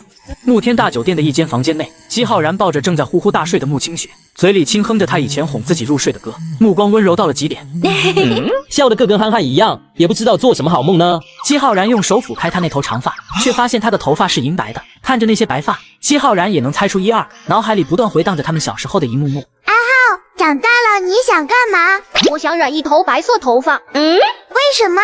因为我觉得白色的好看。你看我二哥染了一头白发，多帅啊！我不觉得帅啊，我觉得阿浩你现在就很帅，很好看啦。哪有？我丑丑的好不好？你要是丑的话，那这个世界就没有帅哥了。为什么？因为你是我喜欢的人呐。我那个谈恋爱的表姐跟我说了，真心喜欢一个人，那无论那个人长什么样，在喜欢他的人的眼里，那他就是最好看的、最帅的。那阿浩觉不觉得我好看？好看啊，雪儿你从小就好看，又白又肉肉的，摸起来软软的，很可爱，抱起来香香的。哼，你这是在说我胖？没有啊，我是说你胖得很可爱。你才胖呢！讨厌，不喜欢你了。不喜欢就不喜欢，反正我喜欢你就行。我就喜欢你这种胖的可爱的，除了你我谁也不喜欢。我的眼里也只有你。别以为这样说我就能不讨厌你。那我背你回去，你不讨厌我好不好？讨厌。来喽，起飞喽，回家吃烤地瓜去喽。阿浩，跑快点，跑快点。姬浩然发现是慕清雪的手机响了，见没把慕清雪吵醒，他这才松了口气。喂，妹，你在哪呢？我到你说的那个酒店的，他们说你走了，你又跑哪去了？他现在跟我在一起，在慕天大酒店。听到电话那头传来一个充满磁性的声音，着急忙慌的慕天一顿时一愣。狗日的你谁啊？妹的手机怎么会在你那？等等，你怎么会跟他在酒店？你对他做了什么？你是不知道他是有男朋友的人，你给我死扑街畜生！我警告你，你要是敢动我妹一根汗毛，我就让你到下面去跟魏忠贤做姐妹。你有男朋友了？你先问问他，我男朋友是谁？她男朋友谁啊？她没跟我说过她有男朋友啊。她男朋友是姬浩，我靠，我干嘛告诉你？妈的，敢动我妹，小子你有种，有本事你别跑，老子现在就过去剁了你！慕天一骂骂咧咧的骂完以后就挂了电话，留下一脸懵逼的姬浩然。还笑呢？你哥等会过来可是要剁了我的。没事啊，有我在，他不敢剁了你的。再说了，他要是敢剁了你，大不了我跳河去陪你，反正出门不远就有条河，让他回去挨骂，挨我妈打断腿去。去，不准说这种话。本来就是，你离开这5年，我感觉我活得好没劲，做什么事都不开心，没有跟你在一起的时候那么有意思，哪怕吃个烤红薯都很开心。跟我在一起那么久，不腻呢？不腻啊，就算是在跟你在一起10几年、几十年，我都不觉得腻，我都恨不得贴你身上。为什么？因为我喜欢你啊。短短几个字，却是最能触动姬浩然的内心。砰的一声，门就被踹开了。杂碎，你给我出来！姬浩然和慕清雪复合。因为我爱你啊。你个傻憨憨，怎么那么可爱啊？这么喜欢我，你就不怕我这次回来就是骗你，然后把你卖了啊？卖了就卖了吧，不过说先好，你要卖了我，那我要帮你数票子的。你呆呆笨笨的，万一被人坑了，或许把我卖便宜了，那你多吃亏啊。听着慕清雪那认真的语气，本来只是想开个玩笑的姬浩然瞬间就沉默了。怎么了？是不是我说错了什么了？没有，以前你磕着碰着了，我都要心疼好半天，不见你几天我就想得要命。要是把你卖了，一辈子见不到你，那比杀了我还难受。那还不如让你把我卖了，让你拿了钱换糖吃，这样我还好受一点。那不行。为什么？因为我也舍不得。姬浩然眼神微动，双手捧着她的脸颊，轻轻吻在了那抹红润香唇上。两人的亲吻从缓慢到激烈，不断的宣泄着彼此这5年的思念。就在两人的感情不断升温，眼看就要进入下一步，突然门外传来的一阵阵急促的脚步声。阿浩，怎么了？你哥来了。我哥。顿时间，慕清雪也是清醒了不少，因为现在的她身上的所有衣服已经褪去。克么的，这哥故意的吧？早不来晚不了，偏偏这时候来，吃饭也不见你这么积极。就在姬浩然和慕清雪刚穿好衣服的时候，砰的一声，门就被踹开了。杂碎，你给我出来，看我不把你！慕清雪看向自己老哥那眼神别提幽怨了，哈喽，天意表哥，好久不见。好久不见，原来是你在这啊，我还以为是其他人呢，那我就放。我操！姬浩然，你怎么在这？你不是死了吗？这是一两句话说不清楚，反正我活着回来了，就这么简单。简单。穆天意太阳穴暴突，忽然挤不上前，一把揪着姬浩然的衣服，把他提了起来。你说得到简单？你当初先是莫名其妙的跟雪儿分手了，然后招呼都不打一声你就跑了，你个王八蛋！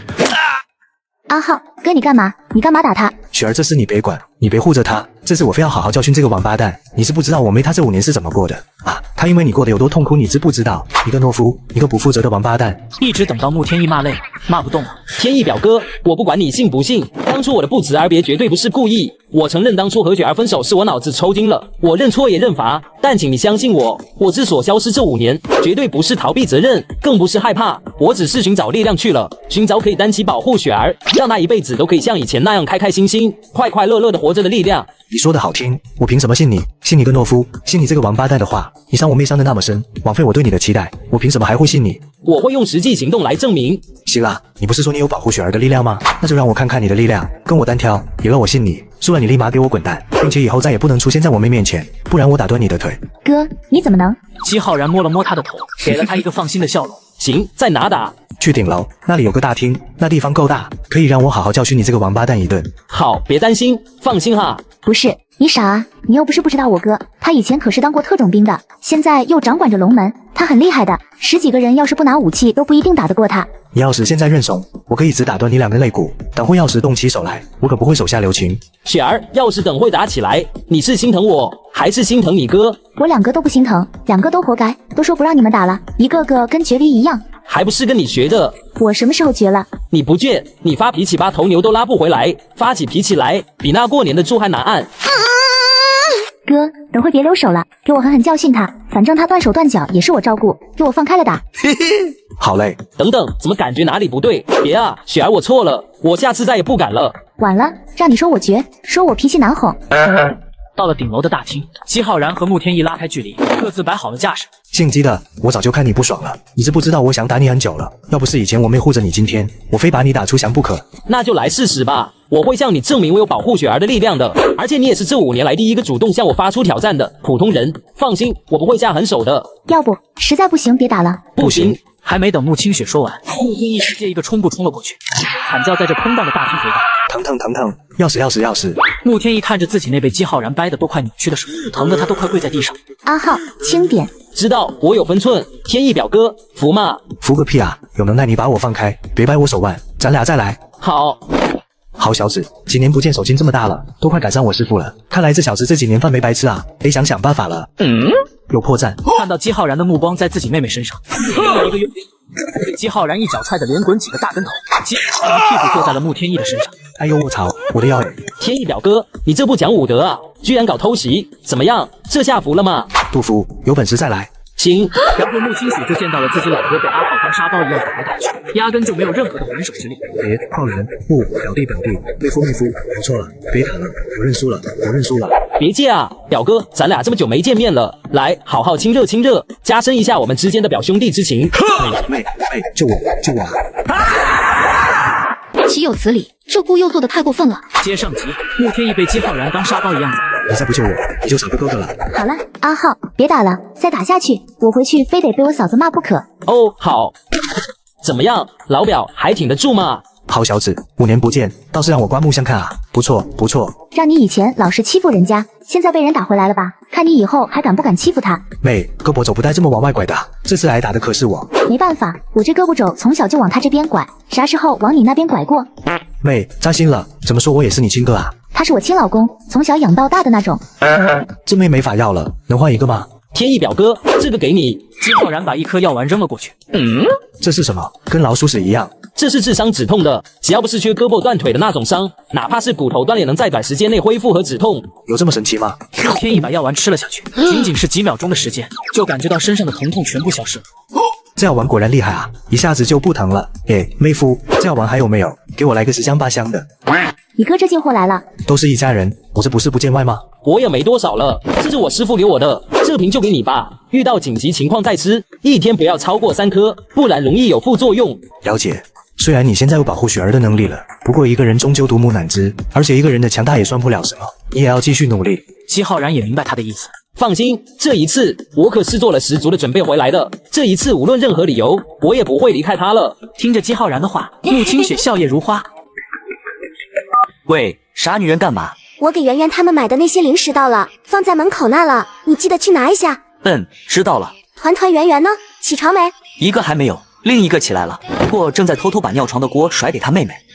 这团团也太皮了点，也不知道继承了谁的坏基因，一点都不像我，5岁都还尿床，不像继承了我良好基因的圆圆一样。别的我不敢保证，尿床耍赖、坏脾气、不讲理，肯定是继承孩子他妈的。滚！我什么时候有这些习惯了？分明就是你遗传给他好不好？没说你，说孩子他妈呢？他5岁尿不尿床，我不知道。他25岁的时候肯定是尿过床的，还赖我说是我倒热水在他床上。嘿嘿，还想跟我斗？你在我手上的黑料够我吃你一辈子的。周浩拉开门，就看到了放在门口那堆的遗落的箱子，都快赶上他一人多高了。这傻女人，该不会一大早就让人去把隔壁市场搬空了吧？这么多，搬完东西，周浩开启箱子。我操！我顶你个肺！牛肉干、肉脯、果脯、桂花糕，10年起步的橘皮、海参、虾干、鱼子酱、3头鲍、2头鲍、原贝，1斤半起步的花椒，特喵的冬虫夏草也有。敢不敢再离谱一点？整这么多名贵干货，你想补死孩子啊？今天晚上就给小家伙们整个花椒包鸡，还有避风塘炒螃蟹、白灼虾了。光这些，这都够吃上10天半个月了。正当蹲在地上开箱的周浩想着怎么处理这些东西的时候，一只小团子一屁股坐在了周浩的脖子上。团团，都告诉你了，在地板走的时候要穿鞋的，不然容易着凉的。没事啊，爸爸，我这不是穿袜子了吗？团团，别把你的臭脚放在爸爸面前，臭臭的。团团的脚才不臭呢，爸爸的脚才臭。不信爸爸你闻闻。我要闻了，早饭我都吃不下。都说了，团团的脚不臭的，我刚才穿袜子的时候闻过了。好了好了，不臭不臭。团团，你下来去看看妹妹起床没？你俩去洗漱，洗漱完了等会要去幼儿园。今天是去新幼儿园的第1天，别迟到了。哦，好吧。团团回到房间，没多久忽然就对着周浩喊道：“爸爸，圆圆又尿床了。”圆圆坐在床上，看着自己身边那一大团湿漉漉的床单，一脸懵逼。不是，我没有，哥哥，明明是你。又赖妹妹，下次尿床再赖你妹，我头都给你打疼。没有，就是圆圆，你看，都是在他那边的，我睡的另一边。少来，我刚才就看到你偷偷把小内裤和裤子扔到洗衣机里面去了。你要是再学你妈那一套，你看我怎么收拾你。那之前圆圆尿床赖我的时候，你怎么不说她？你猜一下，为什么那天以后圆圆尿床再也不赖你了，只有你赖她的份了？因为那天你去上卫生间的时候，爸爸就打了我一顿，我哪还敢啊？哪像你，挨打了都不立正。好了，都去洗漱吃早餐，准备去上幼儿园。团团，记得等会把床单和你换下来的裤子放在洗衣机上面，别放在放衣服的桶里面。知道了。另一个边，穆宁看着苏浅浅给他的视频，还有苏浅浅的解释，简直怒不可遏。岂有此理！这顾又做得太过分了。穆宁也是个老油条，自然知道如果不是苏浅浅发现的及时，这要是落下什么把柄给顾又，那不止他女儿的声誉会有大问题，更是会影响到苏家的颜面。去，把李峰给我找过来，我要当面问个清楚。好的，夫人。那你打算怎么解决？如果你因为这件事选择不跟顾家合作，我也理解，只要你点头，我立马断了2家之间的合作。没必要，我和他的事是私事，没必要牵扯到公司的利益上。合作是要合作，换个顾家人就可以了。你的意思？把手伸出来。干什么？老是男女授受不亲的。上集，苏母也得知顾佑的无耻行为，你想怎么做？据我收到的消息，顾佑昨天忽然出国去了，顾县对生意上的事不感兴趣，于是就把这件事交给了顾佑的左右手吴武手上。既然他们顾家要合作的是我苏家，那就该让他们顾家的人来，而不是让外人来。再者，让吴武接手顾家和苏家的合作，一些顾家人自然是不会放心，更不会同意的。你是说，这一次合作，我打算和顾家的顾后他们合作，顾后他们那一脉也是顾家的，和顾佑他们那一脉走的也比较近，是和他们合作还是和顾佑合作，都是和顾家合作，差不了多少。可是我听说顾后和顾佑那一脉明面上看上去很和睦，暗地里却是勾心斗角的。你要和他们合作，顾佑那一脉估计不会同意。不，他们会同意的，而且同不同意也由不了一个还没有当上顾家之主的顾佑做决定。行，既然你有把握，那你就去做吧。在跟女儿聊了一会儿以后，穆宁就出去了，显然去处理李峰的事了。就在穆宁刚走，苏战就走了进来。你妈一大早是去干嘛？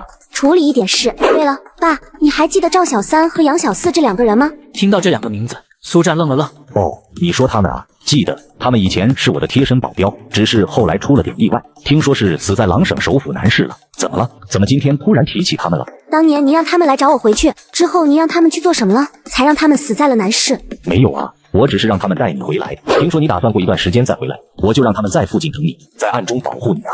那他们为什么会去南市？不是您让去的吗？这我就不知道了，我没有理由让他们去那里啊。你今天到底怎么了？怎么老是问这些奇奇怪怪的问题？没事，只是好奇而已。您真的没让他们去南市，或者别的地方吗？没有，都说了我没理由让他们去南市。难不成你在南市有什么？还是有什么人在那里吗？让你这么伤心？没有，只是觉得他们死得蹊跷，今天忽然想起来，于是就问问您。好了吧，我先回公司了，有时间再跟您聊。好。苏战似乎是想起了什么。对了，浅你二爷爷让你今天放过百墨他们那一脉一码，都是亲人，别做得太绝了。知道了，尽量。话是这么说，但苏浅冷笑不止。笑话，当初他们怎么不惦记我是他们的亲人？那些人仗着自己手上有点股份，自从我一坐上总裁之位，就老是给我下绊子，恨不得我立马身败名裂滚下来。现在知道求饶了，晚了。苏浅这一次铁了心要狠人做到底了。苏战又哪里不知道自己这个女儿的心思？既然打算要让浅彻底掌控苏氏集团，那就必须心够狠，下手够狠。爸相信你不会让我失望的。南市吗？当初那件事会不会和那2个人有什么联系？而且那个已经死了的人，我记得最后出现的地方也是在南市的吧？怎么什么事都有你的份啊？周浩。另一边，周浩把圆圆和团团送到幼儿园以后，他也去山城大学报道。为了方便照顾圆圆他们，周浩叫钟老安排了大学体育老师的岗位。向来神龙见首不见尾山大的校长早已经在办公室等候了。这次来的这个体育老师身份可不一般，他要来这里当老师还是钟老亲自安排的。钟老可是10老之一，在大夏的地位屈指可数，哪怕是府长见到钟老都得是毕恭毕敬的。一看到周浩过来，徐维浮现出一口和蔼亲切的笑容。周先生，您总算来了，欢迎欢迎，请坐请坐。你好，校长。您就别喊我校长了，私下您还是叫我小徐就可以了。这钟老头跟人家说什么了？不就是让你安排让我进来摸鱼的吗？瞧把人家这校长给吓的，不知道的还以为我带着龙影部队来踹门了。算了，你比我年长，你不介意的话，我喊一声老徐行吗？好，荣幸之至。对了，周先生，我已经给您安排好了一间单独的办公室，里面的东西我都给您准备好了，您只需要按照课程表去上课就行。您1周只需要上5节课，您要是觉得多，我可以再减少一点。还有，您的身份信息已经录到我们学校的系统了，任何场合您可以直接刷脸就行。无论是学校里面的食堂、交通工具、小卖铺，或者是学校里面的任何一间店铺，都对您是终生免费的，不收取您1分钱的费用。您看还要有什么需要吗？或许有任何不满的地方都可以跟我说，我都可以改。不用了，你这都给我安排好了，我没任何意见。直到看到自己的办公室里面的东西，周浩眼皮子都一挑。好家伙，确定这是办公室吗？居然还有一张大软床，钟老头到底跟人家说了什么，才给了这种待遇？算了，反正是来摸鱼享受生活的，管他那么多。周浩看了一下课程表，发现他今天就有1节课，于是慢悠悠的给人上体育课去了。我是你们的体育老师周浩，话不多说，开始跑个操热身。谢老师呀，那我们可以。老师，我们来例假，肚子疼不舒服，跑不了。其他人都在暗地里冷笑，显然对于方笑笑这操作已经见怪不怪了。来，把手伸出来。干什么？老师男女授受不亲呢。给你把个脉，我看看你是不是来例假了。这东西能把个脉就把出来吗？老师你开玩笑的吧？医院里面的 B 超检查也不敢说自己能精准预测这是什么时候来。怎么你不敢？虽然心里有点打鼓，不过方笑笑还是不相信他能把脉就能把出自己来世的日子，于是就把手伸了过去。怎么样，老师？周浩瞥了他一眼，往他手上点了2下。方笑笑如遭雷击，整个人瞬间就呆住了，怎么也动不了。什么？这叫做不会踢足球，你肯定在骗我。接上集，周浩成为大学老师，却惨遭学生质疑。刚刚发生了什么？为什么我刚才动不了？老师，给我们一个交代，笑笑到底要不要跑？他不用跑了，不过不是因为他来例假了，直接去医院做个心脏方面的权威检查吧。老师，你这是什么意思？该不会是你拔不出来，就造谣姐妹身体有问题吧？他例假刚过去不到1周，难道他能来1个月的例假？看到周浩精准的说出自己的例假时间，方笑笑的脸一下子就白了几分。抱歉老师，我不该欺骗你，我的确没来例假，我检讨，我下次再也不会这样做了。但我现在想去医院检查一下，可以吗？先去跟你们辅导员请个假，你那个还没到严重争分夺秒的时候。好的，谢谢老师。老师，我不想跑。理由？我下课以后要去参加一个很重要的聚会，我不想跑得满身都是汗。跑完以后有自由活动的时间，下课前15分钟，我允许你回宿舍洗澡。那我现在穿的衣服不好跑步。明知是体育课，你不换好衣服，赖谁？这么大个人了，这道理都不懂。周清雪咬了咬牙，不情愿地跑了起来。跑完400米，一群学生就气喘吁吁了。这帮小年轻的耐力怎么连我家那2个小家伙都比不上？平日里圆圆和团团都是跑个800多米才开始慢慢喘气，他们倒好，400米都一副要死的模样了。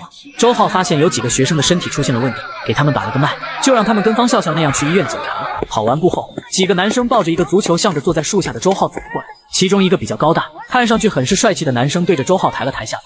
老师，要不要来跟我们打场足球？我不是很会打足球，足球都不会踢，你当什么体育老师了？就是，还是回家种地吧。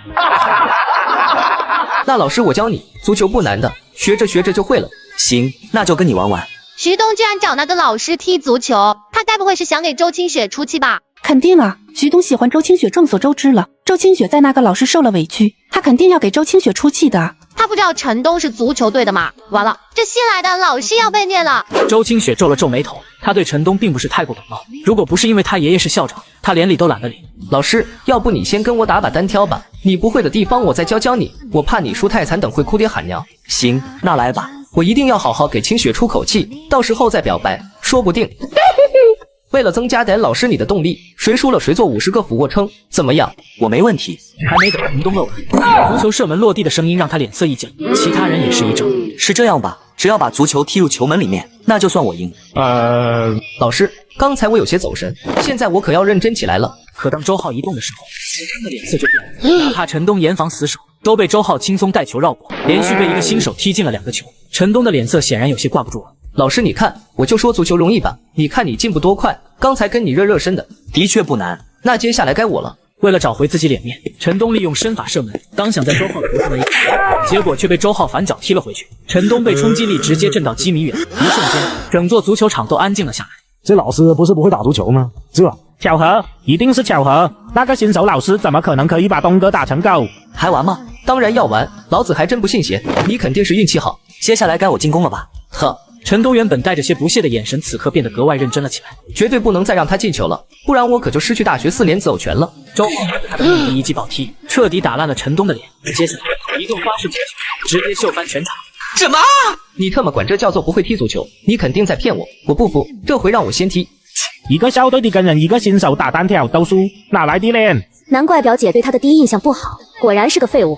有些女生更是尖叫的喊出周浩的名字。谁能拒绝一位这么会踢足球、气质还不错的老师呢？好帅啊，周老师，我要给你生猴子。怎么都围在这？你们不是都在上体育课吗？林老师，你怎么在这里？我下课了，路过这里，看到这么多人聚在一起，就想过来看看，这是怎么了？哦，这是我们班的男生和新来的老师来了一场足球友谊赛。新来的老师说是不会打足球，结果打起来比陈东他们这种校队的还要猛。新来的周老师，林婉婉微微一愣，抬头看向打得热火朝天的足球场，整个人瞬间呆住了，一脸的不可置信的看着那道身影。是他，真的是他。林老师，您认识周老师？林婉婉平复了一下自己那激动的情绪。是啊，他是我从小学到高中的同学，最后还差点上了同一所大学的。哦，原来是这样。一直踢到下课，陈东他们都没拉回30分的分差，输的那叫一个狼狈。倚靠在足球架的周浩双手环抱在胸前，脸上也是露出了一抹阳光温和的笑容。周老师，怎么了？那个，先前对不起哈，是我自大了，是我不该狗眼看人低，小看了老师您，还对您挺大不敬的，我向你道歉，对不起。没事，本来我就不怎么会踢足球，你没什么错。这是真的是我错了，我不该在您面前装逼，这次真丢人丢大发了。谁知道您这么缺德，弹珠吃老虎啊！这孩子无论怎么说他都不信啊。之前我真的不会踢足球啊。周老师又干嘛？那个就是你能教我踢足球吗？或者是以后我还能找你踢足球吗？可以啊，我有空或者体育课都可以找我打球，只要你不挂科就行。好的，谢谢老师。凭什么要我们道歉？明明是他们先动的手，先欺负圆圆的。接上集，周浩制服班上的刺头。对了，你们班谁体委？就我啊。行，你去帮我集合，再点个名。好的，我现在就去。看着一蹦一跳就帮他去点人的陈东，周浩终于是体会到当老师的快乐了，真的是摸鱼都轻轻松松。周浩刚走不远，一个熟悉声音忽然在背后响起。周浩，是他，这女人怎么在这儿？她不是因为刺了沈婷和许毅进去局子里了吗？周浩，好巧，你也在这里当老师吗？林婉婉，你怎么在这？缝纫机没采购。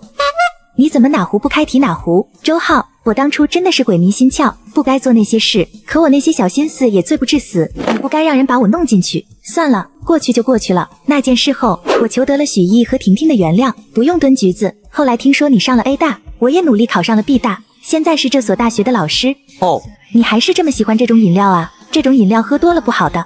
快乐和身体健康，我总得选一个吧？你找我什么事？有空吗？我想找你聊聊。聊什么？你今天没课？没有了。那就回去休息，我没空跟你说话。周浩，我只是想跟你道个歉都不行吗？以后低头不见抬头见的。最后，周浩无奈地跟着林婉婉来到侧门的花坛。我有很多问题想问你，你这几年到底干嘛去了？照顾孩子他妈，然后找工作养孩子去了。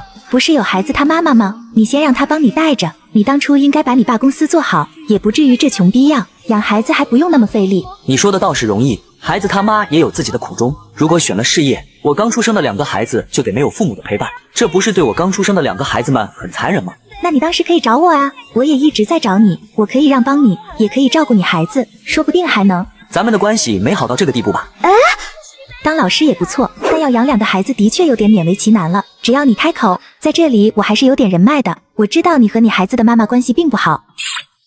你调查我？这还用调查吗？要是你们之间的关系好，也不用你离家出走养孩子了，更不用你牺牲自己的事业。我能感觉到出来，你对孩子他妈有点厌恶的感觉。这10有8九是因为当初他抛弃你们父女，你才会那样的吧？你倒是很自信。虽然咱们之间很多纠葛，但当年我绝对是了解你性格的人。咱们从小学到高中10几年的相处，我明白你是什么人。当初的事情是我不对，现在向你道歉。我这5年一直在找你，就是想跟你说一声对不起，可我怎么也找不到你。我本来以为一切都已经没办法补救了，但万幸我还能够遇见你。周浩，如果可以，我想……打住！当初你并没有做错任何事情，我们那时候只是朋友，只是同学，所以你不用觉得对不起我什么，也不用跟我道歉。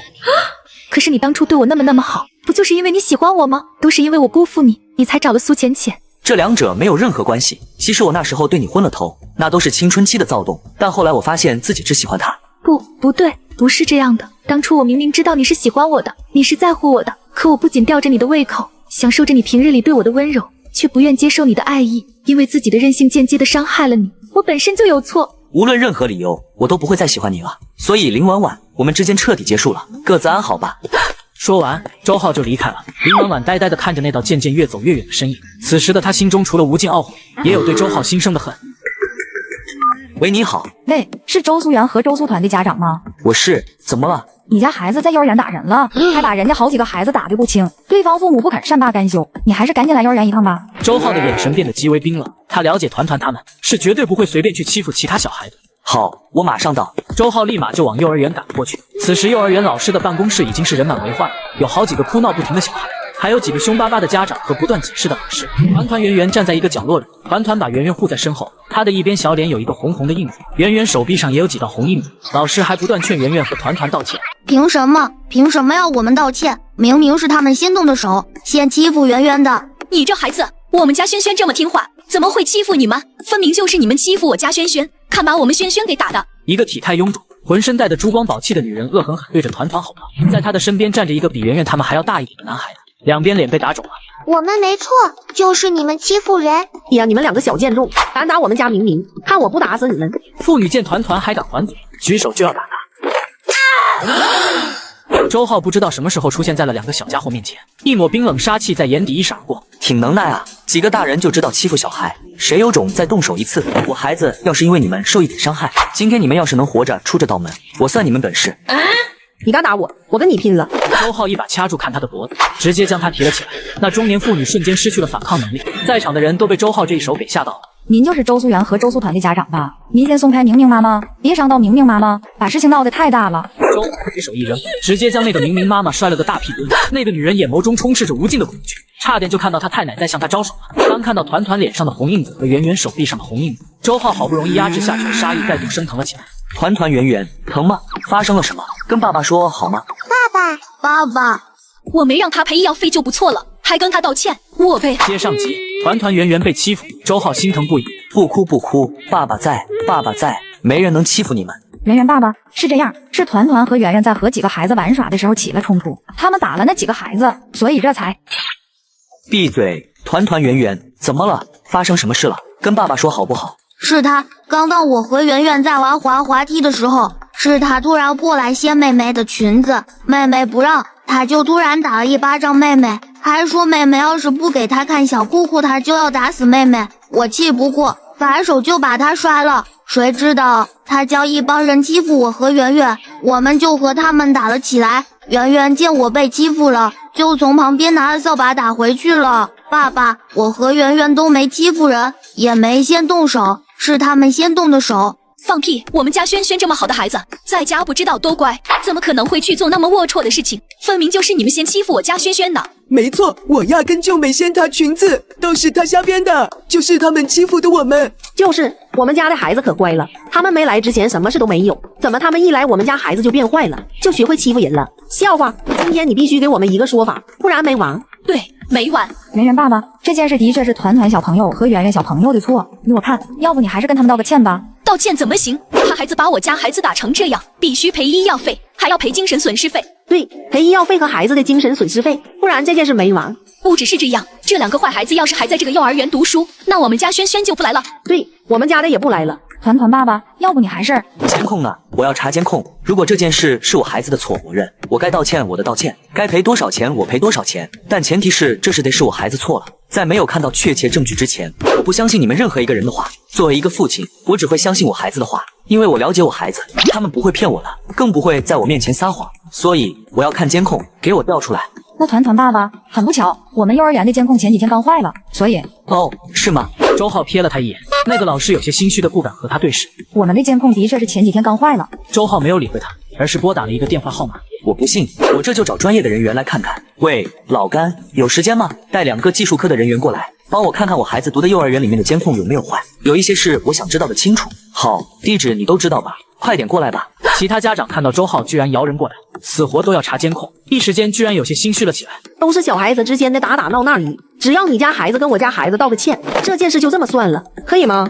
不行，他孩子打了我家轩轩，这件事绝对不能就这么算了。看就看，我家轩轩平时这么乖，是绝对不会犯错的。这件事就是他孩子的错。等我老公来了，看了监控，你看我怎么收拾他。一听到自己妈妈的这话，原本哭闹的轩轩的眼神瞬间慌乱了起来。你们想算了，我还不想呢。很快，老甘就带着2个技术人员过来，同时那个轩轩的孩子的爸爸也赶了过来。一看到自己儿子被打得那么惨，那个轩轩爸爸当场爆哭，直接扬言要让周浩他们父女暂时混不下去。不过好在老甘亮出了自己刑警的身份，那个轩轩爸爸才不敢动手。当看了监控以后，那些原本嚣张跋扈的家长瞬间就哑了火，因为监控里的确是那个叫做轩轩的孩子纤纤圆圆的裙子，然后才引起了后来的一系列冲突。怎么了？怎么一个个都不说话了？不是想没完吗？好，我现在就跟你们没完。这件事我绝对不愿意妥协和解，你们一个个的等着法院的传票吧。能随便叫来一个刑警支队2把手和几个刑警技术科的，这人怕不是个局里的2把手吧？这事要是闹大了，估计我都不一定能讨到好处。哎呀，团团爸，孩子之间的玩闹不至于吧？对啊，圆圆爸爸，没必要闹到法院去吧？都是小孩子之间的打闹，让他们相互道个歉就好，何必把事情搞得这么严重？就是，你这孩子怎么不跟我说实话呢？你看看冤枉同学了，还不赶紧给人家道歉？道什么歉？他孩子把我孩子打得那么惨，我没让他赔医药费就不错了，还跟他道歉，我赔。对，最好别道歉，你们这时候道歉我也不会接受，这件事不会那么容易完了的。你们联合起来欺负我孩子，这事要是这么容易就完了，我就不配当一个父亲。包括你这做老师的，一个个的事情都没查清楚，连个监控都不愿意看，就把全部的错怪在我孩子的身上。这件事就算你们想和解想调和，我也不会接受。等着吧，圆圆、团团，我们走，不在这里读了。哎，这位家长，再谈谈好不好？就是我们道歉还不行吗？别弄到法院上面去啊！惹到这位祖宗头上，你们算是倒8辈子血霉了。走出幼儿园，轩轩妈妈抱着轩轩，看向了脸色有些难看的轩轩爸爸。现在该怎么办？他孩子把我们家轩轩打得这么惨，还要去法院告我们？这……爸爸，我疼。轩轩不疼，轩轩不疼哈，爸爸一定会给你出气的哈。告我们，那他也得敢去告，不就是能叫来一个刑警支队2把手吗？劳资还认识山城公安局副局长呢，敢打我宝贝儿子，我让他在这里混不下去。说着，那个轩轩爸爸就拿出了手机，打了一个电话过去。喂，老青，去帮我做件事，有个不开眼的欺负了我儿子，还要去法院告我，你就让他知道，敢得罪我王子豪的下场，我要让他彻底在山城混不下去。来，把刀捡起来，我看看你今天有没有能耐卸他一条腿。接上集，周浩因为团团圆圆被欺负的也是愤怒不已。抱歉南浩，这件事我都知道，是我安排的不妥，才导致来这样的事情发生，我深感抱歉。你放心，这件事我亲自处理，绝对不会让你的孩子白受委屈的。好了，这事也怪不到钟老你的头上，小孩子打架闹矛盾是正常的，你又不是先知，我又不是万能的，谁知道会发生这种事？你和我又没所谓的上帝视角，你说是吧？这件事太恶劣了，这件事已经算得上是幼儿园霸凌了。老师不讲理，家长不讲理，既然不想讲理，那我就让他们知道什么才是理。再者，这要是传出去，影响绝对小不了。你不用劝我了，我必须严肃处理了，不然以后还会发生这种影响恶劣的事。行，那你看着处理吧。先这样，我就先不打扰你了，有空来我这里喝茶呀。好。挂了电话，周浩微微呼出一口气。以前的经历也让周浩早就懂得了隐忍没用，只有把欺负他的人全部干趴了，才能保护好孩子。好啊，既然你们以大欺小要欺负我孩子，那我就欺负你们。趁着两个小家伙挑蛋糕，周浩打了几个电话，这才有些解气的呼出一口气。不就是不讲理吗？老子也不喜欢讲理。爸爸，我和圆圆挑好了，你要吃什么蛋糕吗？这里有你最喜欢的芒果千层，还有水果蛋糕哦。周浩原本冰冷的神情也在这一刻变成了柔和。那我要芒果吧，你们选了什么蛋糕呢？我也要了一个芒果千层，我要了一个榴莲千层。哥哥，榴莲的味道闻起来怪怪的，你干嘛还选它？可我就是最喜欢榴莲的呀，就像圆圆你喜欢芒果一样。哦，那你就选它吧。那圆圆，你等会回去了，能不能分一块你的芒果千层给我？我分一块榴莲千层给你，可好吃的，你试试。那我就试试一点你的吧。听着两个小家伙的对话，周浩哑然失笑。这两个小家伙真的是完美继承了我和浅浅的口味。两个小家伙开开心心的拿着小蛋糕。好了，你们两个不许吃多了，晚上还要吃爸爸做的饭。你看，这次我又比你快。坏蛋哥哥，你不许抢我的台词。就抢，谁叫你说话跟蜗牛一样。看到这一幕的周浩有些好笑。这小家伙每天除了打打闹闹，还要各种比。周浩带着圆圆他们回去，当把车开进地下车库以后，他忽然瞄了一眼后视镜，看到一辆小轿车也跟着他进了地下车库。周浩嘴角微微勾起一抹冷笑。周浩刚下车，一瞬间车库里的灯和信号，所有仪器都被切断了。那辆黑色轿车上迅速下来两个人，他们手里都拿着一把刀，将周浩父女给包围了起来。看到这一幕的圆圆和团团并没有太过慌张，好奇的看着这几个人。几位干嘛啊？这是大姐，要多少钱你们开个价，别动我孩子就行。我们可不是为了你那点臭钱来的，小子你很嚣张啊，在这里居然还敢得罪我们鬼青帮的金主，今天要是不卸你一条腿，我鬼青帮哪还好意思在这里混。又是这无聊的台词，简直比小说里面的反派台词还要糟糕。你们能不能来点新鲜的？你没看见我老爸都听腻了吗？哟呵，小屁孩胆子还挺大，现在车库里的监控和信号全被切断了，信不信我把你两个漂亮孩子给卖到街道鸡婆那里？刀疤男话还没说完，看到了跟他一起来的两个兄弟突然丢掉了手里的刀，到头蹲了下来，还满脸都是恐惧。你们干嘛都蹲下来？墨鱼阿姨，墨鱼阿姨，好久不见呐！这俩小孩怕不是智障吧？说什么疯话？大哥，快看后面！看什么看？难道我后面有鬼啊？不过等他一整个人瞬间就亚麻呆住了，一个漆黑的枪口就顶在了他的脑袋上。只见一个穿着一身黑色紧身衣、长相妖娆的美女拿着把枪顶在他的脑袋，在他身边有两个黑衣人拿着枪对准他那两个小弟头上。哟，挺能啊！感谢大夏特级重要人员的一条腿，你们鬼青帮很牛啊！来，把刀捡起来，我看看你今天有没有能耐卸他一条腿。我让你把刀捡起来，我就不信你这是真的枪。怎么样？有没有子弹啊？有没有？有，大姐啊不，姑奶奶，你看着点，别走火啊！我还不想去见我太奶。你们是什么人啊？我是大夏龙组的小组长，你们涉嫌威胁并伤害大夏特级重要人员，跟我们走一趟吧。什么？大夏龙族？龙族可是大夏的御林军，惹上龙族保护的人物，就算有事求命都不够逼的。别说咱们鬼青帮了，就算是老大的老大，龙门也不敢对其动手啊！完了，被王子豪那王八蛋给害死了。刀疤男想死的心都有了，哪还敢反抗？但偏偏就有一个傻逼，眼见得罪了这种人物，估计也活不下去，于是心一横，拿着刀冲着最近的圆圆和团团而去，打算挟持他们逃离这里。还没等他反应过来，那个人就像一块没了骨头的烂肉一样瘫倒在了地上，死活不知。哇，爸爸这一脚踢得老远嘞！溜啊，不去踢国足可惜了。溜！小孩子不许看暴力画面，给我把眼睛闭起来。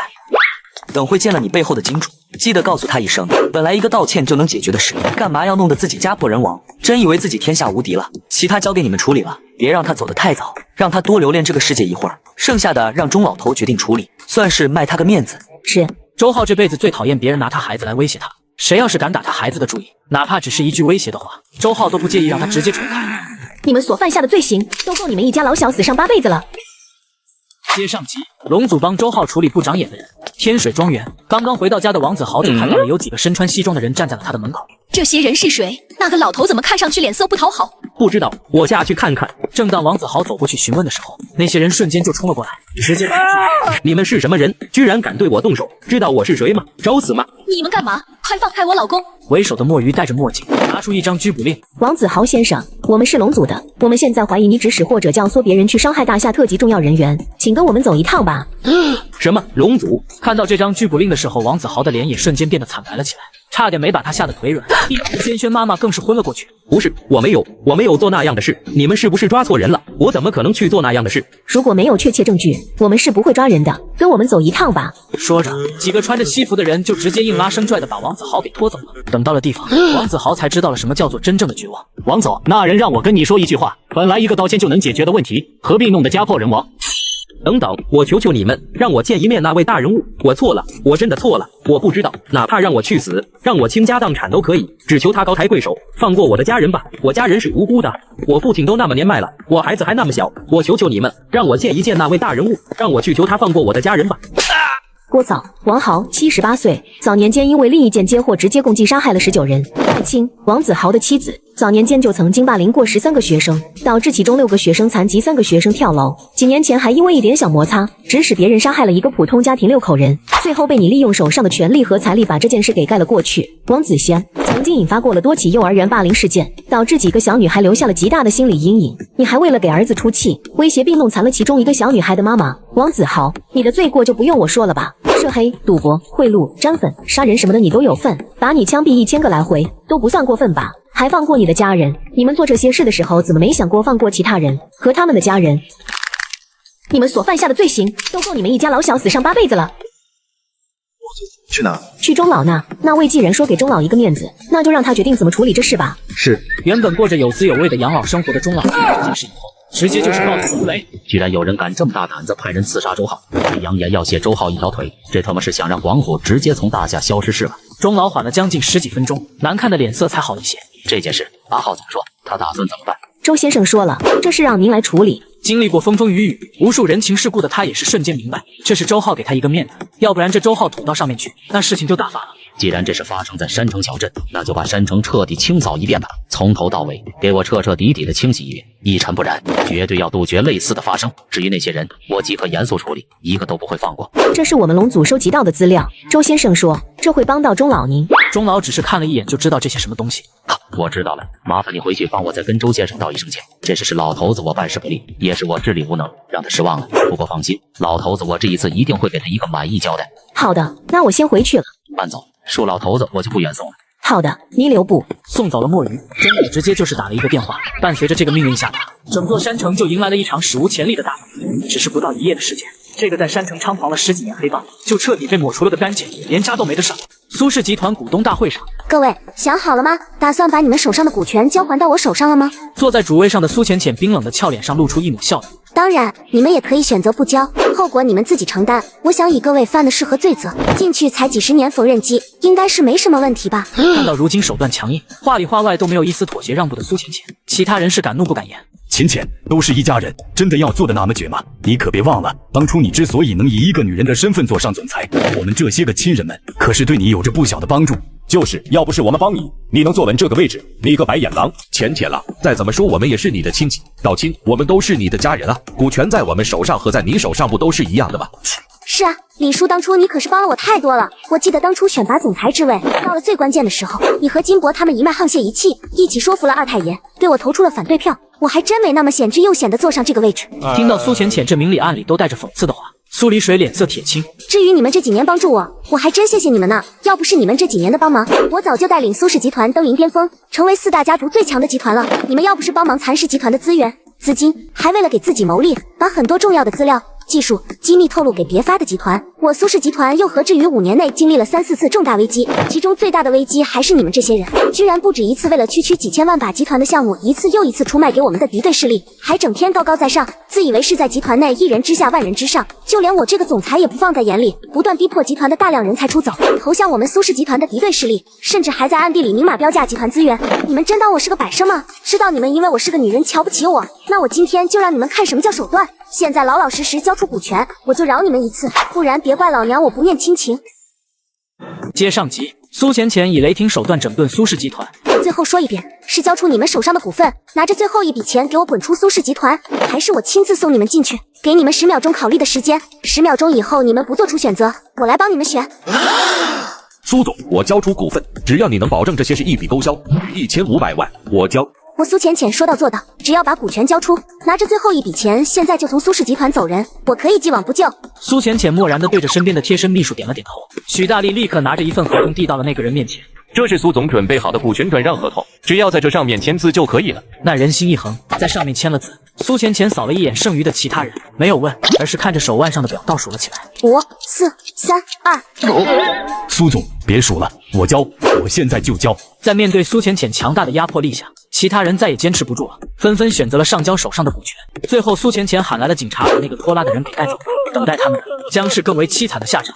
苏总，这是他们的股份转让合同，一共是42%的股份全部归还到了苏总您的名下。苏浅浅原本紧绷的身体忽然放松了下来，接过这些合同的脑海里只有一个念头：团团圆圆，妈妈终于有能力保护你们了，我也终于有能力保护和周浩的家了。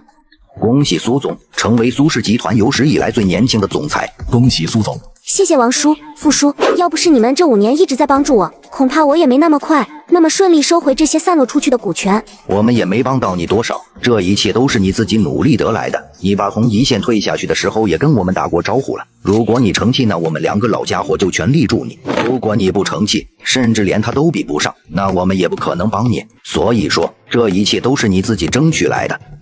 事实证明，你爸和这2个老家伙的眼光都不错，你的确比你爸要强。我相信苏氏集团会在你手中走向更辉煌的巅峰。同时，你也要记得前人的教训，无论怎么样，也不要把股权散得太散了。集团一定要有一个绝对的话事人，不然苏氏集团又会像这几十年一样，总是生出一批又一批的蛀虫。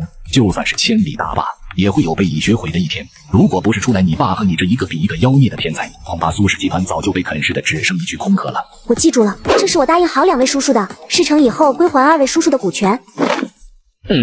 苏总，我这股权比例不对吧？怎么还多出5%呢？对，我的也多出了5%。这是2位叔叔应得的，而且我相信这些股权在2位叔叔手中总好过在我那些蛀虫亲戚手中。苏总，您的好意我心领了，但这股权我们不能拿。我也不能拿。为什么呀？这些股权本来就是你爸留给你的，只是暂时放在我们这2个老家伙手里。早在很早之前，你爸知道你大哥不喜欢商界，你弟弟难扛大旗，而你在这方面的天赋能力出众，很有可能会继承他的位置，但怕反对的人太多，你上不了这个位置，又怕你不争气会重蹈覆辙，走前人的老路，以防万一，他才把这拢共12%的股权分在我们这里。如今你成长为一个合格的掌控者了，这股权我们2个老家伙也应该交还了。没错，你的成长我们都看在眼里，我们也相信，也只有你能够带领苏氏集团，带领我们走向更高的巅峰。你也不用推辞什么的了，这东西不属于我们，要是一直放在我们身上，时间久了反而会害了我们。你拿回去，我们还能轻松不少。苏浅浅沉默了一会儿，最终还是对着这2个叔叔深深的鞠了一躬。刚走出会议室，就看到一个身姿挺拔的青年。老姐666啊，忍了5年，谋划了5年，磨剑磨了5年，一出鞘就把那群蛀虫全砍了。老弟我佩服啊，难怪老爸说我就算学20年，要是能在你身上学会1半的本事都算可以了。现在看来，20年我能学会1/3就不错了。即便苏天这5年一直搁苏浅浅身边待着，直到今天他才知道他这老姐心思的可怕，居然用了5年时间把所有人都给算了进去，连反抗的机会都不给他们。你不是出差完了吗？怎么回来了？老姐你轻点啊，再怎么说我也是你弟弟啊，我这不是玩够了啊不，做完事来看看我亲爱的姐姐吗？老姐我最爱你了。滚！怎么又没钱啊？工作不认真，一没钱就整这死出。还是老姐你了解我，我这不是要拍电影了吗？就是拍着拍着，投资方那边突然没钱了。我看这剧本很不错，甚合我心意，阿布大有前途，绝对的一本万利。身为你的好弟弟乖弟弟，有什么好事怎么不可能想着我亲爱的老姐呢？所以我这不是想着让老姐你投点，只要你投资赚了钱以后，咱俩3期，你拿7，我拿3。要多少？2个小目标。再见，我没你这个弟弟啊！不行啊，老姐你不能不管我啊！我好歹也为公司为你做了这么多事，你不能见死不救啊！撒开！我不信不信我一脚踹死你！就算你踹死我，我也不撒手，除非你打钱。正当苏浅浅想着坑一把自己老弟的时候，他的手机忽然响了。喂，怎么了？什么？听到电话那头的话，苏浅浅的脸色刷一下就阴沉了下来。好，我知道了。老姐咋了？你去帮我搞定和顾家合作的事，我现在有事要离开公司。这么大的事，我怕我搞不定，还是老姐你亲自来吧。加钱。加多少？ 1000万。老姐我爱你，老姐放心，我不把这件事漂漂亮亮的完成，我是不为你的。老姐你记得打钱啊。知道了，少不了你的。你怎么不打我？你很欠打吗？还是说你有这癖好，喜欢被我揍？接上集，苏浅浅夺得苏氏集团的大权后，立即往山城小镇那边。爸爸，我想要喝奶茶。好，你们在那里玩一下，我做给你们。喝什么？我想喝老红糖珍珠牛奶。我想喝杨枝甘露。好，那你们等一下。好的。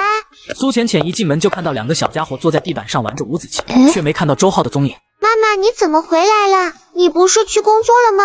对啊，老妈你不会被开了吧？臭小子，现在只有你妈我开除别人的份了。今天工作不忙，回来看看你们。苏浅浅温柔地摸了摸圆圆的小脑袋，有没有想妈妈呀？那妈妈想听真话还是假话？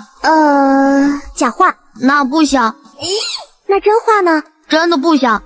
你们这话也太伤妈妈的心了，怎么能这么说呢？就算你们真的不想，那不能编个瞎话来哄哄妈妈呀。爸爸说过，要让我们做一个诚实的孩子，不能随便撒谎。不行，你让圆圆撒一个看看。看到自己妈妈投来希疑的目光，圆圆悄悄把头转了过去，一副别看我的模样。圆圆，你把头给我转过来。对了，爸爸呢？在厨房做饭。爸爸做什么好吃的呢？做奶茶呀。老妈你也快去点单，不然等会只能看着我们喝了。好嘞。苏浅浅走到厨房门口，就看到了正在给两个孩子做奶茶喝的周浩，动作很流畅，没有一丝停顿。回来了。一声招呼过后，两人再也没了话题。沉默了一会儿以后，苏浅浅终于是开口打破了这略微有些尴尬的气氛。孩子的事你打算怎么解决？你想怎么处理？谁敢欺负我孩子，我就欺负他们。既然他们不喜欢讲理，那我也不讲理，我要让他们付出代价。那万一你让他们付出代价的时候，他们忽然道歉了，你怎么办？或许他们已经知道错了。那他们他妈的是知道错了吗？那是他们知道自己要死了，要付出代价了。明明查个监控就能知道的事，死活不查，老师还包庇他们。要是今天我们像网络上那些人一样忍了，或者让我们的孩子像那帮不明事理的王八蛋认错了，你知不知道会在孩子的心里造成多大的心理伤害呀？这事要是我们敷衍了事，那才是对孩子最大的伤害，那孩子得委屈一辈子，一辈子都没法抹除那种心理阴影。再说了，凭什么我的孩子没做错了还要给施暴者道歉？在我这里就没这里。你要是不帮孩子找回这个理，老娘我自己去找。看着气冲冲、眼眶都快红的苏浅浅，周浩莞尔一笑，笑，你笑个屁呀！孩子都被欺负了，你不表个态还在这里笑。就算你不想动手，你也得给我表个态，我只是需要你个态度。于是苏浅浅直接一脚踹在周浩的屁股上，踹上去后也是瞬间清醒了起来。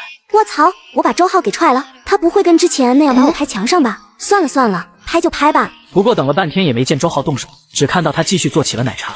你怎么不打我？你很欠打吗？还是说你有这癖好，喜欢被我揍？我才没这癖好。孩子的事，报警和上法庭没用，得给他们来一点深刻的教训。我可以因为一些事自己受委屈，但我身边的人，我的亲人，我的孩子不行，谁动我的家人，我跟谁拼命，就算是死，我也要咬下他们一块肉下来。那我呢？要是我被欺负了，你会不会帮我出头？谁能欺负你苏总啊？你不欺负别人就不错了。要不是现在打不过他了，我非得把他屁股揍烂。这死门框怎么在这里啊？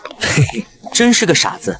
这个世界上要是有人敢欺负你，我就是豁出这条命也要。不过周浩的碎碎念还是没让苏浅浅听到。苏浅浅陪着孩子们玩游戏，一阵语音电话的声音响起，团团走到一旁的桌子，小手指一滑，周妈那张温和慈祥的脸庞就出现在手机屏幕里。哎呀，是我们家的小帅哥呀！奶奶好！一听到是自己奶奶打来的视频，圆圆果断撇下自己老妈，来到团团身边。奶奶，我是圆圆。哎呀，是团团和圆圆呀！吃饭没有啊？爸爸呢？还没有，爸爸在给我们做饭。奶奶，你吃饭没有？有没有吃好的呀？吃了呀，今天吃的大鹅。你姑奶奶今天回来玩，你刘爷爷杀了一只大鹅和大公鸡，一个炖一个爆炒，可好吃了。奶奶吃了2大碗饭呢。哇，有大鹅吃啊！奶奶，我也想吃。圆圆也想。好，过几天就是中秋了，让你们爸爸带你们回来，奶奶亲自去抓大鹅给你们吃哈，给你们留2个大鹅腿。好耶！可是爸爸说刘爷爷养大鹅不容易，要是我们经常回去吃大鹅，那刘爷爷不就白辛苦了？那样他会不会讨厌我们啊？李菲菲一眼刘叔，刘叔赶忙接过电话解释：乖，爷爷养的大鹅可不就是给你们吃的吗？团团圆圆想吃多少吃多少，吃光了我也不管。那你还跟那样只狗？我那是看别人的，不是防你们的。大黄要是敢咬你们，不，他敢冲你们露个牙，我立马把他断了。这还差不多。好了，你们刘爷爷没意见的，他不会因为这个不喜欢你们的。再说了，他养大了不拿来吃，拿来干嘛？挣钱嘞！刘爷爷养那些不是为了赚钱，找个漂亮婶婶啊？怎么你还要找个漂亮的？冤枉啊！团团圆圆，你们别害我！我啥时候说要找个漂亮婶婶了？你上次和爷爷在街上看美女的时候呀，你不是说有钱了谁不想要个这么漂亮的老婆？爸爸做的奶茶很好喝的，比外面的好喝多了。接上局，团团的一席话让刘叔惨遭暴打。奶奶，怎么了？你们又在杀大河吗？没有，你刘婶婶处理点私事。小宝贝们，放心吧，你们刘爷爷不缺钱，他养那些就是用来吃的。最近还养兔子哦，就是舅爷那里养的那种兔子。你们要是喜欢，回头我让刘爷爷给你挑2只大的，好看的，让你们带回去养着玩。哇哦，好耶！好耶！看着和他们奶奶聊得热火朝天的2个小家伙，苏浅浅嘴角也是止不住的往上扬。要是爸妈能和圆圆他们那么合得来就好了，但他也不敢现在就带到他们的面前，他还得摸清到底那件事和自己的父母有没有关系。舅妈，你在跟谁聊天啊？我那2个乖孙孙，圆圆和团团。团团圆圆啊，让我看看。说着，一张长得清秀耐看，还带着些英气的俏脸就探了过来。看到真的是圆圆和团团，那女孩瞬间眼前一亮。团团圆圆，还记得我是谁吗？是表姑，表姑好。好，那我是哪个表姑呀？是千团表姑。哎呀，2个小可爱还记得我这个表姑啊，真好，小时候没白疼你们。爸爸教过我们，忘记谁都可以，就是不能忘记千团表姑和千元表姑，不然爸爸一辈子也不会原谅我们的。你们爸爸这也太夸张了。好了，要不要见姑奶奶？姑奶奶今天也来你们家了哦。姑奶奶，圆圆和团团面面相觑，他们从来没见过自己的姑奶奶，只知道自己的2个表姑。妈，干嘛呀？跟你舅舅聊天呢。你要不要来见见侄孙子和孙女？就是我以前跟你提到的圆圆和团团，阿浩的2个双胞胎孩子。来了。说话间，一个看上去差不多50来岁的模样的中年妇女就把头探进了手机屏幕。姑奶奶好。哎，小圆圆是吧？还有一个是叫团团吧？上次来你家的时候，你们去抓大我了，都没见到你们。今天可算看着了，你们好呀。哎呀妈，他们一个叫周苏圆，一个叫做周苏团，大的那个用了我的团字，小的那个用了千元的元字，你就像小时候叫我和老二小名就可以了。哦，是这样呀。不对呀，不应该是叫小圆吗？怎么叫程圆圆呢？姑奶奶，我爸爸以前是管我叫小圆来着，后来叫着爸爸就嘴瓢了，就老是把我叫成圆圆了。爸爸叫着就习惯，我小名就改成圆圆了。不过圆圆也很好听呢，还很好记。姑奶奶，你以后叫我圆圆就可以了。好的，圆圆，真不愧是双胞胎呀，你们长得一模一样。要不是2个小家伙性别不一样，我还真分不清楚。很好分的呀，我和圆圆的眼睛不一样。爸爸说我的眼睛是继承了爸爸的桃花眸，圆圆则是爸爸妈妈混合起来的眼睛。是真的哎，你们2个眼睛真的不一样哎。不过不认真看也看不出来。那你们中秋回不回来啊？要不要来我家做客呀？中秋姑奶奶这里做客，有酿豆腐，有米果，很好吃的。不知道哎，爸爸没跟我们说要不要回去，还是要去哪里玩？去，让爸爸听电话，反了他了。中秋还敢不回来？玩什么玩？回来也不知道来我家做客，让我见见我的侄孙女，看我怎么收拾他。对，没错，团团，把电话给你爸爸，让我们跟他好好聊聊。还没等杨千团的话音落下，周浩就端着3杯奶茶出现在了圆圆和团团身后。周浩蹲了下来，拿过团团手上的手机。姑姑，怎么了？你说怎么了？中秋节你还不给我回来，还不来我家过生，你偏养欠松是吧？我跟你讲，你这一次中秋要是还不带你2个孩子回来给我见见，我腿都给你搂断了。老弟啊，你还是老老实实回来吧。你姑的脾气你也不是不知道，你要是这一次不回来，你以后可别想认你这回姑姑了。去，说这话，什么时候他也是我侄子。好，中秋我带圆圆和团团回去。不过先说好啊，这2个很能吃的。姑姑，你要是不多做点米果，恐怕不够这2个小家伙吃的。你家鸡也得藏着点，不然说不准这2个小家伙就拖着他们表哥去逮你家鸡去了。放心，我这次要抱15斤的米果鸡，你姑父也养了20-30只，随便吃，吃完了再让他抓就是了。我不怕你们吃穷我，最怕你们不回来啊。好，到时候我带他们回去认认你们。听到回来这2个字，周浩也是感觉到心里暖暖的。圆圆和团团挑了一杯自己的奶茶，随后圆圆把最后一杯拿给了苏浅浅。圆圆，这是爸爸的，妈妈没有跟爸爸说要喝奶茶。这爸爸给你做的，爸爸不喝奶茶，基本都是喝果茶，而且他那杯芒果汁还没喝完，这杯是奶茶，应该是给妈妈你的。哇，谢谢圆圆，妈妈你应该谢谢爸爸。是爸爸做的，我只是顺手递给妈妈你的。妈妈会跟爸爸道谢的，但也要谢谢圆圆帮妈妈拿过来啊。你说是不是该谢谢你？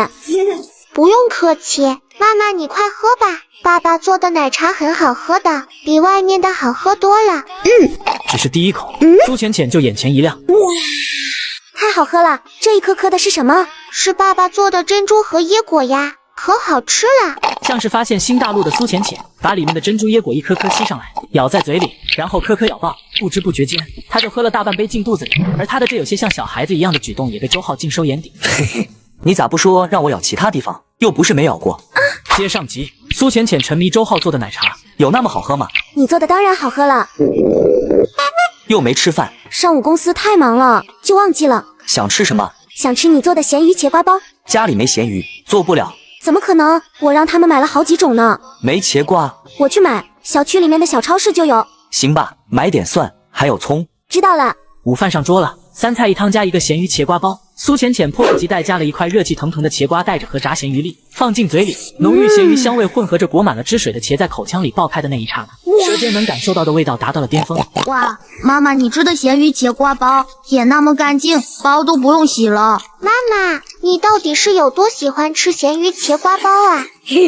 很喜欢很喜欢就是啦，我每次胃口不好，不想吃东西的时候，都喜欢吃一点这个菜来下饭。可是这个菜看上去也没多好吃的样子啊。正常啊，有些菜本来就是看起来一般，吃起来很好吃很下饭，就跟人一样。有些人你别看他外表这一般，其实他的能力和才华远超你的想象。即便会有人因为他的外貌普通不喜欢他，看不起他，也终会有人跟吃这个咸鱼茄瓜包一样，食髓知味，知道了吗？圆圆不知道了哦。他的意思就是说，有人不喜欢吃榴莲，是因为榴莲的外表和榴莲汤臭的味道，但只要吃过的人就会喜欢上榴莲隐藏在臭味下的香甜，就像螺蛳粉一样，喜欢的人对于它的味道就很喜欢，不喜欢的人看到都躲得远远的。圆圆明白了，原来是这样呀。堂堂千亿总裁居然喜欢吃咸鱼茄瓜包和追杂粥，傻女人，你这口味没谁了。你管我，我就口味独特了咋地？你咬我呀？行，来一口，有段时间没咬过来，尝尝什么味道。咬也不是咬这里啊，你以前不是喜欢咬脚趾的吗？没穿丝袜，下不去那嘴。再说了，你咋不说让我咬其他地方？又不是没咬过。看到周浩那毫不掩饰的目光，气得苏浅浅去沙发抓起一个抱枕就追着周浩打。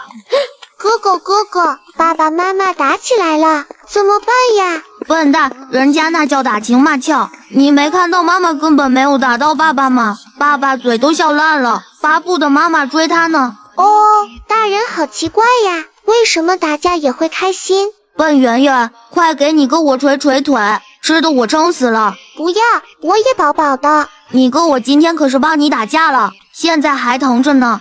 好吧，哥哥不痛，我帮你捶。哥。另一边，苏里正在向苏天打感情牌。小天，你劝劝你姐吧，再怎么说我们也是一家人，她这做的也太……李叔啊，我知道你们不容易，知道你们一心想帮我姐，可你又不是不知道我姐的能力，她一个人就能圈踢着，像蛮一样把苏氏集团带上了一个新高度，压根就不需要人帮忙，更何况她现在占据股权达到了93%的地步，相信她会更为集团尽心尽力，说不定我们集团要达到一个前所未有的高度。你啊，还有我那些表叔表亲们，还是好好享福吧，集团的事就不用你们操心了哈。可是苏天压根就不给苏里说话的机会。李叔，您看现在时间不早了，我还要忙这么多事，就不留您下来吃饭了。我等会还得去一趟顾氏集团，大力帮我送李叔。出了办公室的门，苏里的脸色彻底阴沉了下来。二叔，事情怎么样？还有商量的余地吗？一个有些削瘦，嘴唇和脸色都有些苍白的年轻人走了过来。有个屁的商量，他们这是要把我们往绝路上逼啊！一个个都不愿意让步，他们那一卖吃肉，连汤都不给我们喝一口，这实在太过分了！这什么破亲戚？那现在怎么办？我们不能失去苏氏集团这棵大树啊！要是我们一点股权都没有，我们就没办法从集团里面拿钱给我们用了。那我养的那么多大学生怎么办？我那些别墅、豪车怎么办？我一天可是要花10几万、20万，这要是断了来源，我3天都活不下去啊！哼，既然他不愿让步，那大不了我们换一个总裁。可是我们现在手上没股权了，苏浅浅手上可是有93%的股权，别说在苏氏集团可以万人之上了，就算是回族里也没几个人敢惹。而且因为这几年因为苏浅浅的能力出众，族里很多人都支持他，就连老一辈的人都倒向他，还有不少人得上赶的巴结他呢。这要把他给掰倒，几乎不可能吧？苏里眼中闪过一抹凶厉，既然在明面上我们掰不倒他，那要是他消失在这个世界上，不就可以让苏氏集团换一个总裁了吗？二叔，你的意思是不行的？二叔，苏浅浅身边的保镖太厉害了，有好几个都是兵王出身的，都上过战场，而且其中一个女兵王更是牛的一批，当初可是一个人就干掉了10几个拿枪的。别说一般的杀手了，就算是像雇佣兵、暗夜这样专业的杀手，也不够他身边的保镖打的。再说了，太太爷爷也曾给我们立下果过跟规矩，家族里的子弟不能相互残杀，不然就要被赶出苏家。得了吧，要是不能相互残杀，那每一代家主换位，怎么那么多族人莫名其妙的消失了？那种事只不过不能摆在明面而已。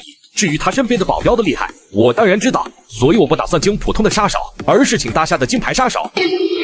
宝贝孩子，你们亲爱的妈咪来了。接上集，苏浅浅被自家人算计。杀手，二叔你疯了！你居然要请杀手来对付他？你知不知道私自请杀手来对付普通人，那可是死罪的。再说了，杀手哪里有那么好请？先说很难找到他们，就算能找到，最普通的一个杀手出手的价格都在3亿起步。你要确保成功，起码也要请到杀手前100的存在，那价格起码要30亿。我们有那么多钱吗？这事你放心，找杀手的门路我知道。你二大爷那里不是有一个实力很强、人脉很广的杀手吗？我找二叔商量一下，让那个杀手帮我找其他杀手就行了。至于价格，我相信族里面不止我一个人对苏浅浅有意见，不止我一个想杀了这么个没人性的亲戚，我们凑一凑钱还是够的。至于死不死罪的，只要我们让那个杀手做事干净点，谁能查到我们头上？这些年你二大爷为了苏家的脸面和利益，利用杀手做这种事做了那么多次，他不是还活得好好的？你要去找二大爷，二大爷能答应这件事吗？而且不是说二大爷最宠苏浅浅他们几个吗？那是以前了，这几年不知道怎么回事。自从苏浅浅坐上苏氏集团总裁的位置以后，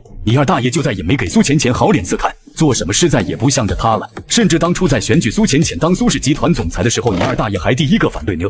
那这是怎么回事？二大爷怎么突然就变脸了？4大家族里面有哪个家族会让一个女的去当集团的总裁？会让外界的人以为我们苏家年轻一辈的男的没能力，老一辈的人教不好新一代，居然让一介女流之辈来做顶梁柱。不管苏浅浅再怎么厉害，都会让别人耻笑我们苏家的。毕竟你二大爷最注重的就是苏家的脸面啊！当初你大爷那一脉的一个人做出来有辱苏家颜面的事，最终横死在狼省首府，其实就是你二大爷派杀手去做的杀人灭口。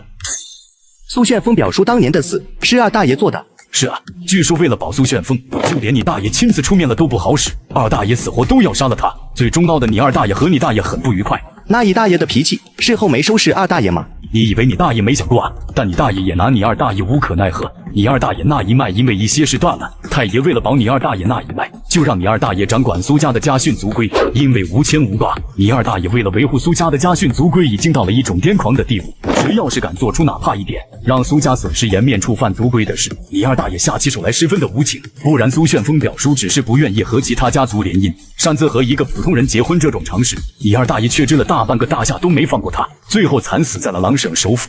所以只要你做出有损苏家颜面的事，或者你做的事不在明面上被人发现，你二大爷才不会管。到时候我们叫上一些人去你二大爷那里卖惨，哭嚎一番，把所有的错都怪到苏浅浅头上，添油加醋一番，最后再跟他说只是找杀手去跟苏浅浅谈判。我相信以你二大爷的性格，绝对不会让眼睁睁地看着苏浅浅独揽大权，骑在我们2代人男人的头上。至于怎么让杀手去谈，那就是我们的事了。高二叔，你这一招实在是高，我这就去联系三叔他们，然后一起去二大爷那里卖惨。去吧。苏黎眼中忍不住浮现出一抹怨毒和阴冷。苏浅浅那倒是命大，5年前那场意外我没弄死你，这5年我屡屡设计也都没能得逞。上一次你还那么走运，我就不信你的好运能持续一辈子。等着瞧，这一次无论如何，我也要把你们这一脉最耀眼的天才给彻底铲除，让我们这一脉彻底站在苏家的巅峰。晚上刚哄完2个小家伙睡觉的周浩就接到了自己堂姐打来的视频。老姐，你这是干嘛去了？顶着这么2个大黑眼圈，咋地？你想进动物园当国宝啊？滚！我这是工作熬出来的，这几天忙死我了，都没怎么好好睡觉。你在哪儿呢？我找到老三了，出来吃个宵夜，喝一杯。好啊。周浩挂了电话，打算回房间再看一眼2个小家伙睡着没有，就看到一个傻女人抱着个枕头，蹑手蹑脚的打算去跟孩子睡。我本来是想找孩子聊聊天的，这不巧吗？他俩刚好睡着，我巧吗？好吧，我其实就是想跟孩子睡一晚，不过既然你要跟孩子睡，那我现在就回去，别踢我屁股，不准拿拖鞋呼我，小心吵醒了圆圆他们。我要出去和我堂兄他们喝酒，你帮我看着点圆圆他们，他们一开始睡得不死，别动他们，不然醒了就很难入睡了。还没等苏浅浅回过神来，周浩已经转身离开了。他这是肯让我跟孩子睡觉了？管他呢，宝贝孩子，你们亲爱的妈咪来了。老表宵夜摊，周浩以前常来这里买宵夜吃。阿浩啊，来了，今天想吃点什么？今晚有什么下酒菜吗？有辣炒花甲、干锅虾、干锅鸭头、椒盐鸭下巴、炒田螺、炒石螺、酒鬼花生之类的喽。今天我去菜市场买了几斤野生小鱼儿，要不要来盘黄豆炒焖鱼仔喽？下酒一流的哦。好啊，来一盘，再来一盘辣炒花甲、酸笋炒石螺、椒盐鸭下巴、干锅鸭头，一碟炒牛河，其他的等他们来再点。好嘞，你先坐着。没多久，一个长相清秀的女孩和一个满脸疲惫的男人走过来。嘿，阿浩，等久了吧？我也是刚到没多久，我没点多少东西，要吃什么你可以自己去点，这里的烧烤和炒菜都不错的。讲这种，有酒喝就得了。这几天干嘛去了？来广府了也不跟我说一声，好让我好好招待你啊！特么的，老子不伺候了，老子这一次要是为了这么个玩意回头，我就不是个男的。接上集，周浩的和堂兄们聚餐，怎么了？真遇到事了？公司最近不景气，遇到了很多事，能跑的都跑了，我也撑不下去了。这2年创业前景的确不怎么样，很多大公司都支撑不住。山城这边前段时间还有2个人跳海了。放宽心态，有需要的跟我说，我能帮见就帮，别冲动，别做傻事，1、2次失败算不得什么，当积累经验。我还没到那地步，我这一次撤得早，没亏太多。那你为什么还是一副要死不活，蔫的跟老家的老黄瓜一样？那是因为他觉得这几年的辛苦白费了，一朝回到解放前。而且小孩这时候和他吵了一架，于是2人就掰了。公司黄了我可以理解，但是你跟小掰了，为啥啊？周浩自从有了实力后，一直有关注身边的亲人，暗中给予他们一些照顾和帮助。包括周龙宇这一次的公司要黄了，他也是早就知道了。他的公司问题很大，要填进去的资金远远超过了周龙宇的公司的价值。至于周龙宇和陈小小分手了，这倒是出乎周浩的意料之外。你们从小一起长大的，小小又早就喜欢你多年，才在一起不到2年，怎么会分了？什么原因啊？你不是喜欢他很久，他喜欢你很久了吗？批的青梅竹马，批的他喜欢我很久，我们喜欢对方也就这几年的事。自从我初中毕业去桂城后，我们渐渐就联系也就越来越少了。在我们不联系的这段时间，她在谈了2个男朋友，我也谈了1个，后来她谈的没一个能走到最后。至于我谈的那个女朋友，因为实习分居2地也散了，后来就在一次和其他朋友去 KTV 玩，阴差阳错就又遇到了，我们俩又重新联系，再加上我朋友和他朋友的推波助澜，我又有点想弥补以前的遗憾，所以就在一起了。原来是这样，那后来呢？你们为什么分手？后来我就去南市创业了，他不愿意去南市那么远的地方，于是就在桂城继续他的工作，但我每个月都会来看他，赚到的钱也是放在他那里了，想着以后买车买房也好。随着我和小小在一起的时间越来越久，我们也越来越了解对方，渐渐包容不了对方的缺点。就像这一次，我公司黄了，他不仅没有一点安慰，还一直在那里说风凉话。本就因为公司黄了，心情极度不好的我再也受不了，于是就跟他掰了。他还让我赔偿他这几年的青春损失费，我就把存在他那里的3万多块全都给了他，算是我眼瞎，也算是我为当初的冲动付出的代价。就这样，就他那脾气，我算是知道为什么他那2任前男友会跟他分手了。特么的，老子不伺候了，老子这一次要是为了这么个玩意回头，我就不是个男的。周龙宇直接开了一瓶新的啤酒，吨的就往肚子里灌。他俩在一起时间久了，又是异地恋，就算老三每个月都回来，甚至把钱都给他了，小小也不会满足，也会极度的缺乏安全感，所以他的掌控欲也就会越来越强，矛盾也就接踵而来了，这不分才奇怪。老姐，你看得这么透彻，怎么我姐夫呢？滚，哪来的姐夫？你介绍给我呀！你姐我现在忙着事业，分分钟几10万上下的，没那空谈什么狗屁恋爱，赚钱要紧。来，别提感情的事来，提感情伤感情，去他妈的感情，去他妈的谈恋爱，难得在一起玩，来走一个，带我一个。怎么今晚不陪你那个小女友了？才刚重逢就出来，你家那个舍得？哪有什么不舍得的？再说了，今天都带他去玩了1天了，他洗了澡就睡了。我就知道他要是醒着你赶出来。这位是？哦，姬浩然，我徒弟，这是我堂姐周千元，那位是我3堂哥周龙宇。你们好。你好。你好，你真的是阿浩的徒弟？你怎么看上去比阿浩要大不少？我比他大6、7岁这样子吧。俗话说得好，打者为先，这个不论年龄的。哦，说的也是。几人一直玩到了深夜，一连喝了10来打啤酒，这才迎来了中场休息。不行，歇会，长自我了。哪怕是喝酒最少的周千元也喝得俏脸微红，反观喝的第2多的姬浩然和周浩则是一副正常的样子。喝得有点上头的周千元有些迷离地问周浩：阿浩，你老实告诉我，你和圆圆他们的妈妈到底怎么了？为什么她这几年一直在暗地里无偿地帮助我们，每次节假日给我们送礼的，也有她的一份吧？5年前我爸进医院做手术，那笔来源不明的善款，还有肾源，其实也是因为圆圆他们那个妈妈吧？你们之间到底经历了什么？你那时候带着团圆圆跑了，姑父他们公司也濒临破产，根本没那么多钱来帮我家。你又要养孩子，直到我听团团圆圆说起他们妈妈很有钱，我才想到那个好心人的事，是他吗？没错，你说的那些是那个傻女人干的，也就是孩子他妈做的。无论是前几年给咱们家铺路，让我们家顺顺利利的走过最艰难的那2年，还是给你爸找的合适肾源，还有那一大笔手术费，亦或者是每逢佳节，你们的生日、爸妈的生日，包括姑姑、表姐的，给你们送出大量礼物、生活用品、化妆品之类的，都是那女人做的。难怪，我就说嘛，那2年你都过得不轻松，怎么可能还有能力帮助家里？那2年我没什么钱，也没有什么能力帮助家里，我能养活圆圆他们已经很不错了，又怎么可能有能力帮家里那么多？姬浩然还记得，为了保护家庭、保护孩子，为了能够有足够的实力、全力来复仇，周浩那段时间像是疯了一样做任务，仅仅是1年半的时间，周浩就做了3000多个任务，独自一人抵挡了来自3大王牌杀手带领的杀手大军的袭击，奇迹般庇护下了大夏全境。也就是在那一刻开始，大夏以人为中心，组建了后来大名鼎鼎的龙翼部队。